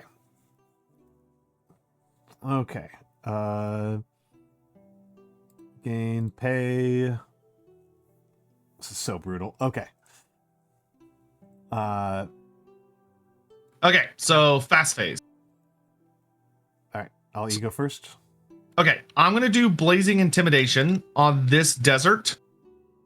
And I'm gonna be like ooga booga, and I'm gonna scare these guys out. Where do I want to send them? That's the real question. Do I want to bring them to me, and then I can just be like stomp, stomp, stomp, stomp? That sounds kind of fun. Wait, how much damage am I gonna be able to do? I'm gonna do 3,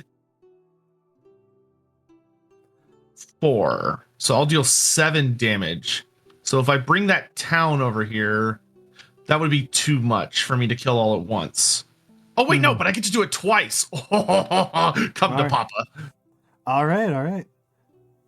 It also causes 1 fear.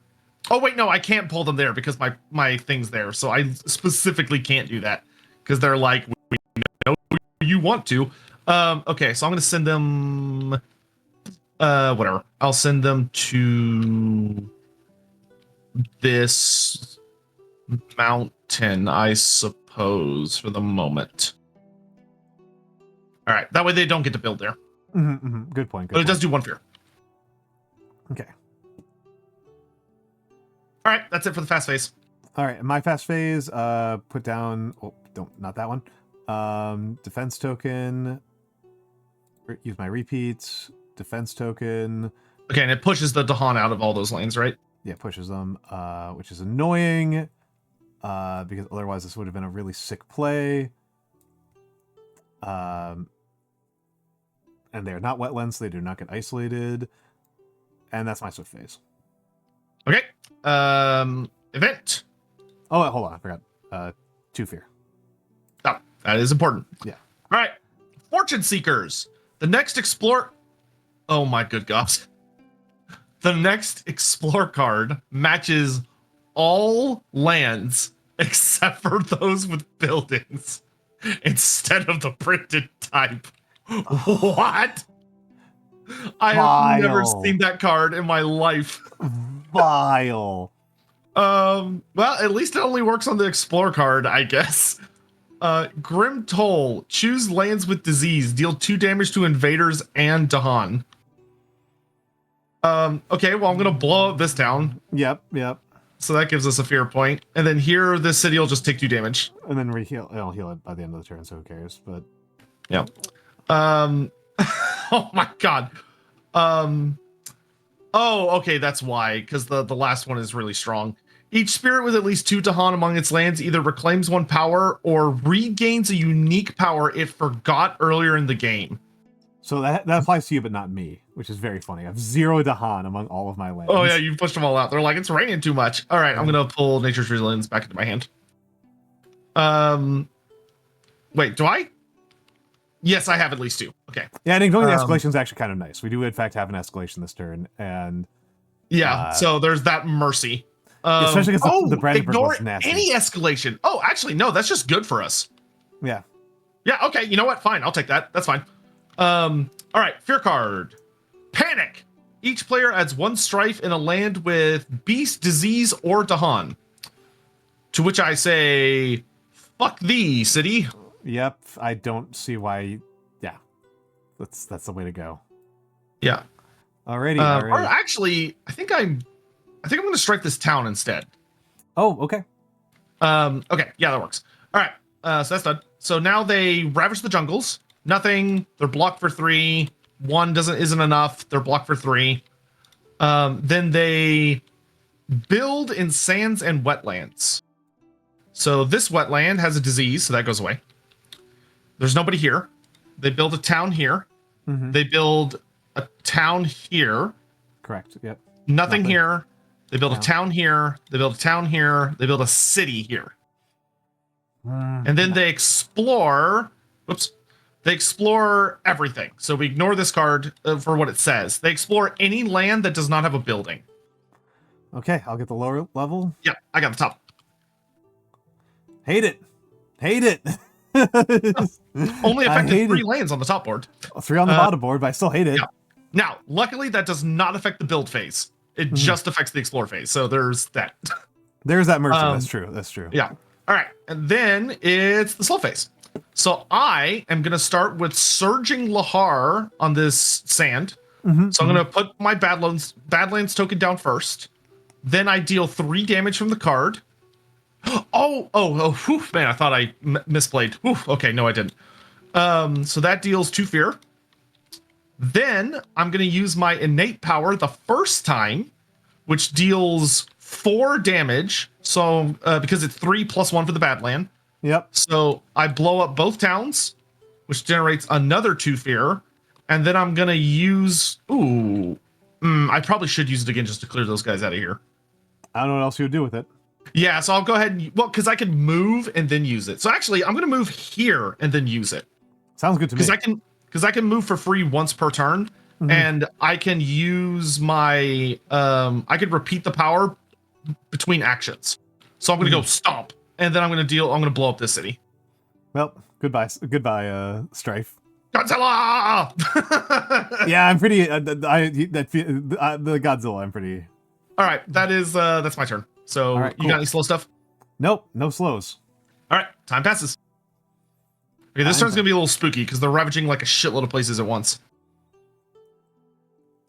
We do still have 5 blights. Okay, and I can defend 2 places, so I'm gonna. I've got options. I gotta figure this out.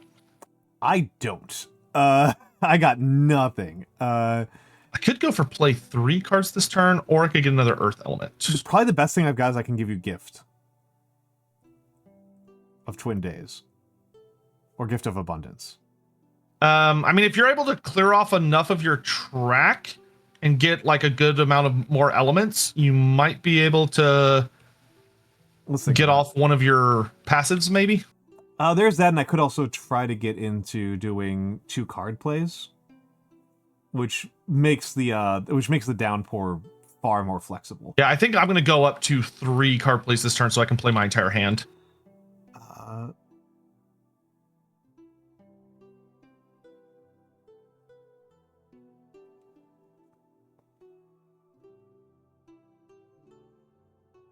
It's really just a question of, do I want to do 2 Go turtle power.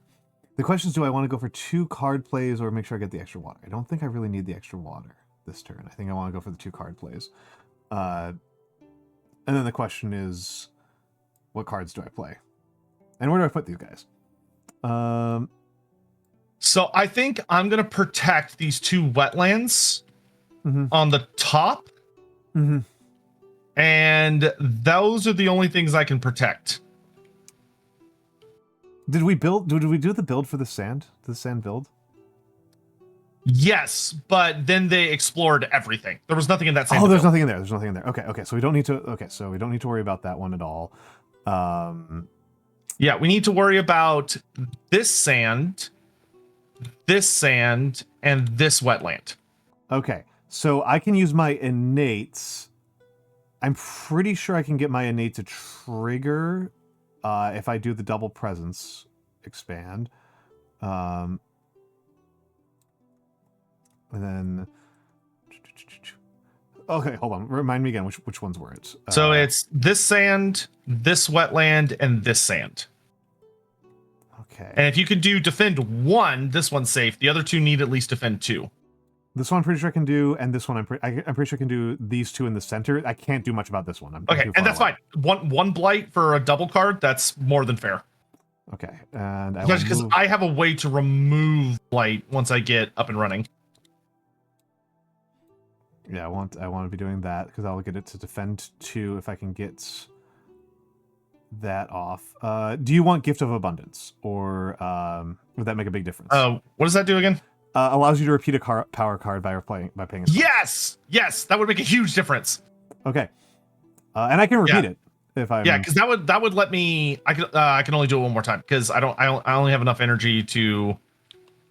Unless that's the only card you can play. No, I can play another. I can play another. Okay. I've made it. I got myself 2 card plays for a reason. I can only there's some stuff I could do, but I only need you to let me repeat once. I could do Gift of baby. Twinned Days, and that would let me get an additional repeat, which would do the same thing, but would get you an additional repeat, but would get me one fewer water. Oh, that's cool. Let me just think about this. So we're much more worried about the... Okay. Do I want to try to fuck up any of their... Oh, no. Gift of Twin Days would not work for me because it makes me do my cheapest card, which would not be the card I need. It does need to be Abundance. It does need to be Abundance. Yeah, because Abundance lets me pick any card. Okay. And let me take a look here. I'm thinking about foundations. And so who's building? Jungles are building. Yeah, with that, if you're able to protect just those two, then we're golden. These two will be protected. These two will be protected, and let me think about this. What do I want to do? Hold up. That's how I should do this. Because that will remove a blight. Should I be destroying, or should I be trying to interfere with builds? That's the question. I think I've got to destroy.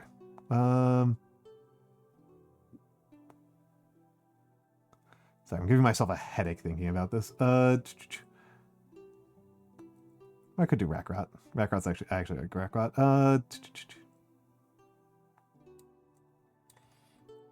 Okay. Gift of Abundance.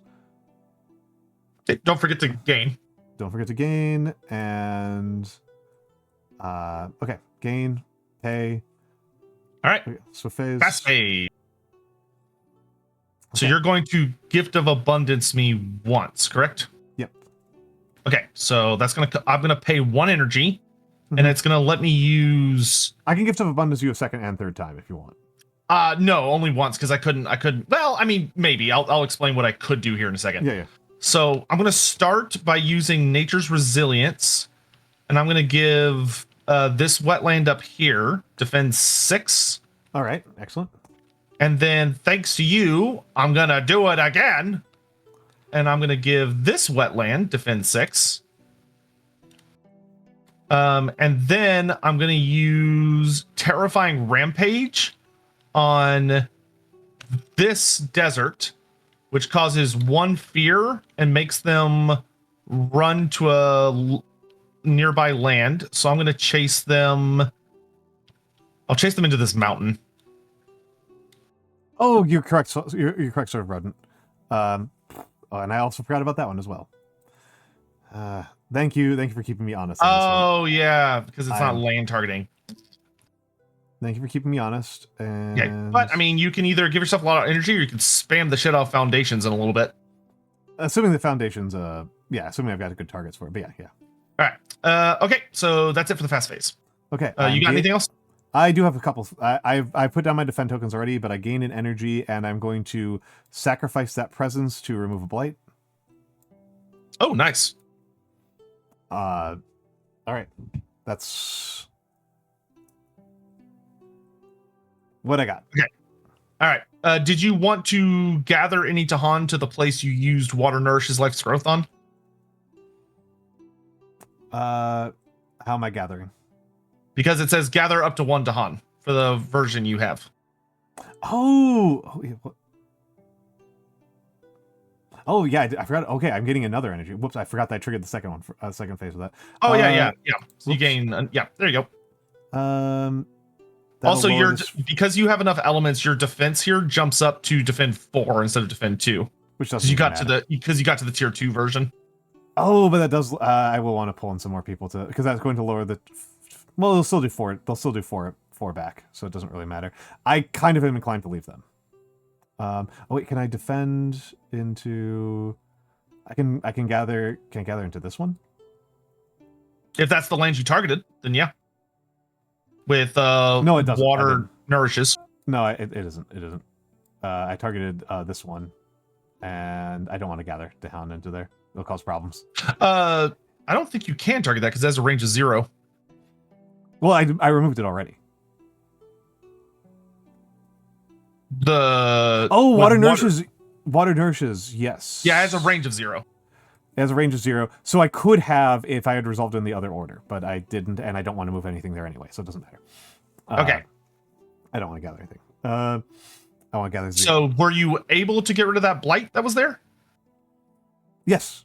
There was a blight there, and there was a presence there. Okay. When did the presence move? The presence had been there for several turns. Yeah, no. I mean, when did you move the presence out of? It destroys your presence. Is that what it does? Remove. Yeah. Sorry, stupid. Okay, yeah, you're good. Sorry, my bad. Yep. All right, cool. All right.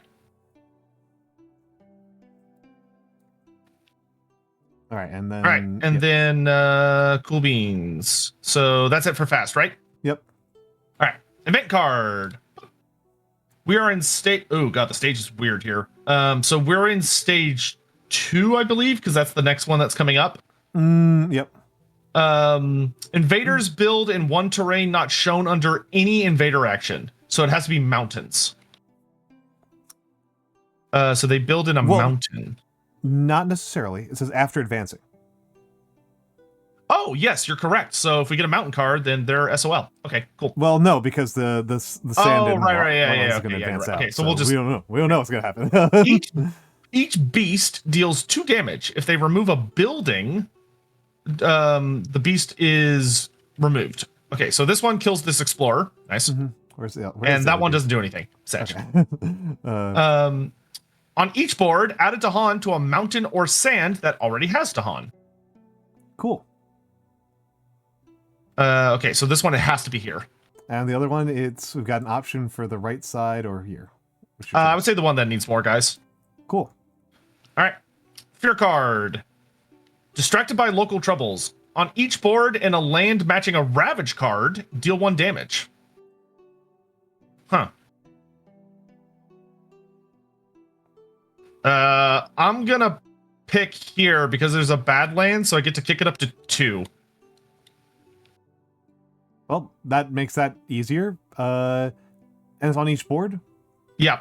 So you can do a wetland or this sand. I would say, because I mean that guy's just gonna get murdered. I would kick that explorer. Yeah. All right. Cool beans. So that's it for that. Ravage phase. This one, he deals 1 damage, not enough. Here, there's nobody. Here, they swing for 3. You block for 2. The Tahan swing back for 4 and kill them, which gives us 1 fear. Done. Then here, nothing. Here, that guy just gets killed. Here, nothing. Here, they swing. I block. Tahan swing back and kill them.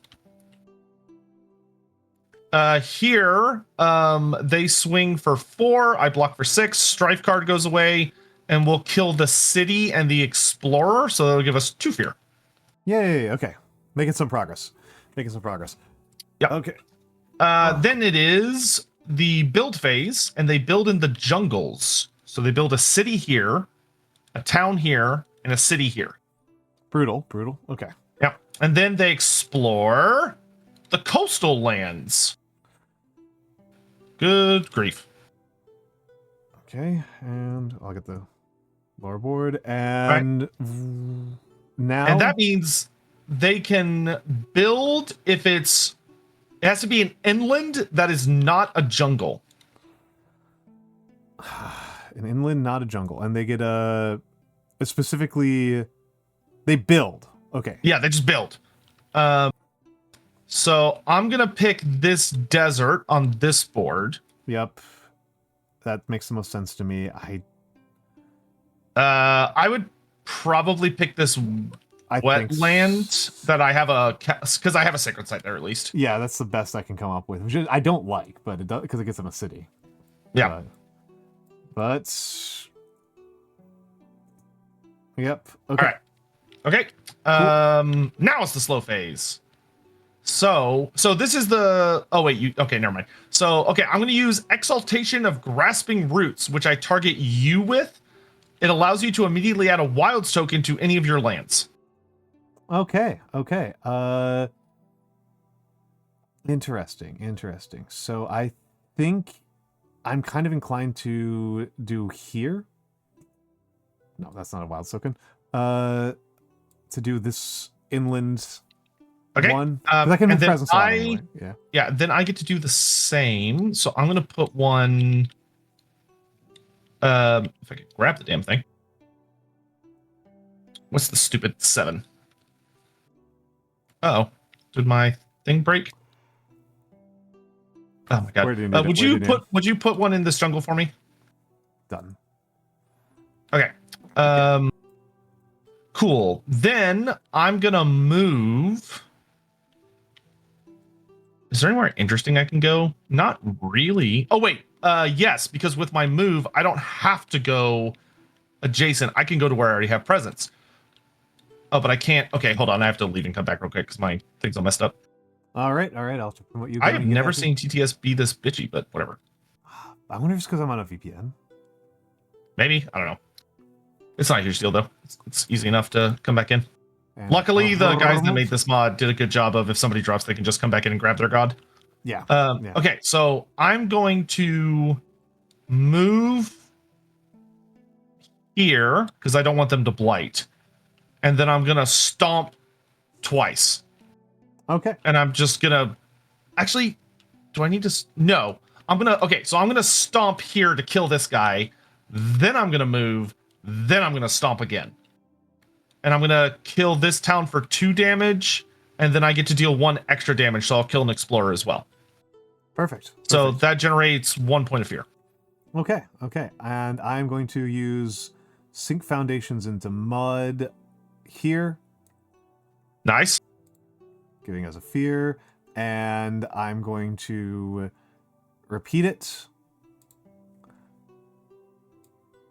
to kill that one. Okay, and when you repeat it, you have to pay the cost, unfortunately, as well. And I think I literally have no other legal targets. Correct. So in that case, I would just take energy. Yep. Done. All right. That looks like it. So time passes. Okay, I have to reclaim this turn. I have to as well. Well, not strictly speaking. I could gamble. No fire and earth. Boo. I could gamble. I think I'm gonna gamble. I think I'm gonna take the gamble. Gamba. Going to. Okay, I'll take this one. Actually, kind of tempting to go for gaining a major. Well, no, it's gaining a minor. Anything with water, blood draws predators, and Gold's Allure are the interesting ones. Gold's Allure. Okay, the ravaging the jungles, and 2 jungles are under threat. Okay. 2 jungles are under threat. I can only protect one of them. Dark Skies is not good. I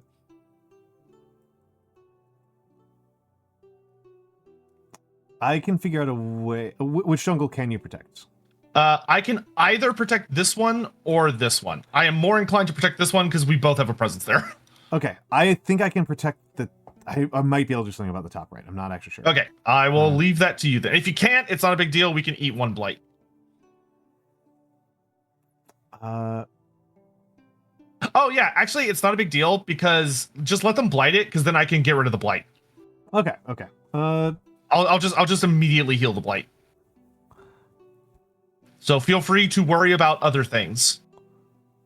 Well, things I can use fire in the sky. I can drop fire in the sky. That card is like so goddamn good. And I can strife it twice. Yeah, true. I mean, Blood Draws Predators is not bad for just spamming beasts onto the table. Yeah, it's just troublesome because it's hard because of the way that my character is set up. It's hard to like set that up with actually killing anything. Fire in the Sky is like, I mean, that's an S tier card. I think I'm gonna take fire.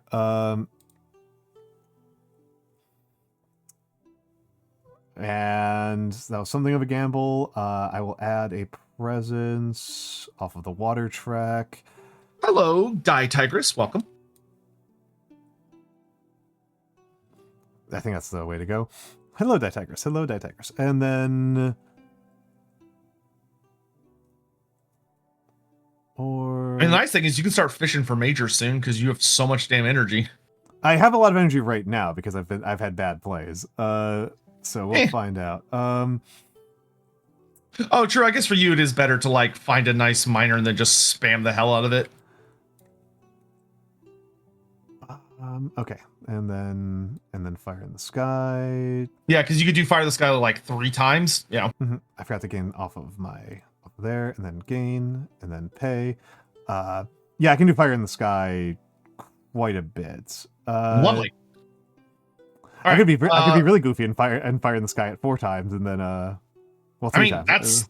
That would be. And then we just don't have to think about that area for a while. That would be what, 8 fear? Yeah, that's actually well. Yeah, it would be. Oh yeah, no, because I can. Yeah, I can do it 3 times, so it'd be 6 fears. 3 times, yeah. Okay, I'm gonna go ahead and start with nature's resilience, and I'm just gonna put 6 defense right here. Okay. I am going to prevent a build by pushing. Nice. Inland. Can I push them somewhere where they're going to die? Is the question. No, they're ravaging. No, there's no. If I push them here, they get a blow. Yeah, don't do that. Okay. I mean, you can push them to this jungle down here because that beast token might trigger from an event and kill them. Well, they were in here. They're in here. So, oh yeah. Okay, never mind. Yeah, you're right. So I can't. Yeah.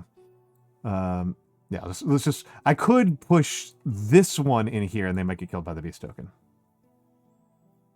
Yeah, it's up to you. I don't care. It's a mild improvement. All right, and then I'm gonna ignore my free move of presence because I don't actually have a good idea. Well, I don't know, I'll move it here. I don't really have a good idea of what to do with it, but at least it's somewhere. And then that's my fast. Okay. Oh, wait, no, I get to do a defend. Sorry, I forgot about that. Oh yeah, and fire in the sky is also fast. I keep on forgetting the fire in the sky is fast. Okay. That's why it's goat. Like that card would be good even if it was slow. The fact that it's fast makes it kind of outrageous. Yeah. So let's repeat it. So let's add strife tokens to here. I got it. It went off the edge. And then up here. Okay, and then I can do a third one. Where? Okay, how much fear have you added so far? A 4. Okay. I put them in. I should do another one just so we can get an extra fear card. I concur, because that'll give us to terror level 2 as well. Yeah. Where is something that's... I may as well strife this town, I guess. I mean, if you want, you could darken skies this wetland and push those to hunt into that jungle, and then they'll kill the invaders. That'd be spent. But that one. Okay, I could do that. Yeah, and that's instead of getting another darkened. That'd be instead of getting another. Yeah, I mean, it's up to you because like it gets rid of the invaders, which is nice, but it also means we miss out on the terror 2 on 2 fear cards. True. So I don't think there's a wrong answer. It's just whichever one you want to do. That's the answer we're going with. Because that's less things to think about. Okay. And I get a defense. I don't know if I care about using it. All right, and did you pay the energy to repeat all those cards? I did not. Thank you for the reminder. Okay. 1, 2. Okay. Okay, cool. All right, is that everything? That's me. Alrighty. Event. We have a healthy island. Move 1 town, 1 or 2. There are no coastal towns, so nothing happens. Grim Toll. Choose a land with disease. There is some land with disease. Deal 2 damage to invaders and 2 damage to other stuff. Haha. I say we slap this city for 2 damage, and then I'll waddle in there and blow everything up. Good. Excellent. Sounds excellent to me. Candy defense. During Ravage, in every land, defend 1 per Tahan. Nice. So this goes up to defend 8. This event always drives me nuts. This event drives me nuts because it never spawns when I only ever get it when I've like already defended all of Dahan. Yeah, well, I mean, I've had some Hail Marys, but it's not a good feeling, I'll tell you. Well, I think what I'm noticing is that the two of us have a bit of a strategic similarity here, where like both of us are very cagey about taking any risk on Saturday is event. going to be bonkers. It's so many people. But I am noticing like the two of us both have this are both very defensive players, or at least like very like high confidence players. Like we're both like really avoiding risky situations. Well, yeah, I don't want to die. Yeah. I don't know what you want from me.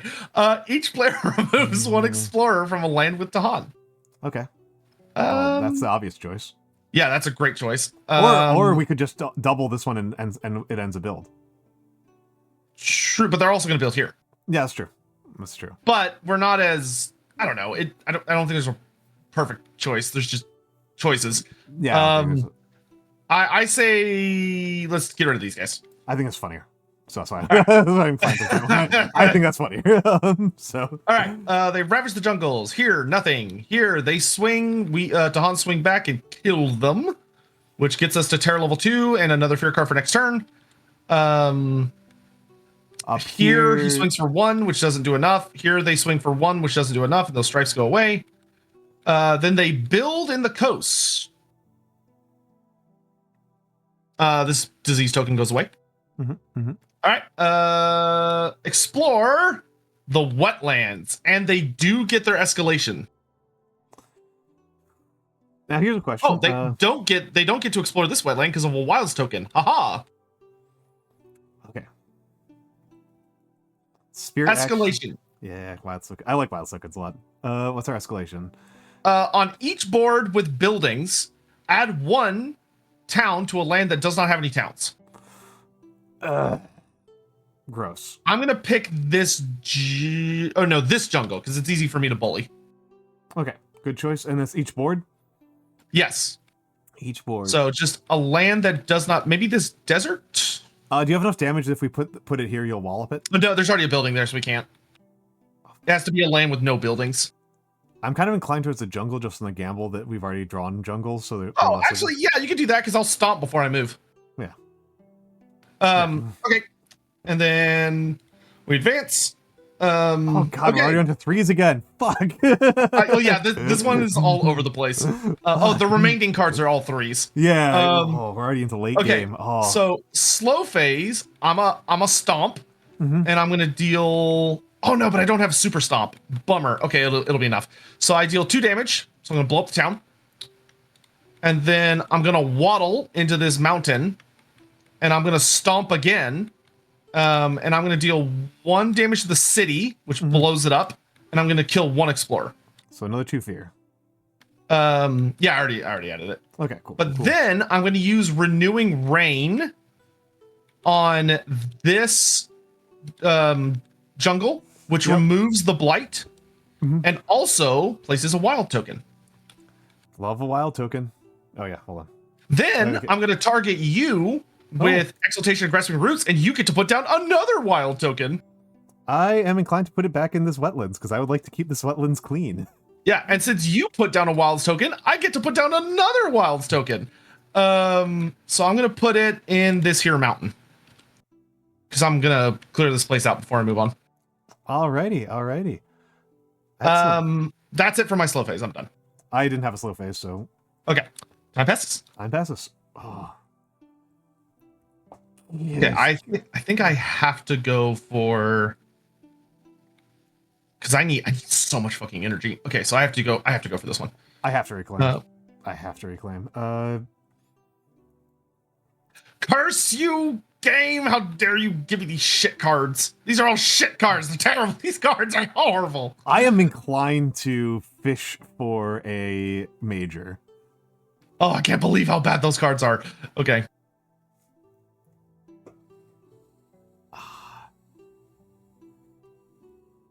I'm inclined to fish for a major, and I do not like it. Gampa. I do not like fishing for a major when I've got 4 energy. See, they're ravaging the coast. What do I want to do here? I need to be accelerating so much. We are I'm we're so doing my slow. best, coach. I'm doing my best. No, I'm the one. I'm the one sucking here. I'm the one sucking here. This is. I have not been getting this god to work at all. This has been. I've been struggle bussing here.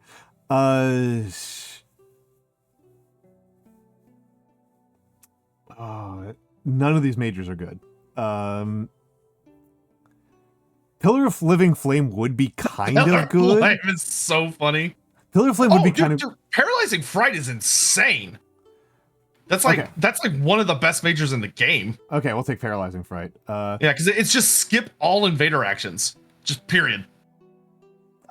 Okay, and then. Oh, and I have to discard something. What do I want to trash? Maybe Gift. Gift of Either Twin. that or Animated. I think Gift of Twin is probably the one to get rid of. Yeah, that one I don't, because yours is better. Yeah. And then, okay, okay, do we want to use Paralyze? And then, well, I might as well gain. And I can move a presence, but I don't know how much I care. I think my presences are fine right now. Not great, but fine.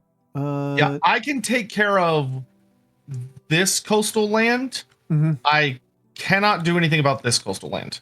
I mean, I could Paralyzing Fright it. That would do it. There's a. I mean, if there's a, I mean, you could also just Fire in the Sky it for way cheaper. That's true. That's true. Is there a way that I can get to any mountains? No, I can't. So I'm never going to. I'm never going to target. Never going to get Paralyzing Fright's bonus 4 fear.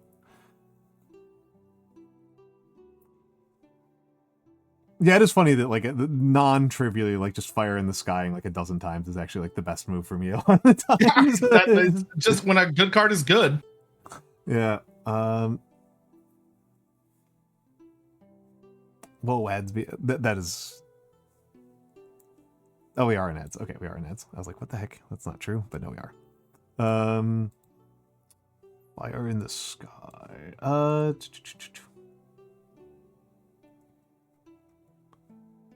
Would Gift of Abundance do anything for you this turn? Yes. Okay. Oh yeah, if you do that, I could protect both those lands, so you don't even have to bother with Fire in the Sky if you don't want to. I mean, I could also use Unbearable Deluge on. Yeah, it's up to you. I mean, I could take care of both of them. It's up to you. It doesn't matter. I think I will use Gift of Abundance because Gift of Abundance is cute. Cool. I mean, if you want to take care of that, then I could use Gift of Abundance on something that hits much heavier. Yeah, you don't ever hit heaviest, man. Okay. And that will get me another presence out. I may as well actually move this presence. But I'll worry about that later. Okay, so Gift of Abundance, and then I don't even know what to do. Honestly, I might do Animated Rack Route. No, hold on. We need to be moving faster. Animated Rack Route is not moving us faster. Wait, so if I give you Gift of Abundance, you'll be able to protect this one? I can either protect both of them, or I can protect one of them and do a shitload of damage in different places. Okay, I will protect the other one. I'll protect the other one. Let me just see if I can. So if I move here, if I move my presence here instead, okay, I can protect that with my passive if I do this right. Yeah, that would be swell. Yeah, I can do that. I can protect that. I mean, if you blocked. Yeah, if you want, I mean, you could go for Fire in the Sky and just spam it just for the fear. I think Rack Root might be the better one to spam because they'll block more explorers, but I also don't have good places to put it anyway, so fuck it. Yeah, because we only have 4 more turns after this until we instantly lose the game. Yeah, that's something that I am deeply concerned about. Fire in the Sky. Well, Fire in the Sky. Because I think Fire in the Sky is our only reliable, like, good fear source. Well, I've also got Paralyzing Fright, which generates fear at the same rate. Oh yeah, but it's also way more expensive. Yeah. Because if you repeated twice, you generate 6 fear through fire. Wait, hold on a second. I could generate. No, I can only. Well, yeah. Fire. Well, I've only got 2 plays. Unbearable Deluge I'll do next turn because it's gonna get 2. It'll get 2 plays pretty easily. I think Fire in the Sky is the one to do this turn. For just Okay. spam fear. Okay. Cool. Okay. Pay cool. and we're off. Okay. Pay and then. All right. So fast phase. I'm gonna start with Portents of Disaster. Where do I want to stomp? I'm gonna use it in here because I know. Well, no, because those guys aren't gonna die. I'm gonna use it where I am because these guys are definitely gonna die. Actually, I'm gonna go stomp in this wetland, so I'll use it here. Last call. So that causes 2 fear immediately, and if anybody dies there, it will end up causing extra. Oh, I'm gonna use it here. Yeah, I'm gonna use it here because if anyone dies here, they'll take extra fear, and I'm gonna waddle over there and blow a bunch of stuff. Okay, then I'm going to use Blazing Intimidation on this joint, which causes 1 fear, and it also chases these guys out to somewhere else. I'm going to chase them into this jungle. Roger. I lied. I'm going to chase them into this jungle. Okay. That is my fast phase. Okay. My fast phase, I gain an energy from this thing. I don't have any place to worry about blight removal. And to be honest, wait, do we have no blight on the board? We have no blight on the board. We have no blight on the board. I don't really. We're not going to lose by blight at this rate at all. Nope. The only way we could lose is by running out of invader cards, which I think we're likely to do. I'm going to be blunt with you. I think we're likely to do. I've put the defense on here, so that's my other innate. You've already used Gift of Abundance, right? Yes. And well, I'm going to use it in the slow phase. Well, okay. Well, I've got it primed up. Okay, and then Fire in the Sky. I'm going to repeat it twice, which will cost me 2 energy. So that's 4 more fear. And then where do we want to put Strife? I don't think you've done the fear for the first use of it yet. I didn't do it for that was. Oh yeah, you're right. So you get 2 more. Okay, and so that means I get to put down 3. Where do we want him? Where are some ones that we're not going to be able to? Maybe these jungle buildings. Well, I know I intend on destroying those.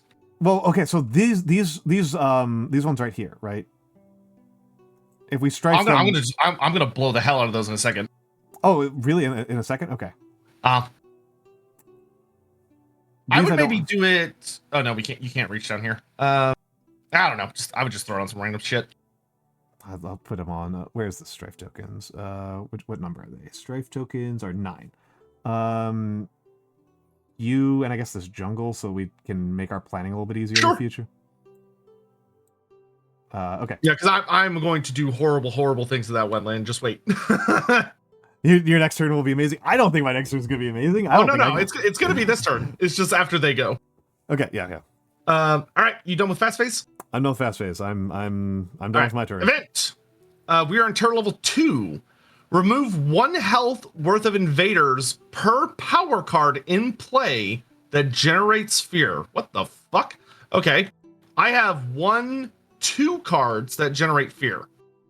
And I have 1, so... Okay, so we get to remove 3 health worth of invaders that are in play. Do you want to just clear out this part down here so we don't have to think very hard about it? Well, it's 3 health worth, so not 3 items. I would say let's get rid of the city in the jungle, so there's no city up there. So if we get to tier level 3, we can insta-win. Yeah, okay. Let's do that. Because I'm going to blow up this one here in a second. Okay. Okay, cool. That does not count for fear because we removed it, not destroyed it, but still helps.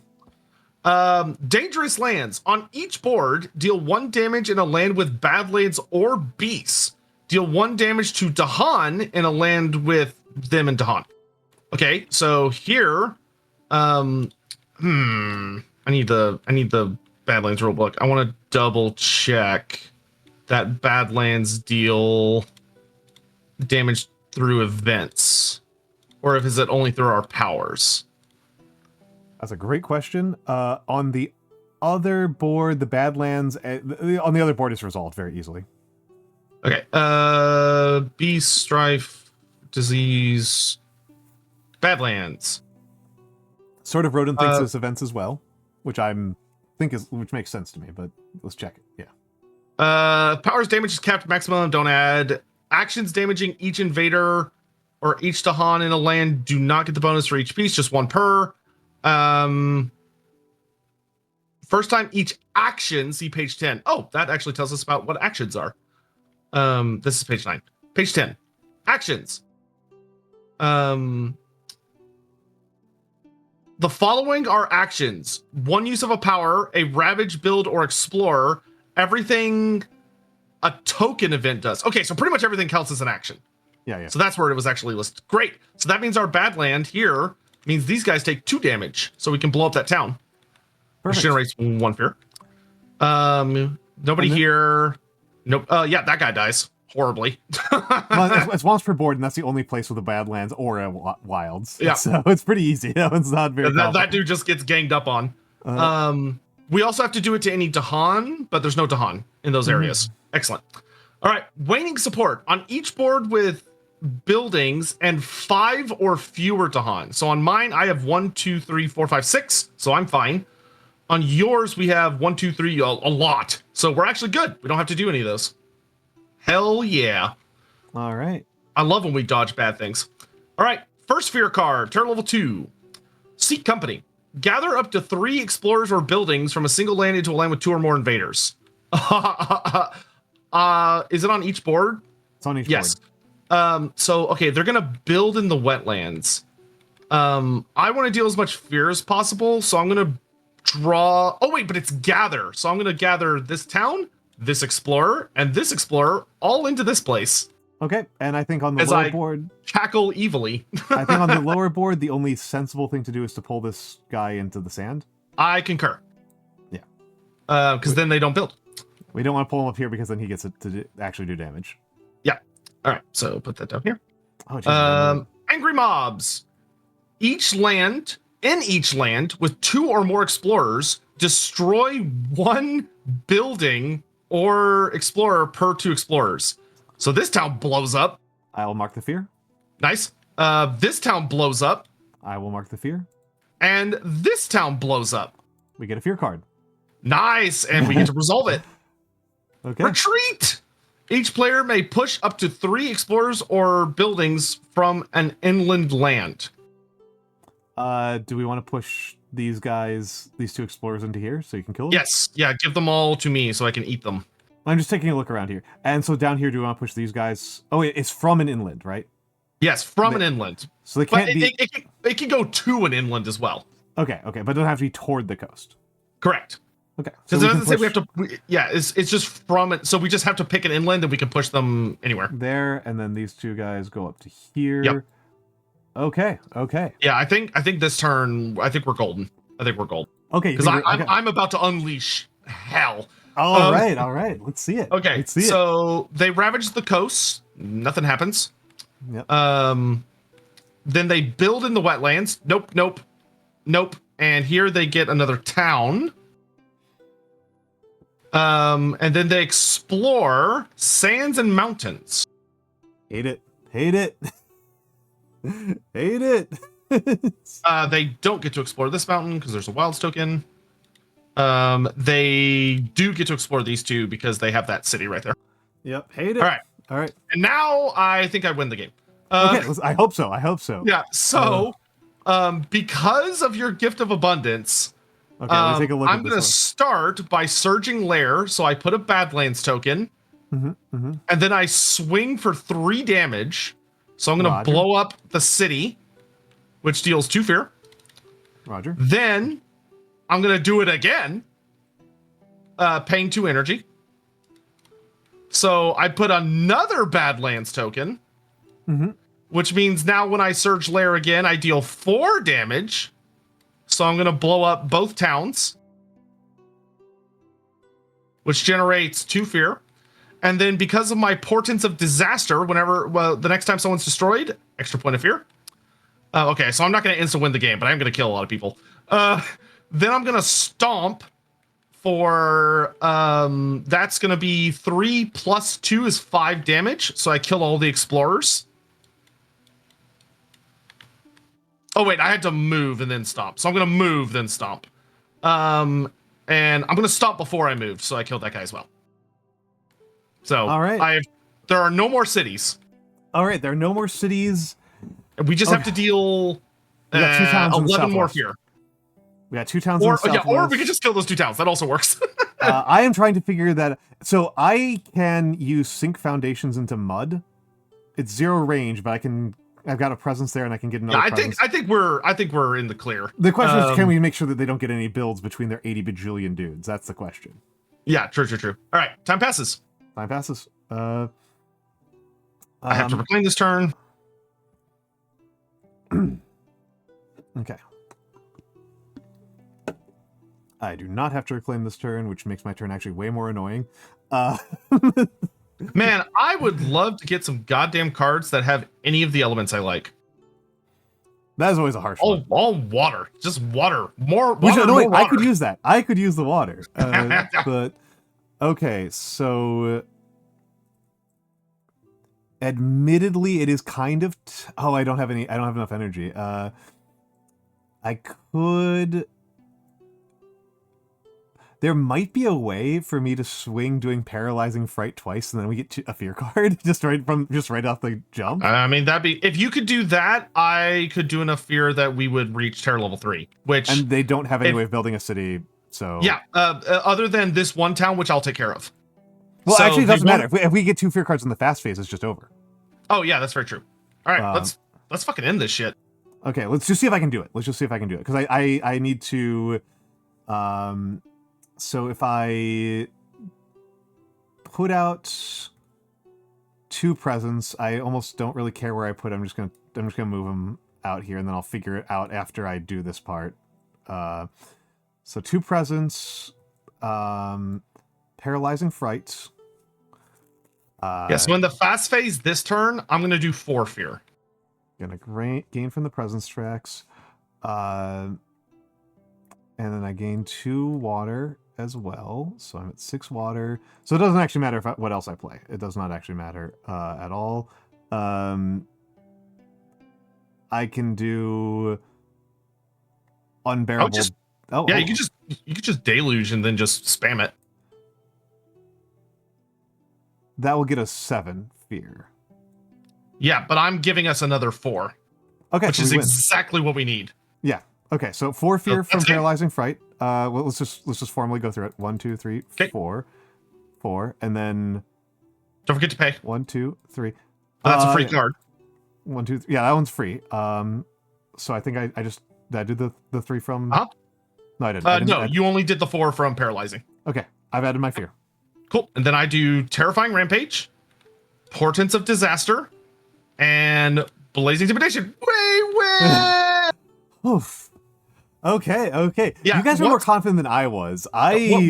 Once you were at the point where I realized that, like, your god traditionally, I don't normally see them use this way, but when I realized that you could just mass spam fear with Fire in the Sky, it was like, oh, okay, we're good. Okay. Yeah, you were literally our win condition. Which is funny to me because I felt like I was getting nothing done. I felt like I was struggling just to like get my actions. I would say downpour into Prussia is super spooky, but once you got like a nice cheap card that lets you throw out like 6 to 8 fear per turn, we were sailing. Okay. I will say we had another 3 turns. Oh, that's true. I guess I was just like so. I mean, the biggest thing was like this swing up in the north. Like you got a couple of really big swings on just doing tons of damage, and that was super necessary, which admittedly was kind of what happened last game as well, where it felt kind of dicey until I had that turn where I destroyed like 8 buildings. Yeah. In one shot. I mean, yeah, especially when you're fighting like stronger opponents, it's usually like you start off feeling pretty good, and then you'll hit some escalation cards where they start really getting away from you. And then all of the gods, hopefully, we hit like our stride, and then that's where we're able to sweep up. Mm-hmm. I guess I'm kind of spoiled by like having played like many mines, and like lightning strikes. Gods that work like really quick. work like really quick, and also just like really confidently, right? Like Yeah, because both of these gods are pretty plodding. They're pretty plodding, and like Lightning Strike says that it doesn't have a lot of control, but the truth of the matter is that destroying towns in the quick phase is control. Oh yeah, absolutely. That's extremely good control. And many mines you just like have functionally infinite defense. And so like that's whereas like I think Downpour might just be a god I really dislike. Yeah, that could very much be the case, because Downpour is you have no card play. Like, yeah, it's just that you have to get a good card that you use over and over and over and over again. Which is, it's kind of like a weirdly similar to doing a major card play. You're functionally converting a minor card into a major card. That's the best way to put it. Yeah, he's converting a minor into a major. Which means that like I guess I probably didn't think about that the right way. That like I probably should have done as much of my add a presence at 3 range one just like constantly for the get-go and just fish for minors until I find a minor that's inspiring enough for me without worrying about reclaiming, and just kind of accept that like we'd probably get blighted or something at the start. Prussia was also spooky. Like Prussia like ramping up while I'm still like not feeling very comfortable with what Downpour is doing was pretty spooky. But I also think like it's not the type of gameplay I really like. I tend to like because Downpour is good for like if you're fighting someone like England, like Foundation sink into mud, like he can literally just fly into a really occupied place and spam it as long as it's a wetland, and he just kills every single building. Yeah, that's true. That is true. That would be that. You're right about. I did not think about the fact that Foundations would be extremely good against like heavily built up areas. Because you were also good in heavily built up areas, so we didn't really have to think about it. Ember's just goofy. Like Ember's literally just a silly goof. He's literally just Godzilla. He just walks into an area and he kills everybody. He's Godzilla. It's just the lion turtle from Avatar, but Godzilla. Yeah, honestly, Ember-Eyed Behemoth. If it wasn't for the fact that Behemoth Rises allows you to teleport to your other sacred sites, that is, in my opinion, what kind of makes him a little OP, because it makes his maneuverability insanely good. If it was like you had to manually walk everywhere across the island, he would not be nearly as good as he is. Yeah. Also, Kayakuma, if you're still here, Kayakuma's. Did you meet Kayakuma at Offkai? I met him at the same place I met you, which was the hazmat panel. Then maybe. I almost certainly saw them. Yeah, but I don't think I talked to them. Okay, yeah. Me and him are trying. And if I did, it was like blink and you'll like just a blink passing moment. The me and him are trying to get together some Mage Arena folks. So he's another person I'm trying to collab. Mage Arena? Mage Arena is so goofy, man. It's a 4v4 arena shooter where all of the spells are you cast spells. You're mages, and you cast spells by voice activation. Oh, I've seen like a very short clip. Yeah. About it, and it was like, what is this goofy shit? It's so. Okay. I'm so excited for honestly, the next time we play, I think based on kind of how you play, I think a god that you haven't tried yet that I think you might really like. I think you would love Stone's Unyielding Defiance. I don't know if you've played them. I have not. He's kind of like did you ever play those games where there's like a trap card where like if somebody attacks you're like trap card, it just like throws it back in their face and destroys them? Yeah, counterplay. That's basically what he does. Like he just walks into a place that's about to take a lot of damage and just cackles as they throw a lot of damage at him, and he just eats it and sends it right back. Somebody was asking about what this game is like earlier, and it did kind of hit me that this game is kind of a lot like Into the Breach. Oh, it's a lot like Into the Breach, and particularly a lot like playing Judoka, right? Yeah, Like you might also really like Breath of Darkness on your spine. He's probably one of the most popular gods. I think he is the most popular god from this set because he's so fun. Because he basically just flies around the map. He basically eats people and sucks them into the Shadow Realm. And when they're in the Shadow Realm, he can like digest them. So he downgrades them. So he turns cities into towns, towns into explorers, explorers into nothing. But as he's flying around the map, all of his growth options result in him like vomiting people up.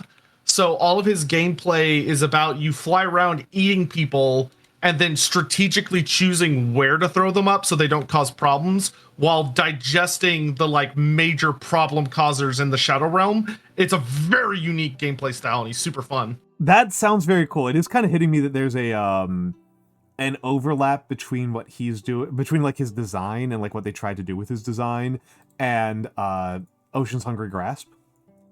Yeah, yeah. Oceans is just more of like Oceans is like everyone is like trying, like your allies have to help you by like pushing everything towards you. Yeah. Whereas Breath of Darkness does not give a fuck what everyone else is doing. I have a buddy that likes playing him, and like he deliberately is kind of a dick with him because he chooses where he vomits people. So he'll like eat people, come into your lands, and vomit them all, so they're your problem. I love. Yeah. I mean, yeah. Oceans is a fun god. I actually, based on our play as well, I think Wounded Waters, particularly Wounded Water sounds blood, very good to me. his blood spec, I think you would really like. I will say that for the 6-player game, there's a very high chance that I will choose Ocean's Hungry Grasp because just be that guy. well, just because it's like I feel like if you play this game and you don't have a game where there's oceans in it, it's like you're missing something. I feel like that's like such an important part of the experience to know that like this is an option. And in a 2-player game, oceans is like kind of a pain in the ass, which is why I didn't bother. Yeah, I think he's like at his most fun in 3 or more players. Yeah, you really need 3 or more players. Ocean's a huge level up to control spirits. It was also just like it changes so much about how the game works in such a funny way. And I think that if you are like introducing new players to the game and they're looking at the game, they're learning what the game is about. I just think like knowing that Ocean is there is so important. Yeah, like I'm thinking like I know Alfina really has been really digging the fear gods. Okay, so okay. I think she might play like Breath of Darkness or Bringer of Dreams and Nightmares. Bringer of Dreams and Nightmares and Ocean's Hungry Grasp is such a funny combination. It's so funny. So funny. It's nothing like so giving funny. Someone night terrors and then wake up in the ocean. For the people who are not as familiar with this game, and hello Onirin. Ocean's Hungry Grasp, it has 2 defining features. The first is that he has the ability to kill enemies without doing damage. They just die. Just instant death. If you can push things into the ocean, they just die. And he turns them into energy. He just gets to eat people. He just gets to eat entire cities. It's crazy. Well, the thing that I love so much about him is he's such a glutton because unless he's being fed people, he can't do anything. He can't do anything. He has a very unique set of mechanics with the turn order. But like he also has so little ability to get inland. He has to keep his presence in the ocean, and he can sometimes have it in coastal waters, but like he can't go inland. He just cannot presence on inland tiles. There are kind of ways around that, I think, but in general, like you are on the coast. There's a handful of I think major cards that are like allow you to put a presence, ignoring your normal restrictions, which there can are a couple let that allow him you to do cheat. that. Yeah. Proliferation is the one I'm thinking of. I'll let you do that. And so like this means that like if you look at this board, these tiles in like the far corners would be basically untouchable for Ocean's Hungry Grasp. Like very difficult to do anything about. Because they're 3 range away, and 3 range is a long walk. It's a long walk from the water. So Ocean's Hungry Grasp is very limited but very powerful. Bodon is also very powerful and very limited. Bodon cannot kill people. But if Bodon could kill somebody, it instead generates extra fear and they move. Yeah, which is just so funny. So he just chases people in the ocean, they drown. It's great. Yeah, it's such a funny combination. Bodon, if you are not playing with Ocean Hungry Grasp, if you have Bodon on your team, if you have Bringer of Dreams and Nightmare on your team, you are winning by going to Fear 4, or you are losing. Yeah. It is a scaling match. You are not getting away with just like hanging out. I have a suspicion that Gingy's gonna end up playing Grinning Trickster. Grinning Trickster's good. Yeah, but it's like somewhat God help us if he does. That makes total sense to me that he would do that. Yeah, I think I'm almost, unless there's something that I'm like, oh shit, I need to cover this particular weakness, I will almost assuredly be playing Serpent Slumbering. Because when you have a good group of gods, that's when he's at his absolute ace. Serpent's an incredible one. Serpent for the folks here. Serpent is the apocalypse. Serpent is Jormonger. Serpent has but he's sleepy. He has a bunch of defensive abilities and a really, really long track. And if you get through most of the track, all of a sudden you just start doing like 10 damage to every single tile on the island and you just win. He starts causing earthquakes as he moves around. The whole land just collapses on them and you just win. Nagi has base taste. I mean, she a fellow serpent god enjoyer. she is a serpent. She's a serpent god. She's Nagi Quetzali. Oh, we're kindred spirits. Yes, absolutely. You should know Nagi. Nagi is an extremely good. I'm just gonna do a little follow here. Yeah, give Nagi is actually on my stream a lot, usually coaching me in painting. She's my main painting coach. There we go. Following. She's very good at it. She's a very fun friend for me. I adore Nagi.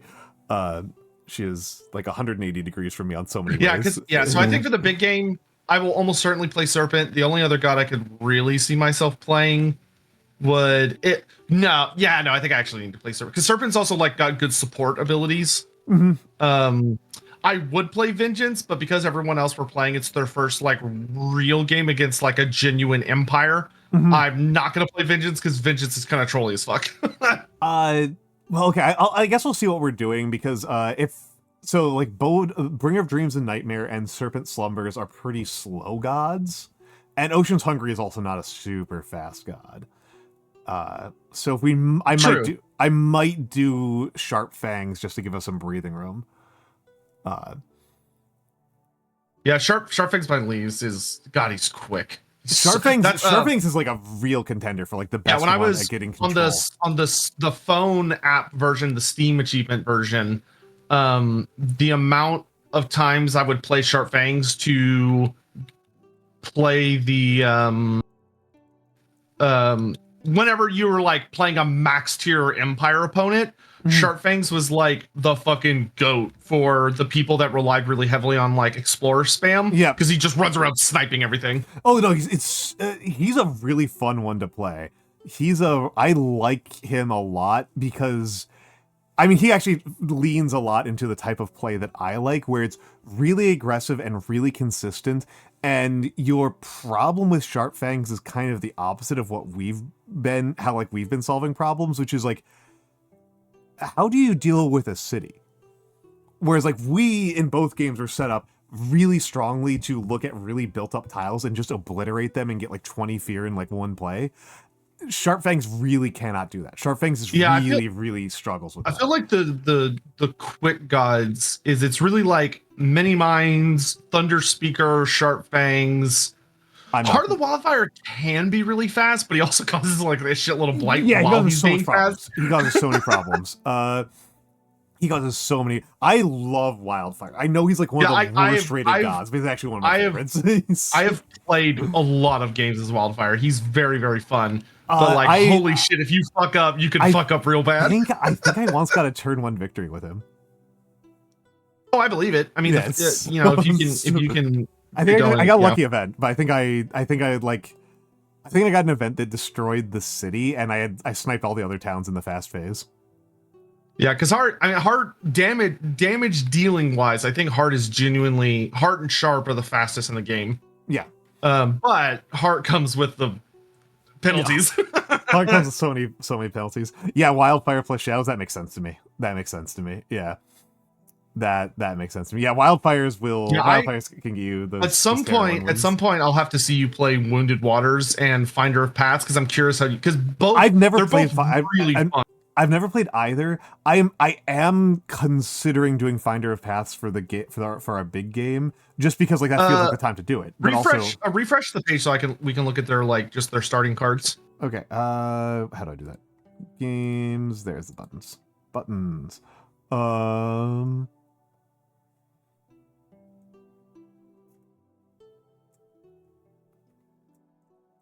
Okay. And I'll grab Finder. Finder. Let me have it. I'll make sure you pick your color first, otherwise it won't work. You're correct. Order of operations, baby. Yeah, Finder of Paths. Look at Finder of Paths track. This is so obnoxious. It's so annoying. Yeah, maybe study up. I mean, it's the 16th. It's the 16th. We've got time. I will be. We got some time. But yes. Yeah, Close the Ways is so funny. Just isolating stuff in the quick phase. Nothing like your fucking neighborhood being isolated by a goddamn hummingbird. Yeah, it's a birdie. It's a birdie. But yeah, like no ability to kill things. Because the fun thing about Wounded Waters bleeding is that as you go across this track, you start unlocking healing markers, which you can spec into either animal, which is like your blood form, or water, which is your healing form. And depending on how many you have, these cards are power-ups you get once you've gotten enough. So it's like, if you have 2 animal markers instead of 2 water markers, then you get this ability in addition to all of your other abilities. But if you get up to 3, which is majority, you replace Swirl and Spill, which is like your kind of start off support ability. Mm-hmm. You replace it with Water Taste of Ruin, which is just beast fear and raw damage. Like you just fuck people up. That rocks. No, this is one that I'm again thinking about like thinking for it. I'm leaning pretty heavily towards playing Ocean or Fangs, mostly because we're going to have 4 new players. Yeah. It would be nice to have. You need to be in the supportive role. And it would all. I mean, and Ocean in particular is pretty nice, and that I'm a pretty indecisive guy, and Ocean's I could see one of them. I wouldn't be surprised if like Gingy wants to play Ocean. That wouldn't shock me. That wouldn't shock me. That makes a lot of sense for Gingy. Yeah, because actually, if you look at if you read this card, which is what you get once you have 2 animal tokens, you can see Wounded Waters actually kind of starts stealing Savages or the Fangs, Sharp Fangs gimmicks. Oh yeah, hell yeah, that rocks. Requirement. Yeah, but he has to build up to it. Okay, I need to read out how claim a healing marker after playing cards each spirit phase. Claim a healing marker.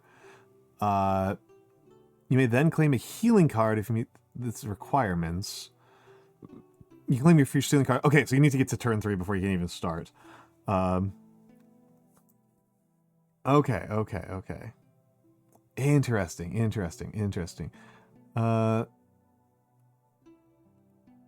No other healing cards. So Serene Waters has to be one of your first ones. I mean, it doesn't have to, but it can. Because so Roiling Waters you get once you have 2 animal tokens. Mm-hmm. This one you get once you have 2 water. So usually you'll get either one. You'll get both of them over the course of the game. But these 2 you could only have one or the other. No, you can't. You can't get both Roiling Waters. Oh, because there's no other healing cards claimed. Yeah, you're right. You can't get both those. Yeah, they are not totally new. We have given them tutorial games. Or rather, they've been. Why did I say they've been? Sotek has given them tutorial. Yeah, they've each been through a tutorial match, and they pick it up quick. Yeah, I'm not super worried. I've worked with Inari closely enough that like I'm not worried at all about her picking things up. Jack, I don't think I'd be at all. Yeah, I don't know Gingy and Alfino very much. I'll try and grab one more game with each of them before next Saturday if I can. Yeah, I wouldn't mind being jumping in because I love this game. Sure. I'll just send out a ping in the group chat we have to just say like if anybody wants to get like a casual game in or a stream game before, then we can do that and just have like a 3-person game or whatever. Yeah. Because there's a bunch of these gods I haven't played before, and there's some of the gods that I have played I did not feel like I learned how to play them, notably Vengeance and Shroud, who seem very cool to me, but also really mind melting. I always think I love Shroud, and then I play Shroud. I'm like, I'm enjoying this, but this is also really hard. yeah. Shroud is absolutely not going to happen in a large game. Yeah, because like he's players. Weird. Like he's really maneuverable, which is nice. But the problem is when you're constantly dodging, you end up like causing a bunch of blight really easily because like you're getting out of the way, but you're not like protecting that place. Well, the thing about Shroud is that Shroud breaks a very fundamental rule of the game, which is that invaders heal at the end of turns. And the problem with breaking that as a rule is that means that you've now changed the bookkeeping for the game into a much more intensive bookkeeping. It's also he's the only god in this game, in my opinion, that the mod isn't designed well around. Because there are event cards in the event deck that disable healing, and they have like a lovely little button that you just click and it automatically does it for you. But they didn't build that into Shroud. So like anytime that you use Shroud's passive to prevent healing, you have to manually like either lock all of those pieces so that they don't get healed at the end of the turn, or you just have to like remember, and it's really easy to forget on accident. God, I love Lure. Lure rocks. Lure rocks. But yeah, I think, this is something that's kind of interesting, right? Is I think the two of us have pretty similar playstyles in a couple of ways. Notably, I think we both kind of focus on not losing before we focus on winning. I definitely have some friends that are more like, they're just going whole hog and they don't really give a shit if it causes blight or their presence gets destroyed. And I'm like, yeah, I'm very much about conserving those resources. I'm like, first priority is conserve the resources, which is not necessarily the best way to play the game, right? Like if you taking blights, like if you're talking about this as most gamers should, you have a blight budget. Right, you have a budget for blight. It's not even your full budget. Like, you just go down to an island or a blighted island, and then you get more blight. yeah. I really take pride in winning without blighted island. I always feel like that's like a fail state to me, even though I know it's not really a fail state. But we're like no hitting this. Like I think we ended with no blight on the island that last game. I think that would have been last game would have been a good one to second wave because we would have been like, yeah. Well, it would have been such a stomp. But it was also kind of a good sign that like difficulty 7 was probably a little bit too easy for the two of us. Yeah, we could definitely go up to probably 11. Yeah, probably. I have not played around too much with doing that. I've mostly just like explored it, and again, like I'm a dumbass. I get like stressed out like in the middle of the game when it feels like they're proliferating too fast for me to like stomp down. Because again, I like lightning and I like fangs, where like you are and many minds where you are winning the game by preventing the opposing team from getting. I'm sure you noticed, but my preferred style is to like group a bunch of shit up in one place and then just hammer it. yeah. Dino Nuggies Lover 1, thank you for the follow. But I definitely am preferring these. I definitely tend to prefer these more like control-y and like steady pace ones. Very like risk management style, very just like you hem them in very straightforwardly. Like just keep on pushing them in and pushing them in. I like Lure a lot. I like Sharp Fangs a lot. I like Many Minds is just OP though. I don't. You said that Dances Up Earthquakes is more powerful, and that's just like so scary to me. Like Dances Up Earthquake, I saw what they were going for.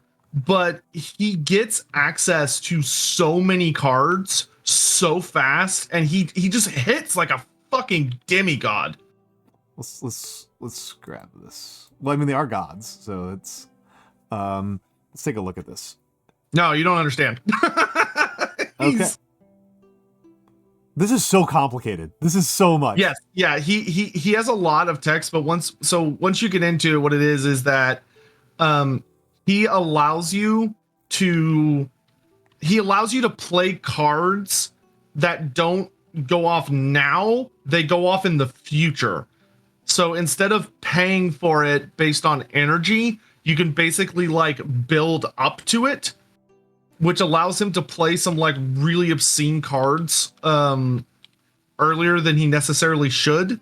Am I correct in also reading in that enables you to go like way past your card play limit? Whenever you play a power card, you may instead pay amount of energy onto the card to make it impending. Oh, any amount of energy. I think I honestly don't remember. I think it counts for your card play, maybe? But like when you use it on the future turn, does it count as a card play? Oh, no, it doesn't. Okay, yeah, no, it uses a card play. So like if you have one, he can almost have infinite cards at once. yeah. That's what I was kind of going for. Is that enables you to trigger the innates incredibly strongly. Yeah, and each of his goofy ass earthquake tokens, whenever you gain energy from your presence, you also gain energy onto the power card made pending on a future turn. If you now have energy at least equal to their cost, discard the energy and play them. This costs no card. Yeah, so yeah, that's his big thing, is that he can play. Once he puts them in the impending pile, you can see he gets regular energy and he gets impending energy at the same time. Yeah. Also, his growth, he literally just gets major powers without forgetting as a base mechanic. This actually kind of hurts my head to look at, because this is a game, right, where there's a lot of icons.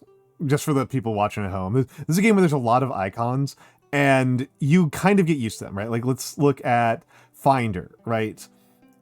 With the exception of the bottom right one on the track, all of these are standard icons that like everybody has.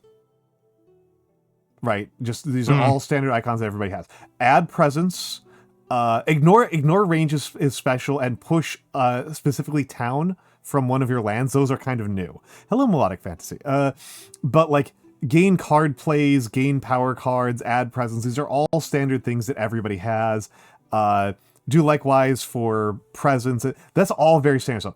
This is crazy. I feel like I am looking at hieroglyphics.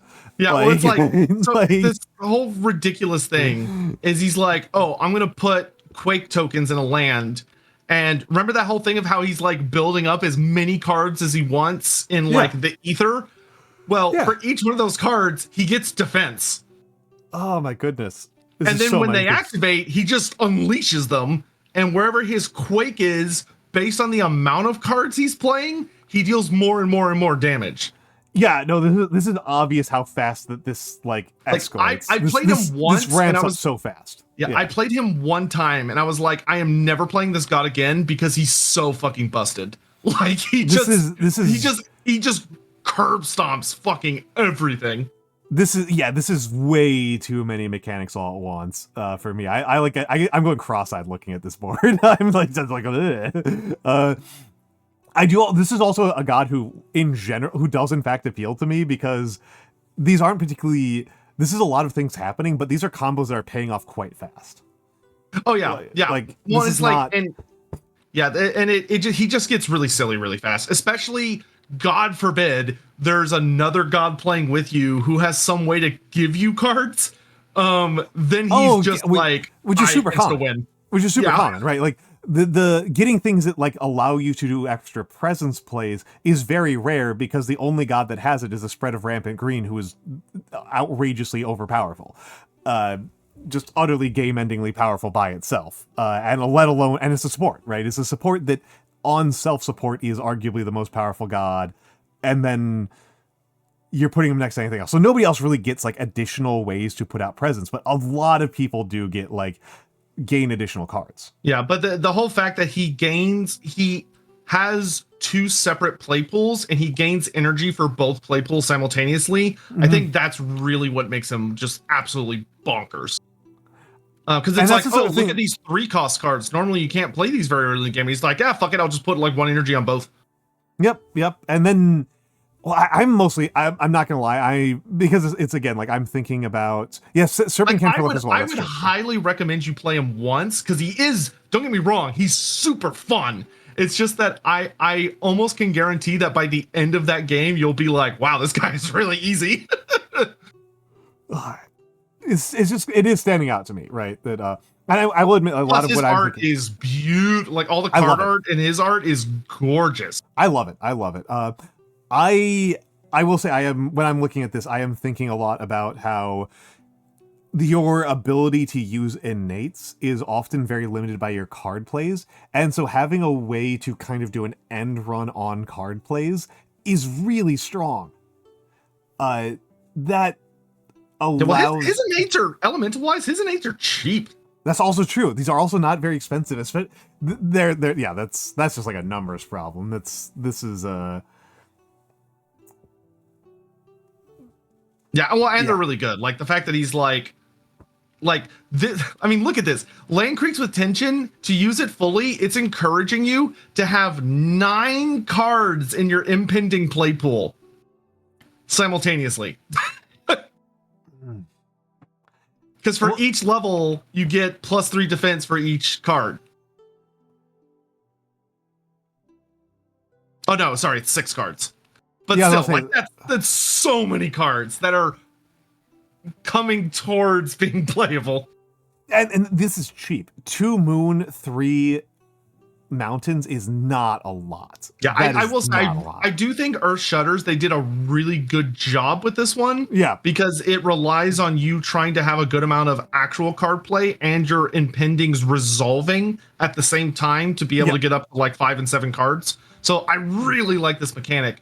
But the thing that's tricky, the thing that I think makes him unbalanced is that he's able to just throw literally any fucking cards he wants into the impending pile from like turn 1. So he can get like cards that cost like 9 energy or whatever and just immediately throw them into the impending pile and can get them out shockingly fast. Yeah, and that's going to be like, let's we don't have a card, we don't have the deck. Where's they're over here. The deck's over here. Yeah, let's flip it over. I'll use the search function so people can see it.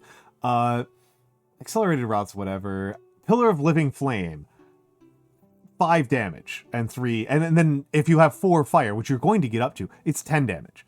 And that's not the one I'm. Oh, interesting. This is only the base deck. I don't know why it hasn't. It hasn't added the other ones yet, which are even spookier. This is just the base cards. Some of those are very spooky. I mean, Tsunami is very spooky from the get. 8 damage, and if you have 3 water and 2 mountain, which feels pretty easy to do with that mechanic, 4 damage on. Yeah. Well, dude, just like fucking Indomitable.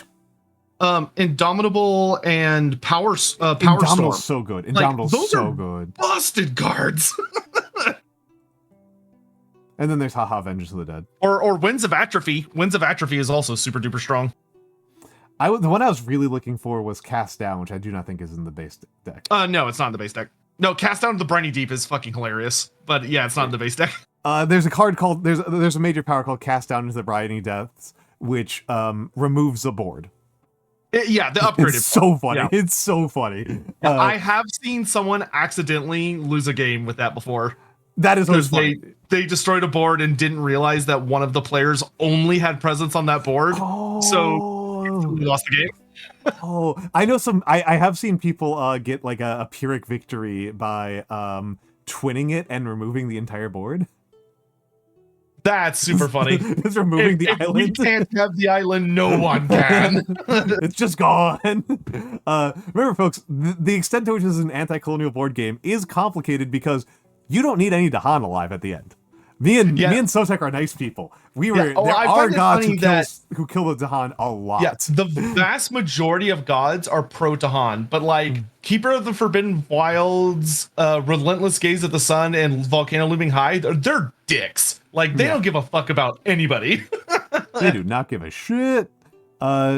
Yeah, there is a card they also added, I think, in the most recent set that's the opposite of Briny Deep. So if you cast the Overcast version, it adds a new island onto the board. Oh no, It's that one's really, really fun. that's so goofy. That's so complicated. I'm trying to figure out like how, like when and how Oh, that benefits you. I think if we start a match, it might. Hold on. Let's see if this doesn't just break the entire fucking thing. I think you have to do it because my it's all misbehaving. Add expansion, start game. Okay. I think we might have made it very angry, but we'll find out in a second. I did set it to. I think we made it. I think we made it angry. Well, this is easy. This is an easy fix. This is the nice tabletop sim's so good. Tabletop sim's so good. Oh yeah, because you just reset. Yeah. This stream sponsored by Tabletop Simulator. Only right. Like 4 players. Let's do Snake because it's funny. There we go. There we go. Yeah, so now we got 78 majors. Now I got 78 majors. Search. Who were we looking for? Leaving up. Yeah, it's called Dream of Untouched Land. Oh, which I think they're alphabetical. They're not. Oh, bummer. Dream of Untouched Land. Remove up to 3 blight and up to 3 health worth of invaders. That's pretty potent. That's an expensive one. 3 moon, 2 water, 3 mountain, 2 leaf. That's not so bad because it's spread out, but it's still a lot of total elements. Yeah, for some gods that's manageable. For most, that's no. That's tricky. It's going to be quite easy if you have Boon. Yes, right? That's true. Because it already has one for all of those. So you only need. Oh, would you promote me so I can click on things? I thought you were. Because I had to. It's mad at me today. It doesn't like you. It doesn't like you. It does not like you. Dream. Max once per game. Add a random new island board next to target board. Oh no, I can't interact with anything because I'm a spectator. Yeah. You have to. I mean, if you choose a color, you stop being a spectator. Yeah, but I can't choose a color because there's an active game. Oh my goodness. Okay, let's don't worry about it. Don't worry about it. Ignore it. Setup icons. Add 2 beasts, 2 wilds, 2 badlands, and 2 spirits, 2 presents from any spirits anywhere on it. From now on, build cards in each board / each land. Adversary action. Skip 1 board. Okay. Yeah, it's really strong. There we go. I was wondering. I was like, is this even a benefit? And okay, the fact that you can skip an entire board's worth of actions is very potent. And I'm assuming that there's nothing to indicate that has anybody's discretion but the players. Yeah, it's just up to you. You can just look at the board that's going to lose you the game, and it doesn't build. Yeah, it's very good as a late game card. Yeah, that's very potent. That's very, very potent. It wasn't until that last part I was like, wait, hold on, is this even a good thing to have? Because now you've increased like the ranges that you have to move at. So if you're talking about like Forbidden Wilds as one of your characters, it's like that actually makes his job a lot harder. Like, oh yeah, it's definitely an oh shit. It's an oh shit button card. I'm impressed with it. That's a very sick one. That's a very sick one. There's part of me that's thinking about like if you did cast down into the briny deep on this one and took out one of the middle boards. And you just I'm trying to think about if there's any other like. I'm trying to think about if there's any others that I've seen that are like fucking hilarious. Oh yeah, drawn towards a consuming void. Yeah. That's a good one. Hell yeah. Gather 1 explorer, 1 town, 1 city. It's literally just a black hole. From any spirit from each adjacent land. 15 damage, 5 damage to each to Dahan. Destroy 1 presence from each spirit. Destroy 2 beasts. Any number of times. Forget a minor power, a major power, and a unique power to perform the above effects again. Wow, that's so cool. That's so goofy. cool. I love this range 0. Yes, you have to nuke yourself with it. Yeah. Admittedly, there's ways around that. There can be, yeah. Yeah, there are a couple. You can give other players additional range. Yeah, there's a nice card from the base set that's just +2 range. Yeah, +2 range to any spirit. And there's something very funny to me about that, like just hucking black holes into the center of the island. Yeah, it definitely is one of those ones where like you have to communicate to all the other players to get the fuck out of the way. Well, I feel like this is the other players need to understand that, like, it's for the greater good. It's for the greater good. It's for the greater good. It's this isn't the only type of thing that works like this in the game, right? Like Volcano Looming High basically just kind of does this. Oh yeah, and plus, like, there are some gods that are really good at returning presents, so it's like if you have to kill each other, it's whatever. Okay, sort of rodent. That's extremely funny to use Bring of Dreams and Nightmare with that. Hold on. Oh yeah, so he would just do like a colossal amount of fear damage, but he just dies.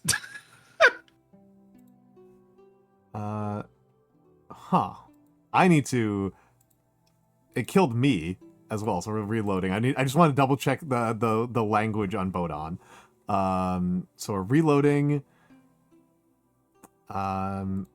Pinky. And Bring of Dreams and Nightmares.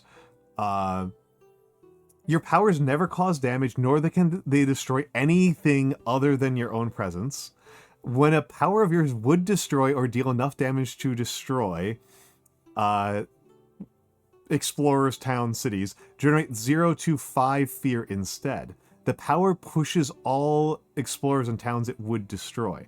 Okay, so that makes that so much funnier, right? That makes that so much funnier. That makes it so goofy. Yeah. I'm gonna tell you about a couple funny ones to look up. Mm-hmm. So look up Fragments of Yesteryear. Well, I'm gonna random, because we need to start the game in order to even look at it. Fragments of Yesteryear. Fragments of Yesteryear. Remove all pieces, then add the pieces matching target. No. What? So you basically just restart the game. Well, it resets a land. Yeah, which is just, it's so funny. Oh, that's so funny. That actually rocks. Okay, this one's actually really, really good. Especially if you can get it's a lot of text, but it's a very good one. Exaltation of the Incandescent Sky. Incandescent. Target spirit may play 1 power card by paying its cost, make up to 2 of their powers swift this turn, and do 3 damage in one of their lands. You may do likewise. Okay, let me make sure I'm parsing it, because I'm kind of sleepy, so I'm very slow right now. No, you're all good. Target spirit may play 1.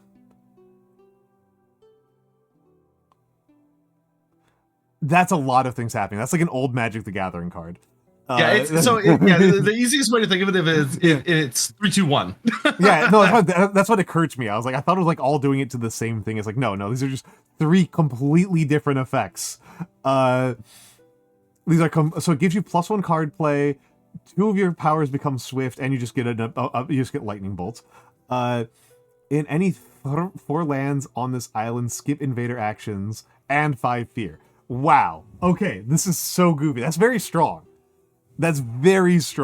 Okay, so I've got 2 more for you, because one of them is my personal favorite, and the other one is just anti-England. So if you just fucking hate England, all right, let's hear 'em. Rumbling Earthquakes. It's literally just designed to fuck over England. This power ignores health bonuses. That's pretty potent. 3 fear, 6 damage to buildings only, 6 damage among adjacent lands to buildings only. Yep, the top effect only works if you have bonus health, which is pretty much just England. Yeah, pretty much. And what was your favorite one? What did you want to show me? So my favorite, because it lets you summon a demigod that just exists for the rest of the game that you get to manipulate and have fun with, is called Unearth a Beast of Wrathful Stone. Okay. It lets you summon a mini boss. After the next invader phase, with no ravage build actions in target land, 3 fear, 12 damage, add a beast. You may push that beast 1 fear, 2 damage to this land. Okay, all sensible. Mark it as the special beast, as the big beastie. Big beastie can't leave the island. Each slow phase, you may push the big beastie 1 fear and 2 damage. That's pretty funny. Yeah, so you just summon a big monster that just rampages around the island. Hell yes. Okay, wait, I lied. There's one more that's really... This one's actually genuinely really interesting, and some gods love it. Transform into a murderous darkness. Transform into a murderous darkness. Target spirit may choose one of their places of power, and that land replace each of their presence with badlands. The replaced presence leaves the game. Push any number of those badlands, 3 fear, 3 damage per presence replaced, and then 1 damage in an adjacent land twice. Yeah, so you basically do the heroic sacrifice move and just blow up a place. Because leave the game, there's no way to get those presents back. There's no way to get those back. And it's funny because, like, as fearful as I am about spending a lot of resources, remove presence doesn't actually freak me out that much. I definitely do treat that as like an expendable resource that I budget for. Whereas like blight, I'm like, no blight ever. Okay, add 1 strife. Each invader with strife deals damage to other invaders in target land. Nice. Oh man, I fucking love that card. Yeah, this is great. That said, it is late o'clock for me. I am pretty tired. I'm going to bed.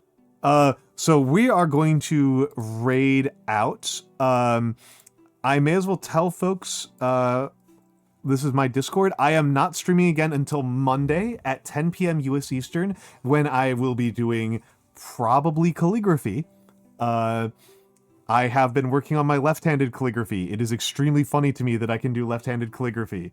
We will see how much better I get at it. Otherwise I might be painting miniatures, but I'll probably be doing some sort of hand cam and hangout stream.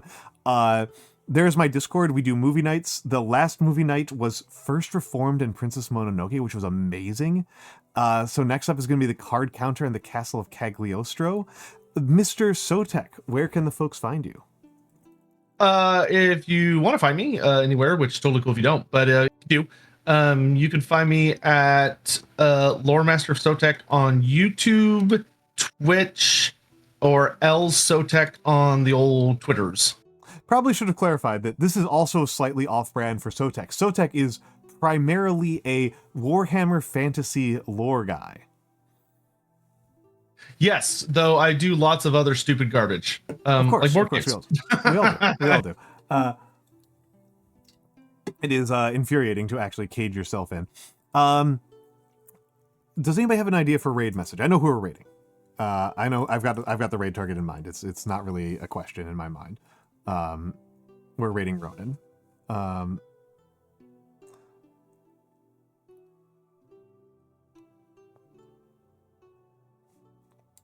Nobody's got an idea for a raid message. Hold on. Raid. We'll use my standard raid message.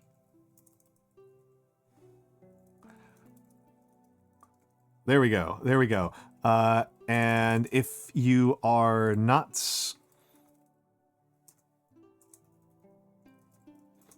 subscribed, I really need to do it the other way around.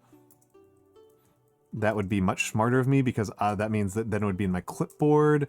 We are rating Ronin Hostoria. She is one of my favorite people in Twitch. She was extremely supportive of me when I was in a real slump. When I was in a real slump. So she has my eternal gratitude. And She will deny it. She will say that she is just mid, that she's mediocre, that she's just nothing. No, she's delightful. She is playing a zombie game that she likes quite a bit. It should be a chill, relaxing time. I may be doing a game night some night over the weekend, but weekends tend to be a nightmare for me. So next actual stream is Monday at 10 p.m. and I'll post a schedule over the weekend. It'll be on Twitter. It'll be on my Discord. All right, everyone, have a good night. Goodbye.